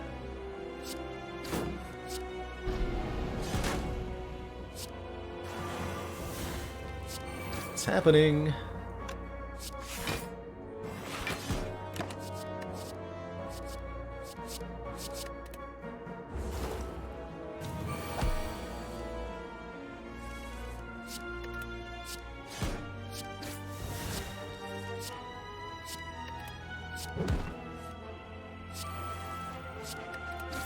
Now, I know what you're saying. It was pure luck that the finale was playable that fight. My response is, that's okay. It'll be pure luck when it happens in the heart fight too. Our damage plan for the heart. Combination of sources. We've got a Caltrops, we've got Poison, we've got Finale. They're all going to work together. They are all going to work together, and I think a second Fumes might be helpful. Also going to drink this Strength Pot.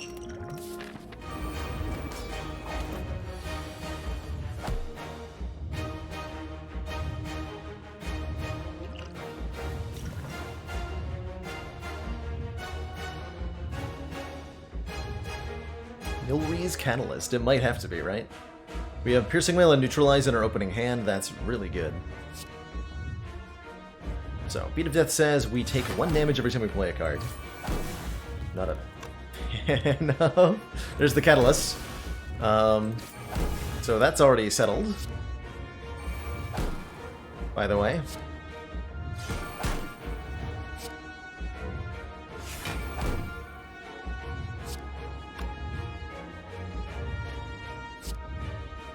We have other sources of weekend that we're probably going to play. I'm drawing way too many cards here.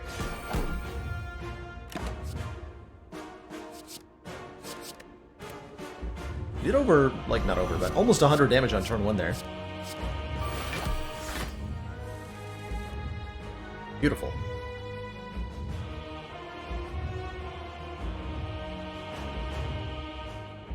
Absolutely beautiful. Looks like we can block this without even using a Piercing Whale. Thanks to Paper Crane, we can take this from 3 times 15 to 1 times 15.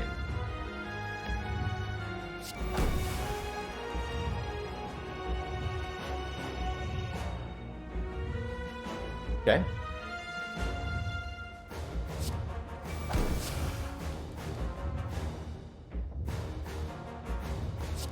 Guess I need to put this in play now. And let me dash free. Huzzah. And did we just find Nightmare Catalyst? Yes. Yes, we did.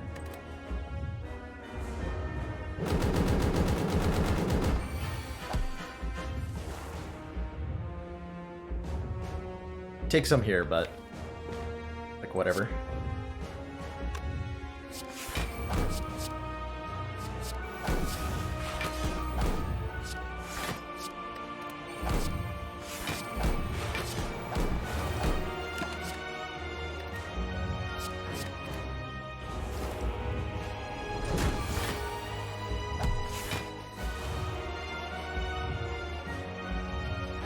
Apotheosis and Nightmare. Old Catalyst Fumes. Get so many copies of Catalyst next turn. So many copies.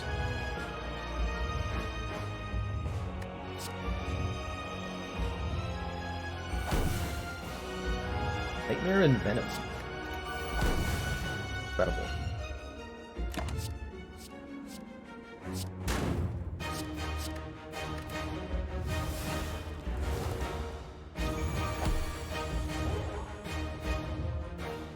So, how much poison is this?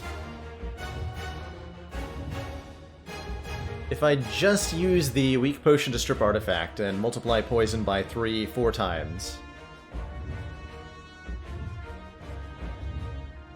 It feels like more than we need. We should probably use the Paper Crane to take less damage here. Although I actually cannot die. So let's use that fact to win really hard.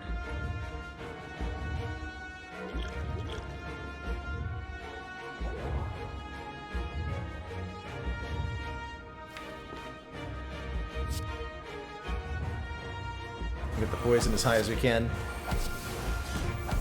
Burst!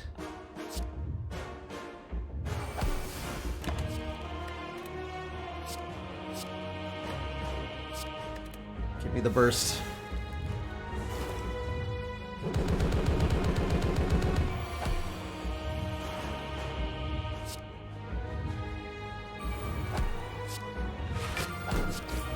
Check the Dead Branch for more ways to gain stuff.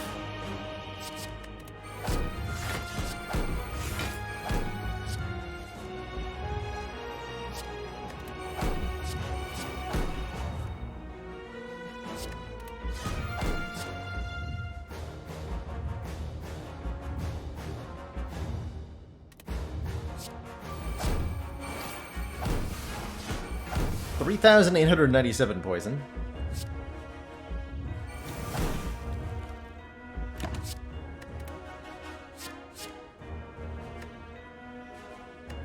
Seems like a lot. Unfortunately, I can't land the Hand of Greed here because of the way the timing that poison hits. This doesn't do any damage, and then we got one. But then the poison hits immediately after the damage cap resets. So GG, GG.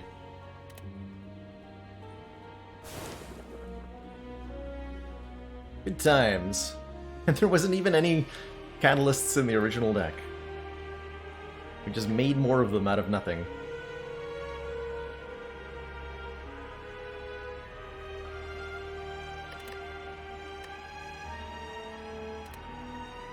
GG.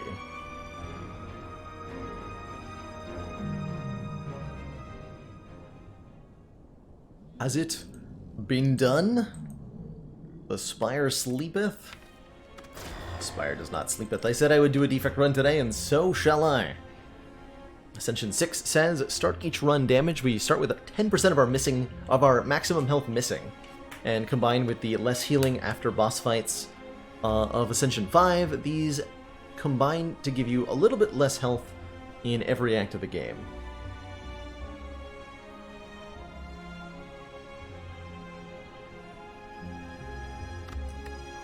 Let us embark. Greets. Feeling like a boss relic off the top of my head here, but let's see what the pathing options look like. Looks like a pretty good late half. Fire, elite, fire, fire. Or a shop, if we don't want. I think a 14 max health start can be pretty dang good on defects. Although, if I want to go here at all, I have to take an early store. Fire 1 elite, 1 fire 1 elite. No. Okay, so if I go up this side, I want to take out the burning elite. And then we get 3 fires and 2 elites, whereas this option is 4 fires and 2 elites to go the other way. We get the burning elite out of the way in Act 1, and I think that's usually a good idea to take out the burning elite in Act 1. Let's do that. Means I don't have to take any... I don't have to go to a shop, so maybe taking the lose all gold for 14 max health is pretty good. It's like buying a strawberry for 99 gold at the start of the run, compared to taking just 7 max health. It's an okay trade, comparing these two. We can just take the boss relic. Boss relic is always exciting, isn't it? Isn't it? Take the mango. Take the mango.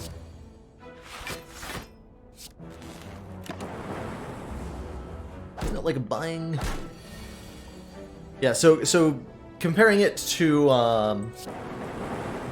other options, like we have the option to take 7 max health for free, or the option to take 14 max health for all of our money. So the trade there is 7 max health for 99 gold, not 14 max health for 99 gold. That's the option value, opportunity cost. Not sure what the right phrasing is there. But you must consider what you're not getting when you take one option. I think Melter and Sweeping Beam are both pretty good. I like Sweeping Beam more, probably against Slime Boss. It's a good AoE attack for defect in Act 1, especially if you can upgrade it. Hey Niddles, I'm doing great. Hope you're having a good one. Oh yeah, immediately feeling good about Sweeping Beam. Immediately. Kazampo. Cold Snap also feels good, being more damage that also gets our orbs started. Stack is I think Stack is a little underrated, truthfully, by most of the Spire community. This is a block card that scales really well into the late game. And it is, in its own way, kind of like a genetic algorithm. But it's a stinker of a card in Act 1, often being worse than a defend. Good old remove transform upgrade. I just added 2 attacks. I am so excited to transform a strike here.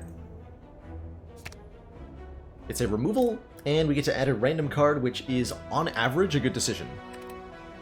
In this case, a very good decision, as we end up with a defragment. What a great transform. That's what we call a pretty high roll. And I will also take the gold idol. Honestly... I want to keep this high impact max health resource. I'm going to take the flat damage here. 22 is a bit of a painful, bit of a sting, but...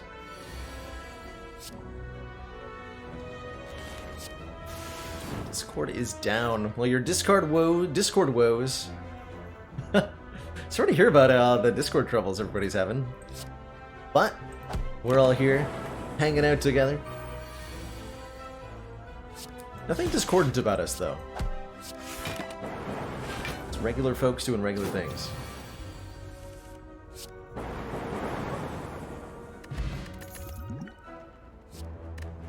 Streamline is a lot of damage, and that is what we're going to need to beat this elite, probably. I don't think we want a fusion. Yeah, we want the Streamline. It's not the best damage card, but it's going to be enough. I think I do upgrade the Defragment, though, not the Streamline, going into this fight, as we can fill our orb slots reasonably quickly. And in particular, in a fight like this, we'll be very happy that we did. It's triple jerks. Commander, we've just received the support of another council member. Oz Keat Skeet. Love the name, by the way. Thank you so much for that Twitch Prime support. Greatly appreciate the continued council funding. Or sorry, welcome to the council. Enjoy the new US community and your newfound smug sense of superiority. There, that's what I was trying to say. Go for skill pot. I think skill potion into recycling the Streamline feels bad, but is at the same time pretty good.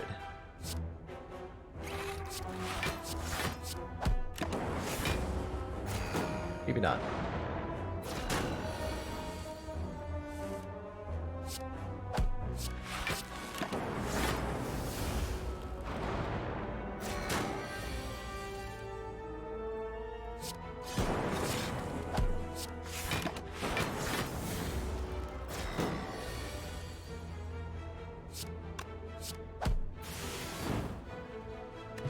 It's amazing. Just forgot my account.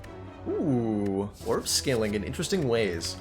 We already have the focus, so orb slots feel good. It's a little early for capacitor, but we can get away with them on this ascension level. I think what we'd really like to see right now is a loop instead of these cards. I wonder if reboot's any good. Actually, I bet reboot is good here. Let's trick our reboot in place of these.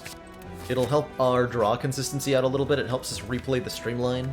Helps us get the Frost Orbs out faster, perhaps. Like it. Bottled Defragment Plus. I will definitely take that. 275 gold at the cost of what now? Cost of nothing.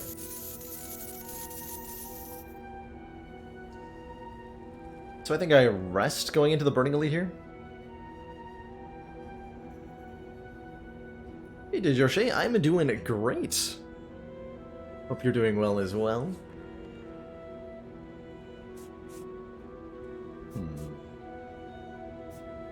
What about this path? A lot of money. But no. Must refuse.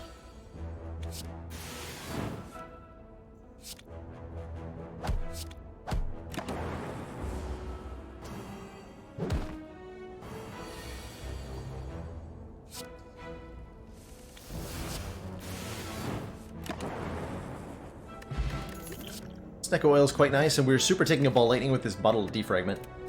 Gives us the damage output we need. We're pretty compact as far as decks go. Haven't added any really good blocking other than the defragmented Cold Snap. So we're gonna need a card ward or two from Lagavulin and Knob.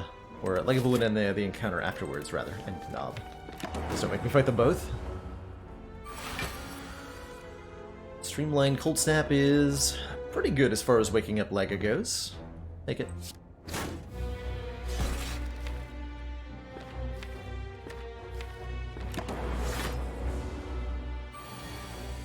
We'll take it.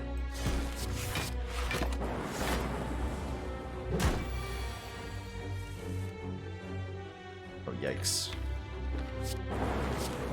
Try that again.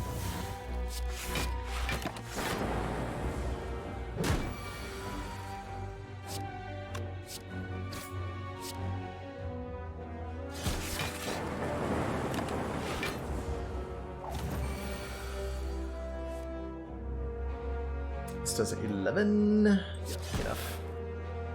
Yep.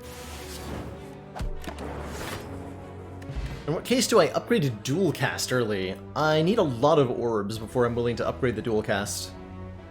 So something like a rainbow.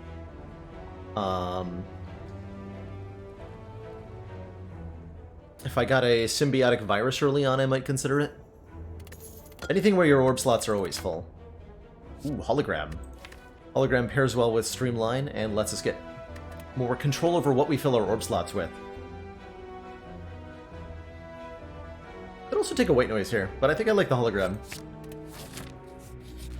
Toggle or Streamline. This fight looks to be a little bit rough.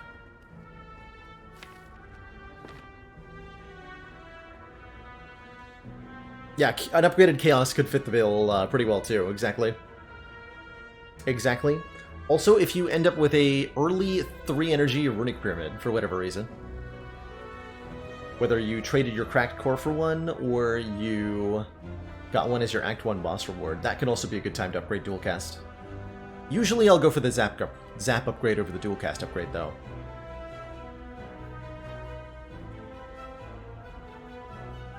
What I generally prefer between Chaos and Rainbow is a Rainbow. Rainbow is always giving you one of the orbs that you want, unless you're looking for fusion. Plasma orbs. But the one of each variety is just... it's nice. It becomes a really good Echo-formed card, becomes a really good Snecko-Eye card. Grats Phyrix! Making it 2 Ascension 20. G freaking G. I'll use the Snecko Whale. Considering it here. Let's see what happens here. So we drew 5 cards and randomized the cost of cards in my hand. See, this almost didn't work out well. Did save me 2 hit points.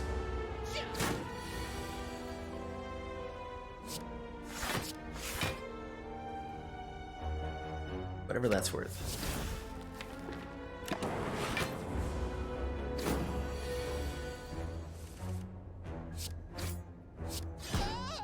Okay, not too bad. 37 health going to Slime Boss. I don't know if that's enough for this fight. I think we do want a cool-headed. More card draws great. More Frost Orbs are great. But I don't think I can fight well. I don't think I get to upgrade here. Although the Streamline upgrade could be great paired with Reboot and Hologram. I think there's a significant chance we'll perish. And the reasoning for that is we have so much money that we haven't spent. This is a lot of the power we've gotten. So we need to temporarily survive. Or make sure that we don't die to a bad draw here.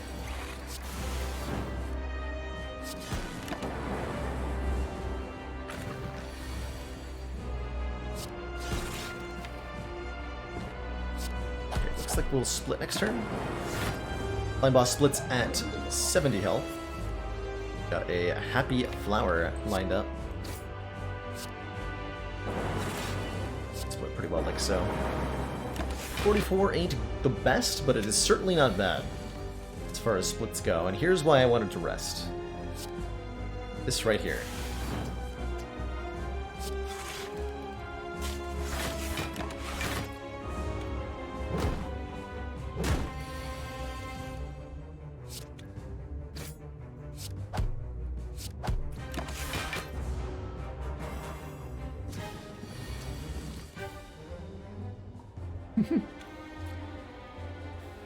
Exclamation point, cute as heck streamer.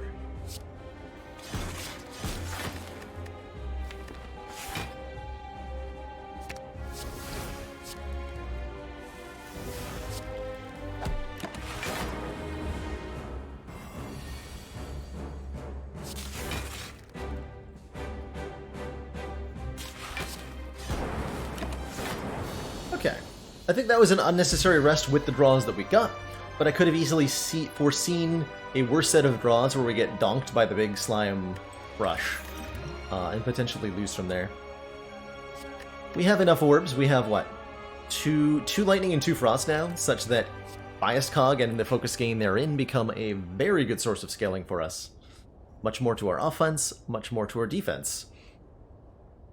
Great in short-term fights, and if we could find Artifact to keep it, or an Orange Pellets or something, then it'll become even better.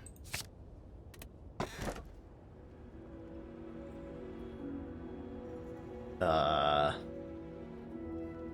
that's quite the choice. We could really embrace the orbs with the inserter here, giving us an orb slot every 2 turns. Makes me wish I'd taken that consume we saw in Act 1.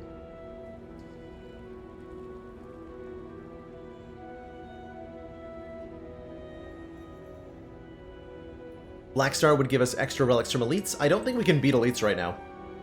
Although the Bioscog helps a lot. I think we struggle with that fight.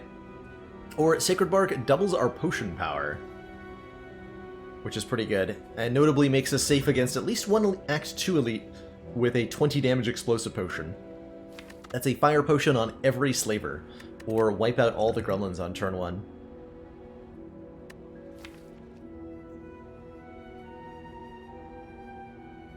It's a really strong inserter. Inserter makes us win any sort of longer scaling fight. But is that what we need help at? Currently, kind of, yes, actually. Without a way to keep the focus from Bioscog. So yes. Take the inserter.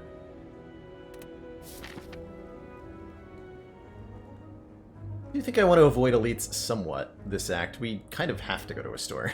Possibly 2 stores. We have 700 gold. And part of that came from trading, you were wondering, Carissa, we traded one of our Omamori charges for 275 gold at the Shrine event. Plus we got a gold idol, so we have tons of money now. Tons of money. Speaking of which, we have a golden idol, so we should hit some events here, because the opportunity to potentially acquire the bloody idol would be most excellent.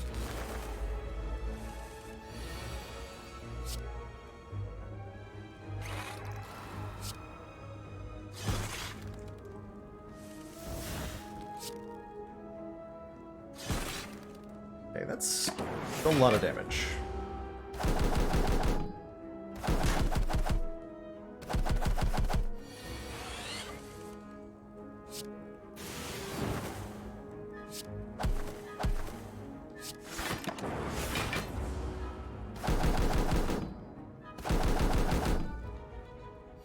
Worried about our overall power level currently.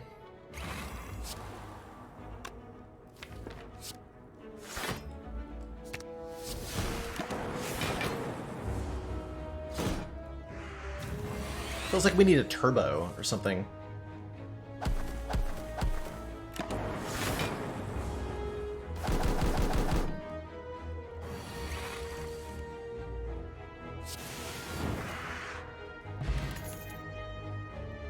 I mean, there's a turbo.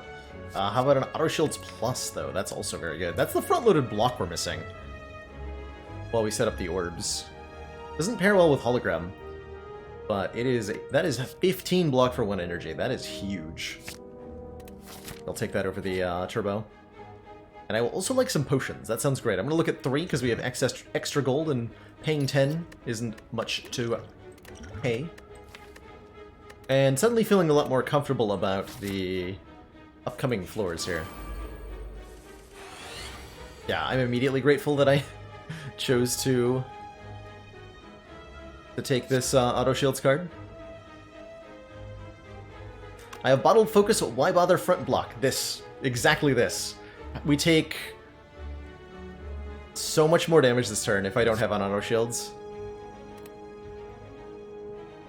Like, if this was, like, Ball Lightning instead or something, becomes a very painful experience for us. Because we need block while we get the orbs and the focus in play.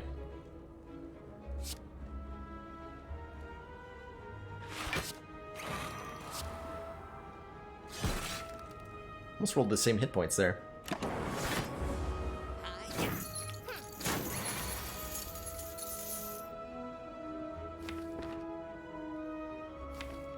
Okay, the bad thing is that I can't hologram it. Most of the time.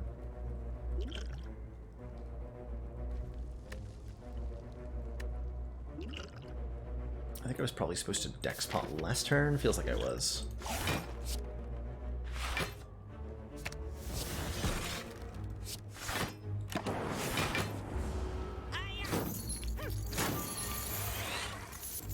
targeting the wrong one? I think he's gonna get away from me. Yeah, he is.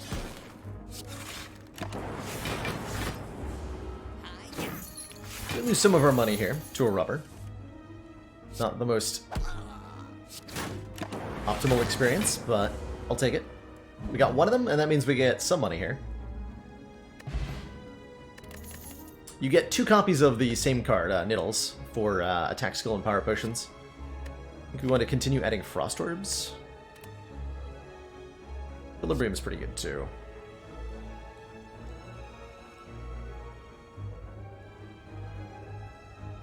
My favorite Niao bonus, I have a hard time not saying 250 gold for literally any downside. As my personal preference.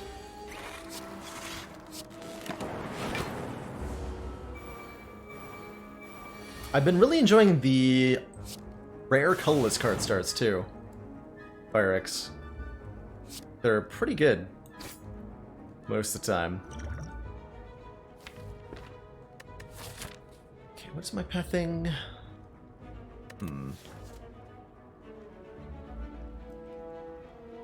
Deck is definitely lacking proper AoE. We never upgraded our sweeping beam. That's part of the problem. Rare relic starts are also extremely good. I will agree with that. Take the 9.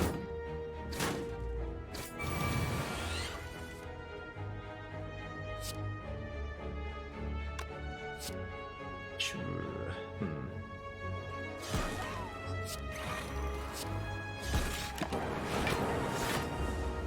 Yeah, we're definitely struggling in the front-loaded fights now because of our inserter take.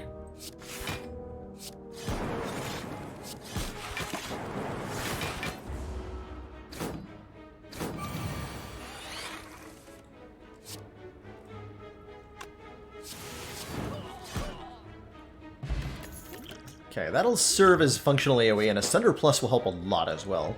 Deal 32 damage if this kills an enemy, gain 3 energy back. Is a pretty big deal. I think we also want a Lantern for turn 1 energy. Could help a fair bit. Don't know how I feel about Vajra.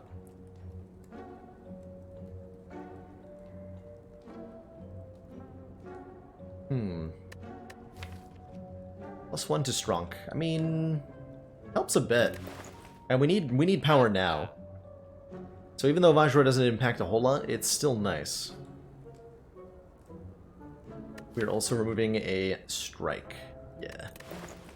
We're definitely removing a Strike. We can go to another store. Maybe I don't buy Vajra then. And we take Lantern and card remove and go to the next shop. That actually seems like a really good idea. Yeah, that's a good idea.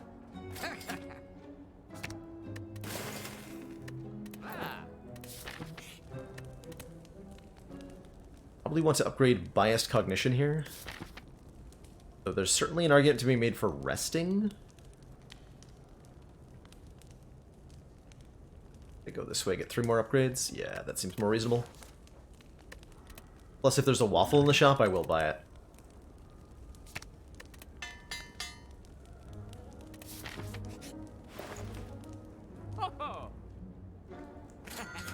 Okay. And we found an Electrodynamics, which means we get to take the 3 Elites path instead. So that's pretty cool.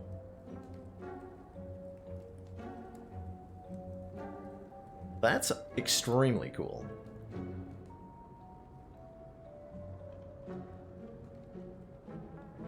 Double checking. Like, the bag of marbles here is great, too. Apply 1 vulnerable to all enemies, given that we've got a Sunder. I think this Bullseye is pretty good. I think Compile River's okay. I think Charge Battery's okay. I think Recycle's pretty good. Though it does need an upgrade. Eat the waffle. Deliciousness. Yeah, we're gonna take an Electro for sure. And I think I'm gonna remove another Strike for sure. And then I pick one of these. Although, I could theoretically afford both of these. I think I take the Charge Battery. Wait, no. Can't math either. Yeah, I'll take the charge battery. And we're fighting our first elite. Well, that's a good turn 1. See you later, nerds.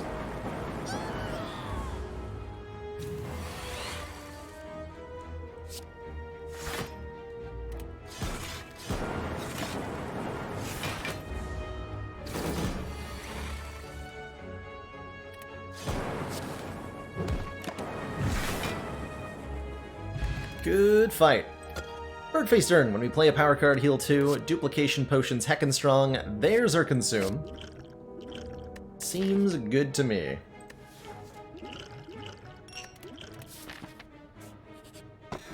Or a Calcum. If we enter turn without block, gain 6. I think that works perfectly with a lot of what we're doing. It stacks with the block you get from Frost Orbs, in particular.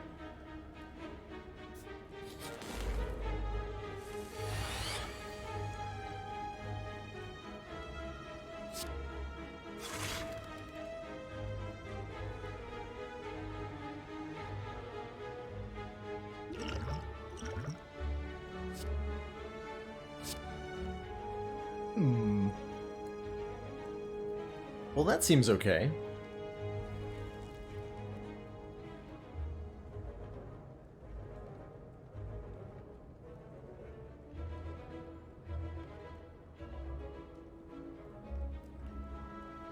Like a meteor. The biased meteor, ball lightning, zap, defragment, defend? I can play everything if I do it that way. I can also just duplicate it and crush crush the red slaver instantly.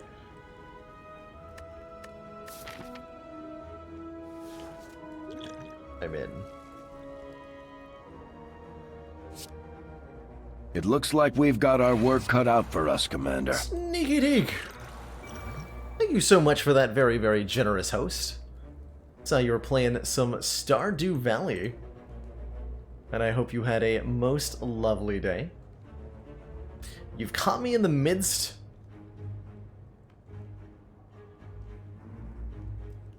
of bonking the heck out of this red slaver with Meteor Strike.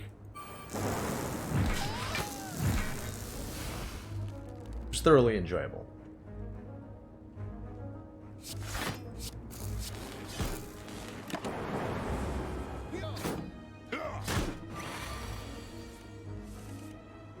Enjoying the Stardew for sure. Most excellent.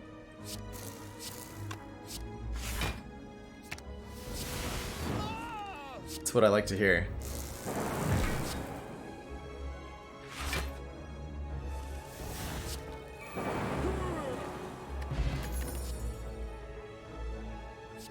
Don't want that.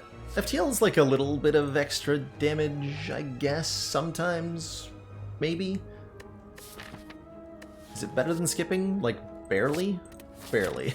I think that's where I conclude. Barely.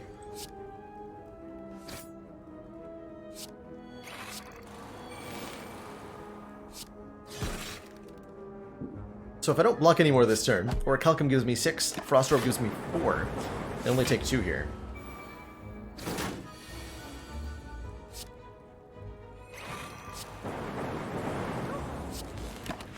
Good call. Deck is so sweet.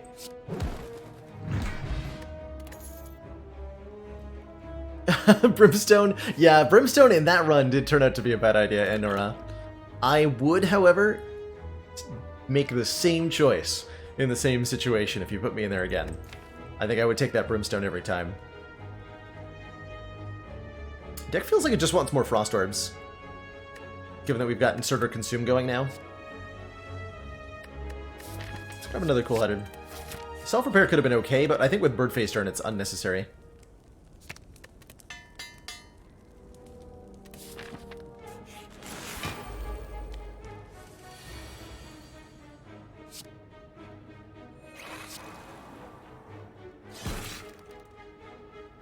Might be worse than playing...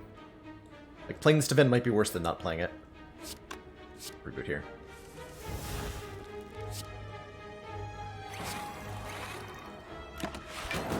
Look at that. Full block. 1 Frost Orb. Madness. Sheer madness.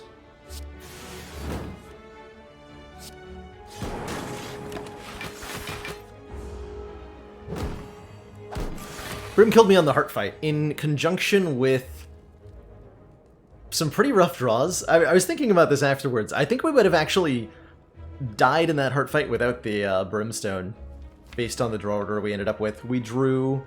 I generally don't complain about draw order, but it was kind of remarkable, actually. We drew all of our good damage on turn 1 when we didn't have any strength. We drew Impervious and Spot Weakness on the buff turn. We drew Disarm after Artifact was applied. And yeah, basically that's what happened. It went poorly. In so many ways.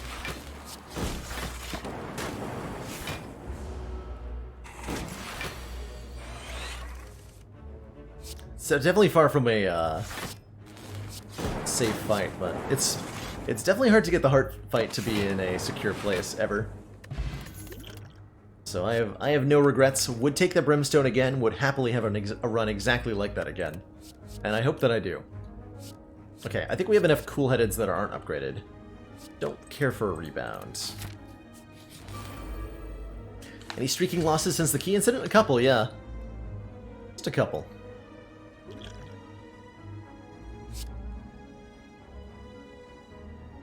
Block 12. I mean, we're at such high hit points. This is fine to do. Also, we have the bird face turn. Also that.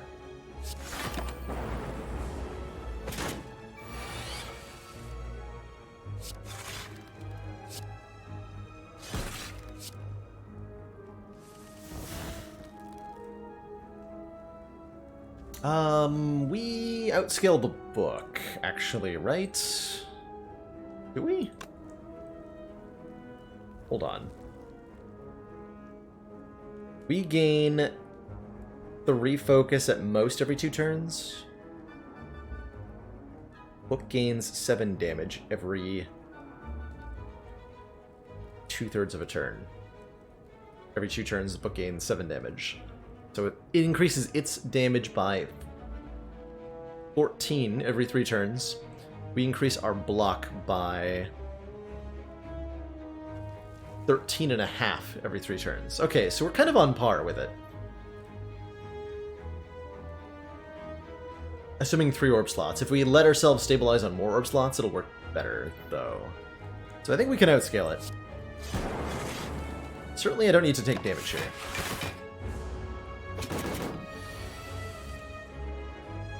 Now, if I play the Bias Cognition, changes things a little bit.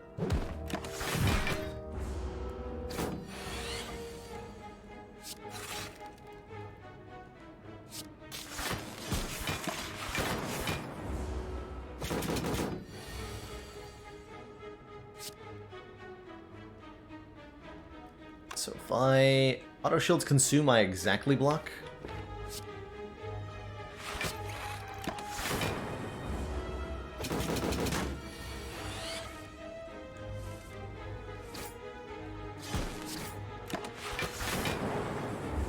Cool.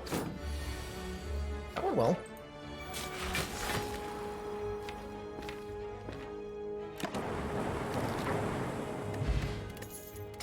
Frozen Egg. When we add a power card to the deck, it is upgraded. Seek is not upgraded, but is a really good card, so I will take it. Letting us pull anything out of the drop pile. Put it in our hand. So many good upgrades right now. The cool headeds are good upgrades, the hologram's a good upgrade. Reboot is a really, really good upgrade. Actually, let's upgrade the reboot.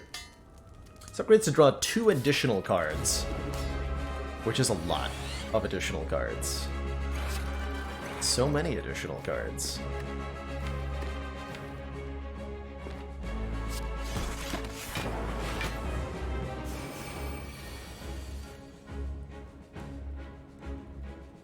I'm one... Okay, no, we can explosive potion. I was gonna say I'm 1 damage away from using Center on a minion here. Well, that's a good enough cause to use one of those, I think. I could have also tried to dual cast, and that probably would have worked just fine as well.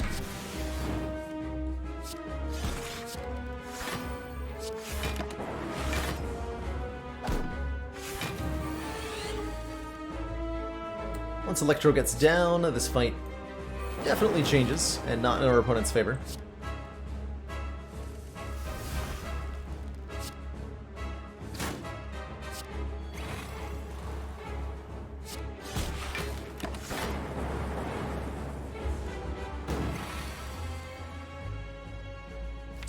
welcome.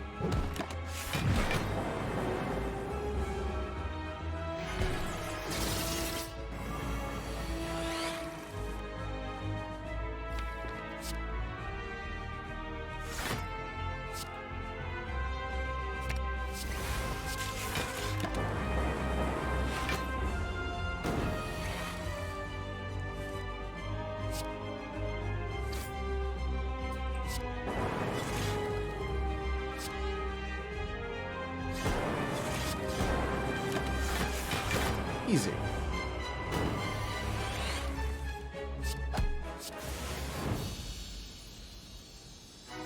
GG, Mr. Collector. It's even upgraded for me. Give me that. Oh, man. Oh, that's so cool! We could take a Frozen Core? Replace Crack Core if you end your turn with any empty orb slots, channel 1 Frost. I don't know that I've ever had Inserter and Frozen Core together before. In over 2,000 hours of Slay the Spire. That's such a cool combo. Like, the Calling Bell's great, that's 3 free relics. The Pandora's Box is great. We get 5 transforms. This is so interesting to me. Let's try it.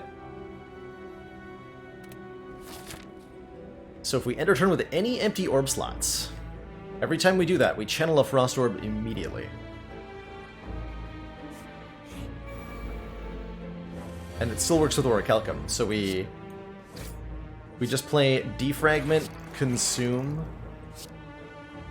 Ball Lightning Strike, and we full block with 13 here. Because we get both Orichalcum and a surprise Frost Orb. Now we want a copy of Inserter. Or not Inserter. Yeah, Inserter. Capacitor, that's what it's called. Like, why is my brain breaking? Hello? Copy of Capacitor. Other options in Act 1 were Black Star and... what's the third one? It was also a non-energy relic. Bark, that's right, Sacred Bark. We had 1 potion and we were not in position of kill elites.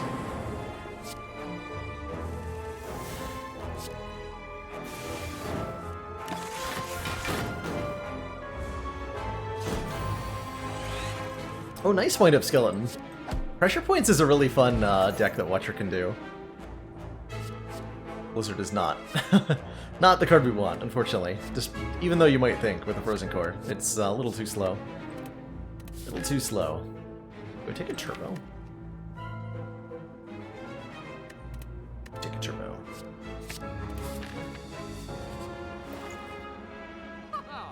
Capacitor Plus. And a membership card, too, to make everything half price. We'll definitely take a Capacitor Plus. I am strongly considering Mango for 14 max health, putting us at 110. A lot of hit points. Or we can do card removal.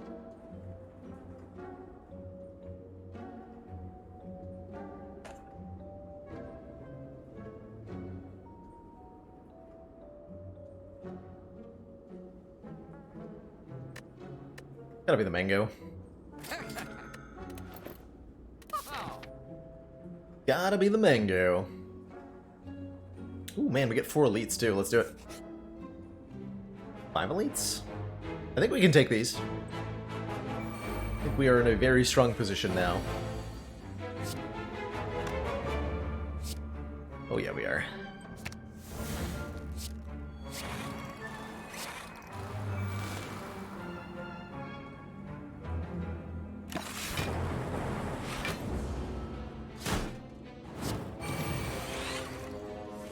Where are we ever?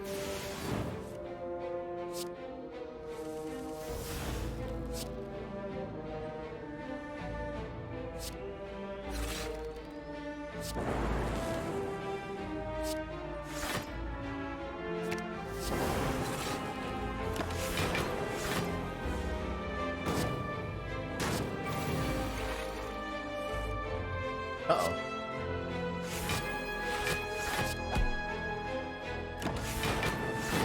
many frost orbs. Lightning orbs. It's okay, I can just get way more frost orbs, and then it's fine. See, now we have the exact right balance of orbs. Perfect.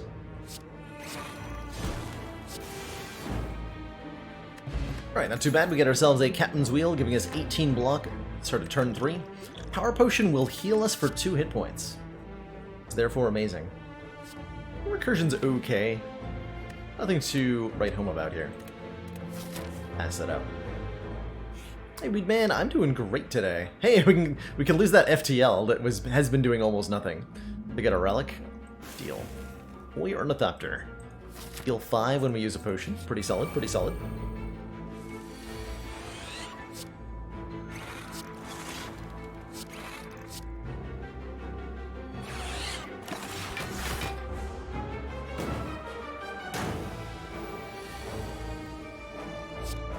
Dang solid.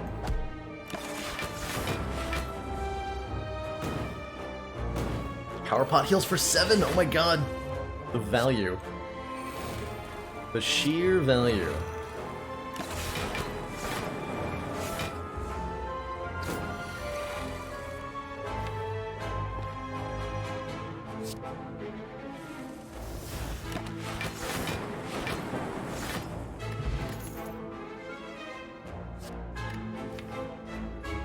Deck feels like it sets up remarkably well. I think an overclock works perfectly to help us get set up better. Let's take it. We put a burn into our discard pile, but by the time we're getting back to that burn, once we've seen every card in the deck one time, it's over. It's already over.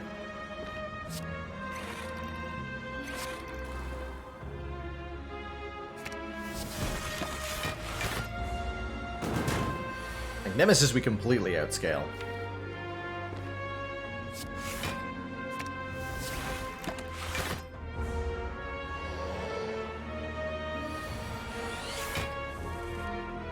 Never been sailing. I have been sailing, Orlakin. Although it depends on what counts as sailing. I don't think I've been sailing on an ocean, but I've sailed on the Great Lake Huron up in Ontario before on a little sailboat. Feels like it should count. I don't know how to operate a sailboat, but I've been on them. They're pretty simple. Though I prefer jet skis. Those are fun as heck.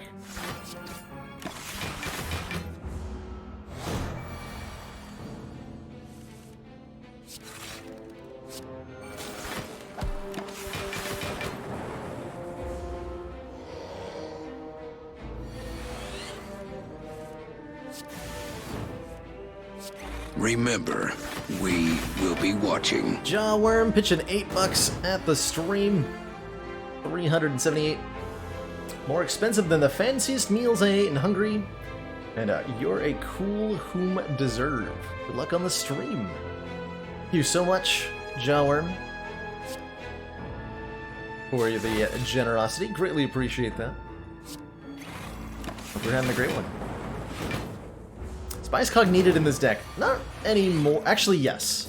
Spice Cognition is our answer to fights that require us to do stuff on turn 2. Like Reptomancer, we need Bias Cog for. We needed it for Collector as well. It's a little bit overkill in some fights. We'll certainly need it against the Heart.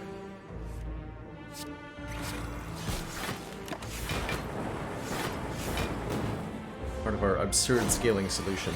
But we don't have unlimited time to set up, so we don't often get to this point. Oh man, Gambling Chip sure helps.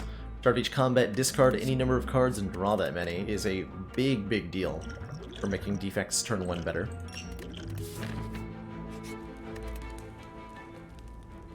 Read on Seek seems particularly good.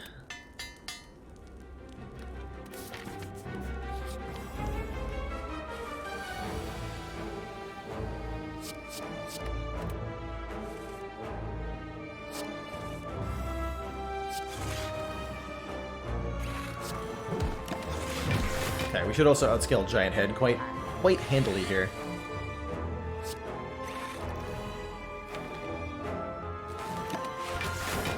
I'll try not to forget to recall. So we got 2 more chances to do that. Easy peasy.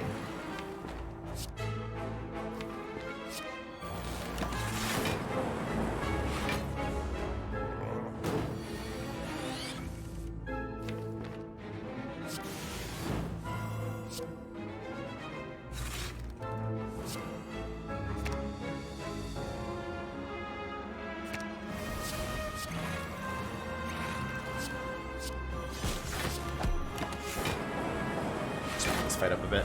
Like we can win this without playing the bias cog, but I'd rather play it.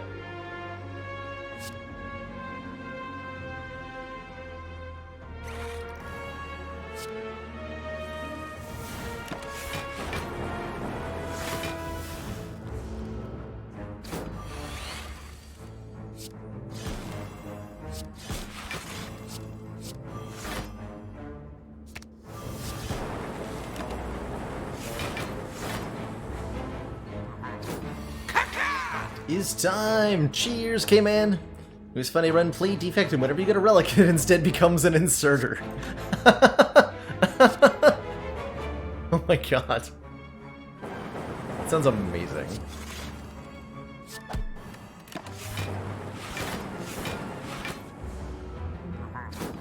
I wonder if they'd all work together.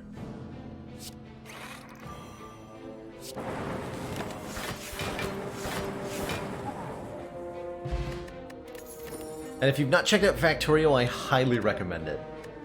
Fantastic game.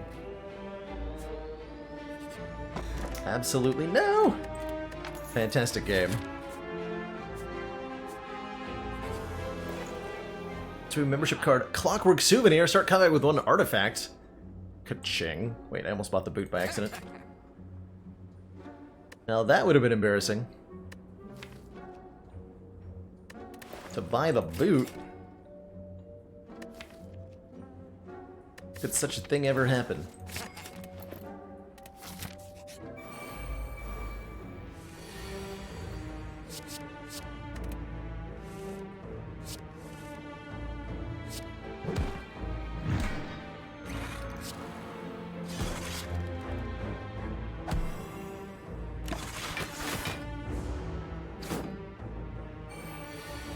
Needlessly raising boot win percent. What do you mean needlessly?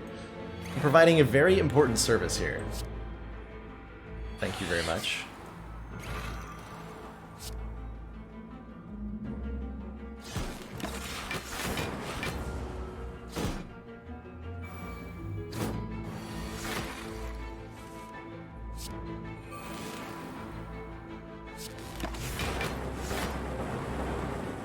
Yeah, I'm quite grateful for the bias cog against the Reptomancer here. I think we would have struggled otherwise.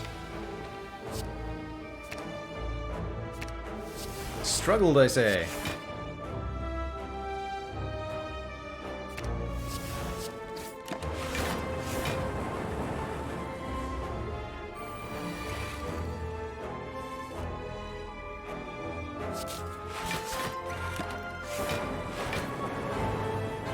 Best boot value I've ever had in a run. I have definitely had, like, pummel boot and riddle with hole boot combo decks that got quite a bit of use out of it.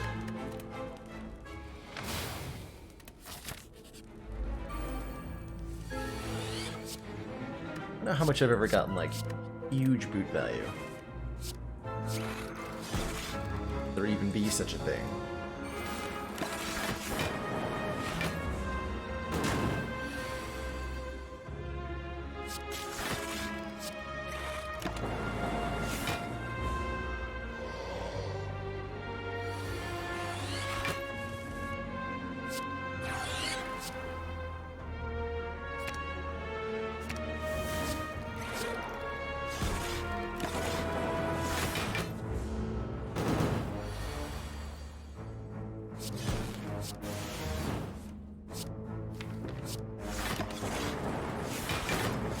Does boot counter negative focus? Yes. Yeah, it's actually impossible for any number on your character to go down as long as you have the boot.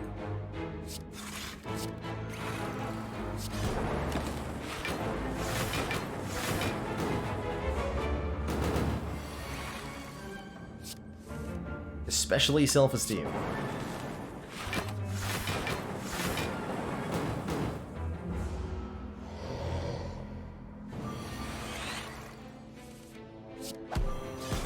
Do multiple Orc Alchemists stack? I bet they do, Rhino Skyman. I bet they do. Oh man, Seek into Seek? Pretty hype. Upgraded Seek. That is hype. The defensive potions, because our deck isn't defensive enough. We're doing way too much damage in these encounters. Just way too much damage.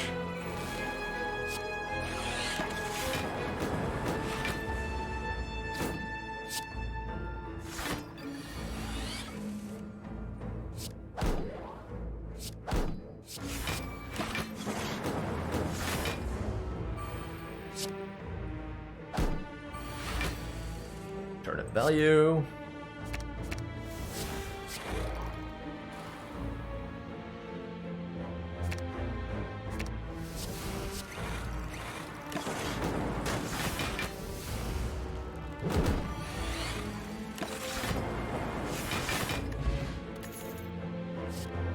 What got upgraded? Dual cast and Seek, Niddles. We picked up a Seek and it immediately got upgraded by the Warpaint. Instant value. Gonna upgrade this Bullseye for the Heart Fight. We'll see if that ends up panning out. Seek is very important here, but lets me get Biased Cog into play for free on turn 1 against Time Eater, which speeds us up considerably here.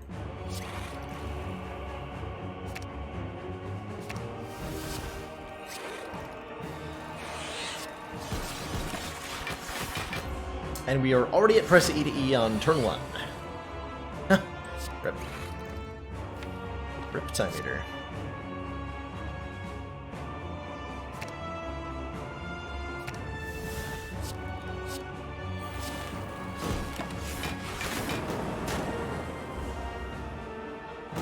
So I think I actually win with 11 cards played here.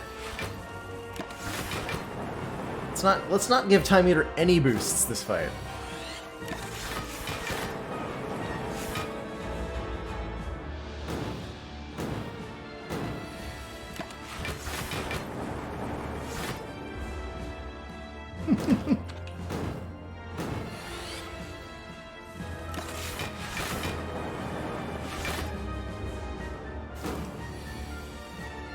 Hope everyone's having a good night tonight. Pleasure streaming Spire for you all. On this most absurd of Saturdays.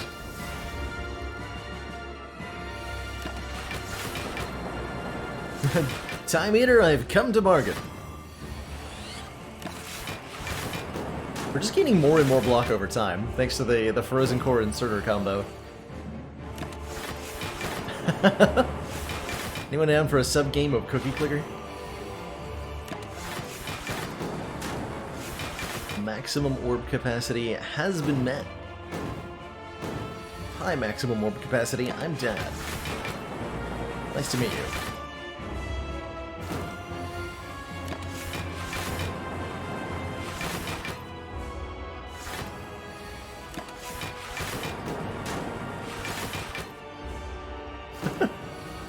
GG.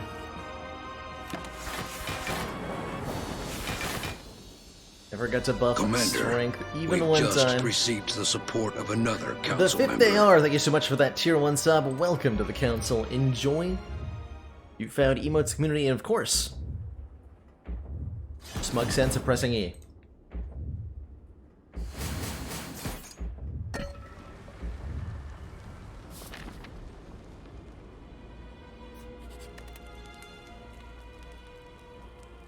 Upgrades right now. Honestly, Zap is pretty good. We just want to be able to push out more lightning orbs. Zap's good for that. Electro's good for that. I think the Electro for the elite fight.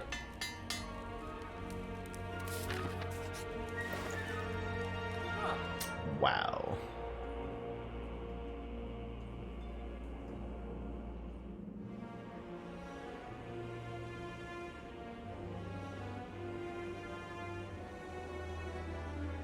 Good store.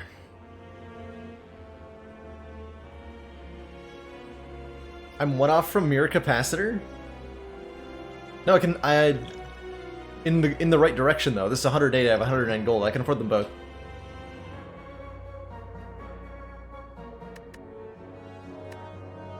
I'd also take an ancient potion. We're gonna mirror something. Would it be Seek? To make our turn 1 so nutty. I think we do want a second capacitor. Second consume is hilarious. I don't think a second consume is too much if we have a second capacitor. Let's do it.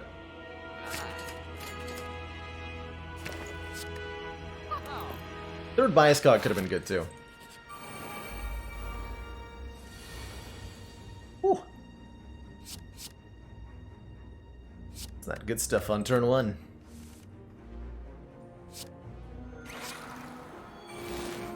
Wait, that doesn't give me any block. No. This gives me block though. By a Ball Lightning dual cast, we gain 4 block. I take a little bit. We have a bird face turn, so it's okay to take 2. It's okay to take 2. Also charge battery dual cast. Take 1. Get an extra energy next turn. Better do damage. So dual casting this orb now leaves me with an empty orb slot, which means we get a frost orb.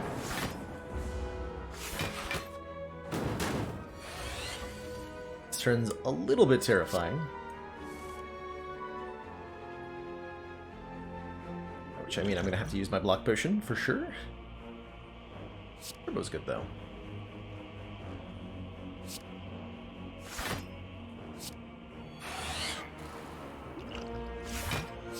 Oh yeah, that heals us too. Noted.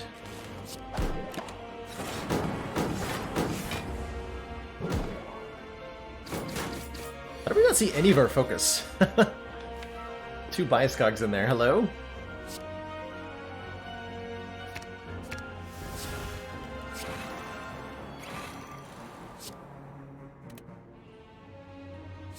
Looks like enough block, right? 14 times 4.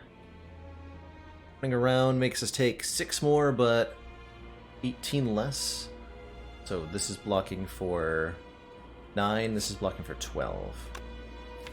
This does more in the long run. Oh, we were full blocking anyway.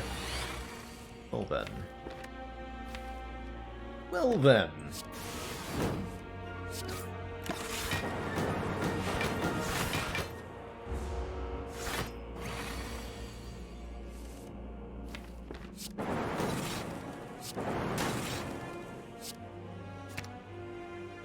Just get the 2 hit points.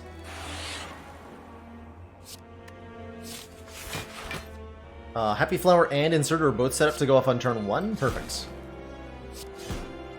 Couldn't have done it better myself. And we got ourselves a Cacao Potion and a Bronze Scales. Both great ways to do damage to the heart. I think an innate Machine Learning Plus will serve us very well. Drawing 1 additional card per turn. Let's do it. Let's do it. Alrighty, what a great turn 1.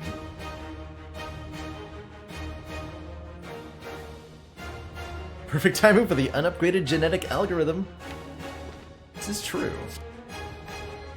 Got a biased on turn 1, which is excellent.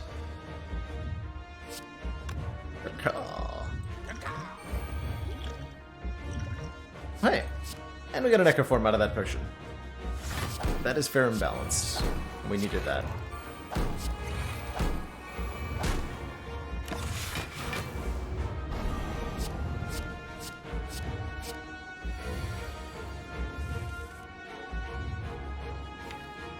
Guess we're taking Beat of Death damage here. I can Seek twice, getting me all sorts of hot nonsense.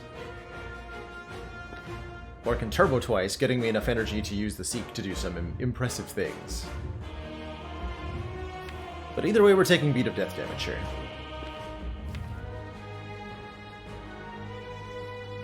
I want to play Capacitor, Consume, and Cold Snap, Cool-Headed. Okay, yeah, we do this twice then.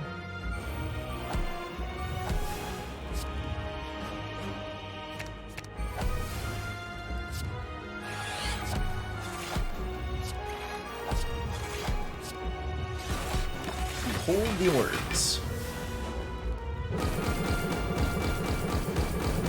That's a lot of block for turn 2 of the hard fight. Good lord. So we have an Echo Form in play. I could double bias, but that seems like way too much. Yeah, let's do that. I'm in.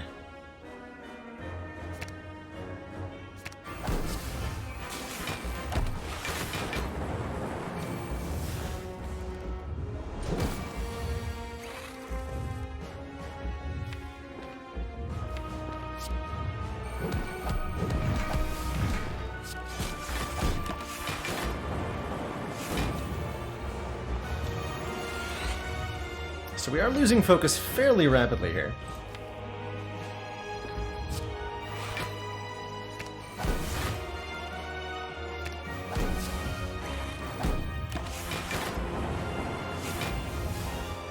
I've got ways to repair that.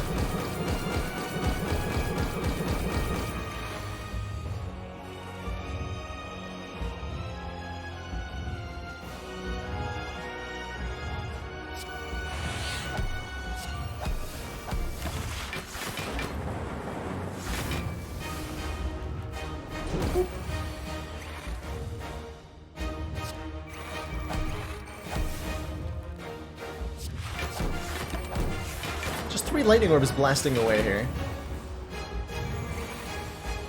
You have enough focus that that's enough, but you really do want more. Some more going.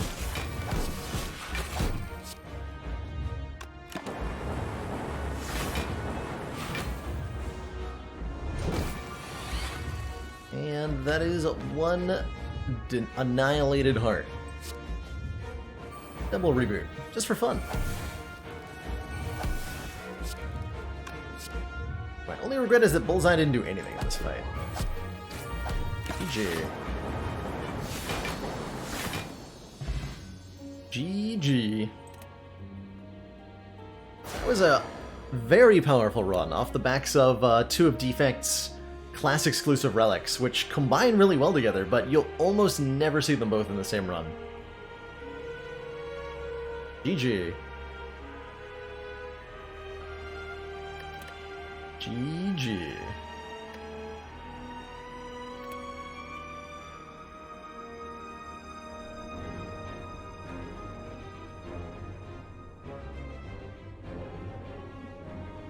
Now what? Has it been done? The Spire sleeps. So shall I. That is where I do think I need to wrap things up for today. Been a lovely 5 hours of Spire slaying. As a reminder, twofold. 1, suggest a game for me to play this month. We'll be holding a vote next week. Today's the last day to suggest a game. 2, there won't be a stream tomorrow. Our usual Fun Day Sunday stuff will be moved to Monday. I've got real life stuff happening tomorrow, so I won't be in. I will miss you all fondly, but we'll be back on Monday, not later than 4 p.m. Eastern Standard Time, for some Slay the Spire Fun Day action. Modded runs and custom rule sets to be found.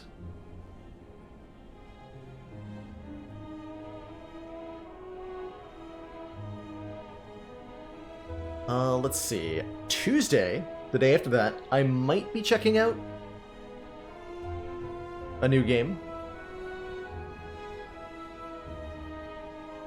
MechWarrior 5 comes out, I believe, on Tuesday, and I've been kind of watching that out of the corner of my eye for a while, so I'm curious to see if it's good, and I might just try it if I can't contain my excitement enough.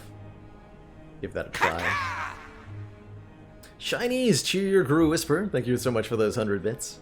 And thank you again, everybody, for the follows, the subs, and the support today. In particular, if you're still out there, Adonis Incarnate, thank you so much for the generosity today.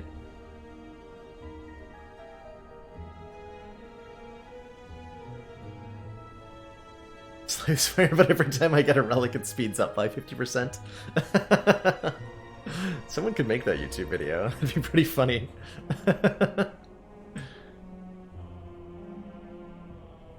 Alrighty, that is where I'm gonna wind things down today. Thanks again to Sneaky Teak. We'll give Sneaky Teak a quick shout out. Awesome streamer who gave us a very generous host today. Super chill dude, awesome Spire community member, all around great guy. I didn't even realize he was streaming today. He was on like break or something. Hiatus? Anyway, happy I saw him. Hope he and all his community members are doing well. That's it for me tonight, everybody. Thanks for watching. Ta-ta for now, and I'll see you all next time.